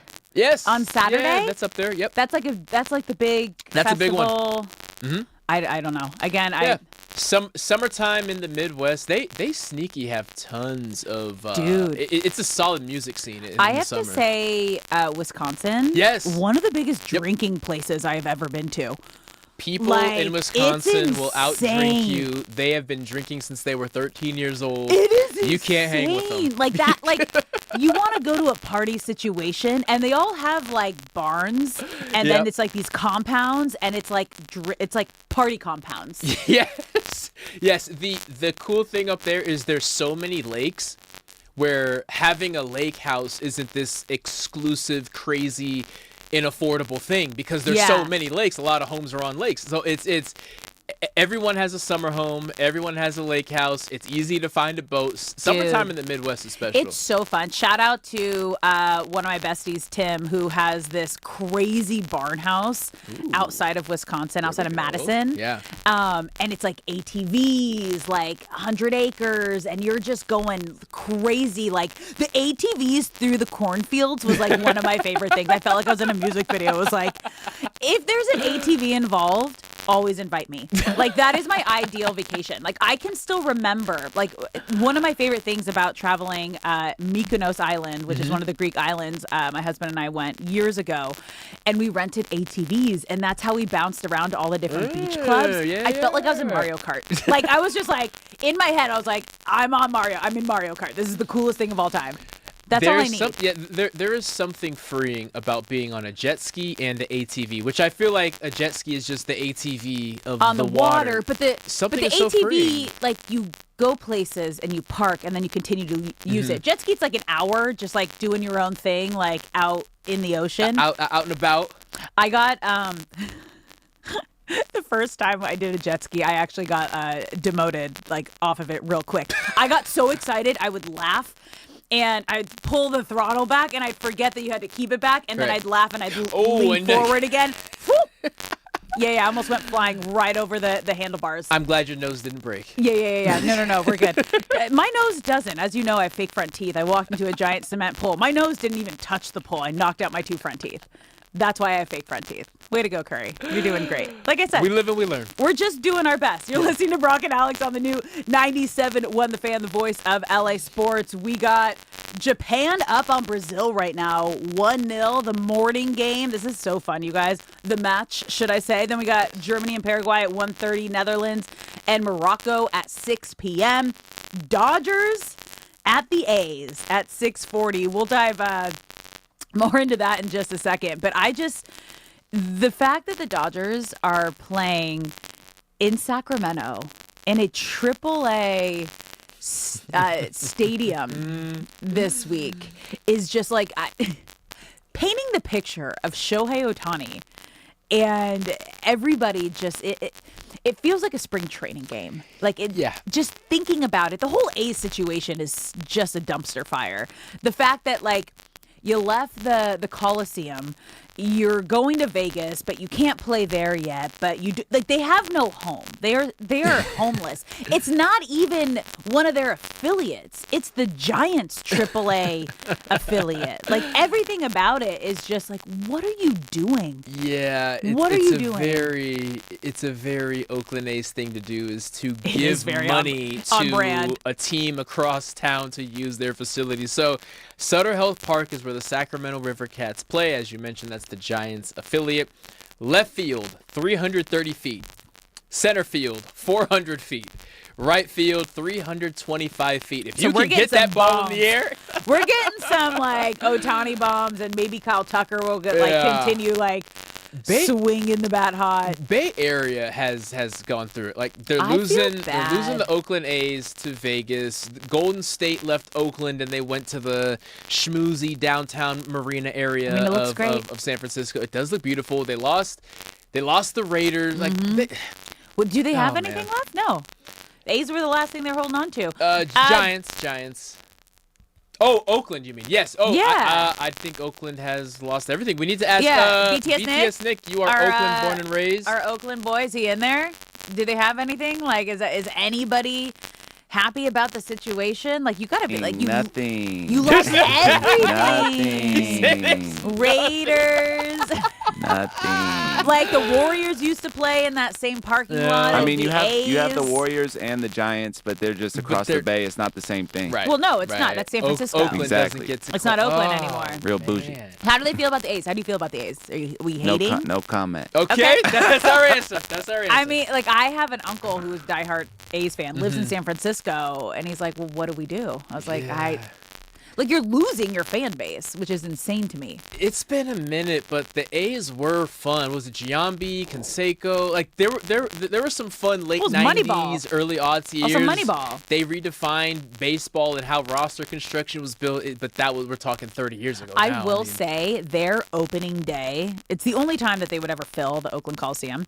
The O Coliseum, and it was one of the loudest baseball environments, similar to like a Miami or like a soccer game, because they could bring in instruments, and they had this like fan base that was like out in the outfield with all the instruments. I forget what they're called, because we did a lot of opening days with the Angels up in Oakland. One of the craziest, coolest opening days, and then it literally goes from a packed stadium to like 20% full. Well, that's like within a couple games. They may be honoring that today because Sutter Health Park has a capacity of 14,000 people, as opposed to Dodger Stadium's 56,000. Wow. Different dynamic today. Wow. Little different. That's insane. Well, the good news for the Dodgers is that they're coming in off of a great series down in San Diego. And even though, like I say, great, and they had just a brutal Friday game, that's okay, because it's always how you respond, and they ended up taking the series, and Saturday was a tale of two games. Like, it really could have gone either way, but that sixth inning when LA scored 9 runs and just completely flipped this game upside down is exactly what you needed to see from this Dodgers team at this point in the season. Yes, and there is I call them the big three. Shohei Ohtani is obviously one of the biggest names in baseball in the history of the sport. But after him, it goes Pages, Freeman, Betts. And so... Wait, you put Pages just because of how he's doing right now in the big three? Yes, no, it's because Ohtani is his own thing. Okay. So when I look at big three, if the big three has a good game, and that's Pages, Freeman, and Betts, the Dodgers are going to win. Shohei is going to show up every single game. So I look to those big three. I don't know. I can't. You're thinking basketball. I don't know if I can get behind a big three that doesn't have Ohtani in it. You're thinking basketball. So then we say big four?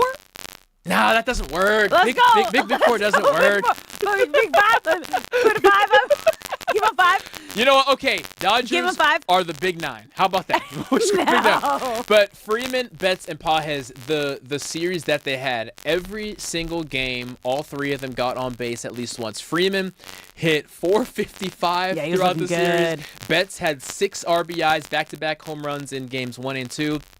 And Pages hit 400. And if they can continue that, obviously you have Shohei Ohtani. The fact that those innings, those 9-run innings will always be possible when you just got 1, 2, 3, 4 off the bat, lined up, tuned in, and with the back half of the lineup, of course, not as consistent as the top half. Yeah. But when they show up, I just don't know how you beat this team when they're at their best. Well, the other good news is a couple of and again, I'm just going to put up big 5 because we need Kyle Tucker in there, okay? He's not there yet, but, like, he is a part of that big 5. He is, like, you got to put Ohtani in there and you got to put Kyle Tucker in there if you're going to have Betts, Freeman, and then you're putting Andy Pages in there. So you're saying the core. But there's also Muncy. Like, it's hard not to say, like, when all of these guys show up, like, that's when things are going to get good.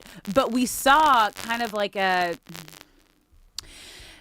and again, I don't know if it's a bounce-back game because we've seen one-off games from Kyle Tucker where you're like, okay, maybe this is it. Maybe this is where he turns his season around. But what was interesting was the battle that we saw from Kyle Tucker, and then Dave Roberts also talking about Kyle Tucker and just really what he's seen from him to get himself back to where he needs to be and where we all expect him to be. Shay, you got it? I think he's handled well. I mean, he's frustrated, certainly, but he hasn't run from the work. You know, even last night after the game, he was in the cage, you know, on the last bus, hitting in the cage after the game. He's not running from playing.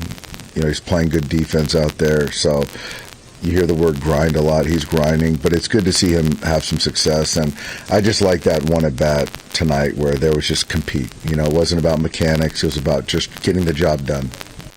And that was the 9-pitch battle that he had for his 7th home run of the year. Like, he battled to get that home run. And when you hear Dave Roberts, like, because again, a lot of this stuff is happening behind the scenes. So fans don't get to see the added work he's putting in because he knows it. We all talk about it. There's no way he doesn't hear the fans in the outfield yelling at him. He heard the boos when they were at Dodger Stadium that 9th inning when he just could not live up to the expectations that a $60 million player should be doing. And to know that he is doing all the right things and putting in the work to try to get himself back to a place when he has a night like this where he goes 3 for 5 and has 4 RBIs. It's showing you that he's having a proactive approach to this whole situation. And it was exciting to see because it was in response to him being bumped down yet again to the 7th spot in the lineup. Again, for that first 3 weeks or so, maybe 2 weeks of the season, he was the number 2 hitter, and here we are a couple months later, and he's at 7. And the first at-bat in Game 2, where he initially got bumped, he struck out looking, and I'm sitting there thinking, oh no, this is getting to him. But then he responded well, and of course responded yesterday too. I think he went 1 for 4. So Kyle Tucker's thing is obviously a mental one, and I want to bring up another quote that Dave Roberts said regarding Kyle Tucker. He said, for me, it's just wanting him to get back to being who he is as a hitter. And who he is as a hitter is a guy that really controls the strike zone. His swing rate has been much higher. His chase rate is much higher. If we can get him back to being who he is, then we'll be on the result. It will be seen on the results. So Kyle Tucker's calling card, despite being, not despite, but as well as being an elite fielder, is his plate discipline. He does not swing if it is not a strike.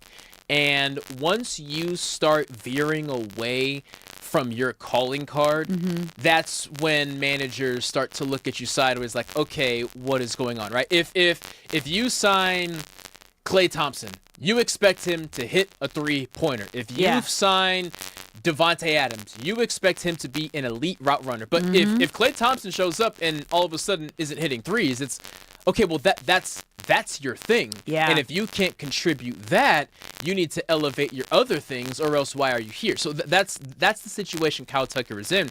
There's a sense of panic of, not only am I struggling, the thing that I do best, which is pitch selection, knowing what to swing at, is disappearing. So who am I now? Like it sounds extreme, but there's kind of this identity crisis. Timeout. Brazil scored a goal, but they wiped it away. I think they were offsides. Oh no, still 1-1.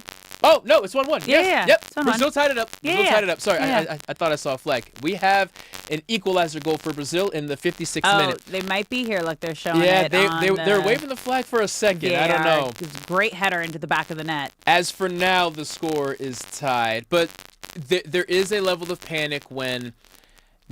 It's not just yips. It's what I have become best at. Oh, I didn't even think about that. leaving. Would you consider where Kyle Tucker is right now and trying to, again, when your swing rate's up and your strikeout rate's up, you're forcing it. You're just like, hey, come on, I got to make contact. I got to do this. Like, it should be like the easiest thing. It's what you're getting paid $60 million to do, and you're getting that number because you are that great of a player. You have been throughout your career.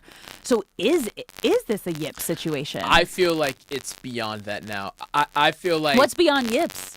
I feel like the next step is identity crisis. Like, this is his thing. When you think of Kyle Tucker in Houston and Chicago from an offensive standpoint, it was he is not swinging unless it is a hittable ball because his eye is so keen. He has that strike zone down pat.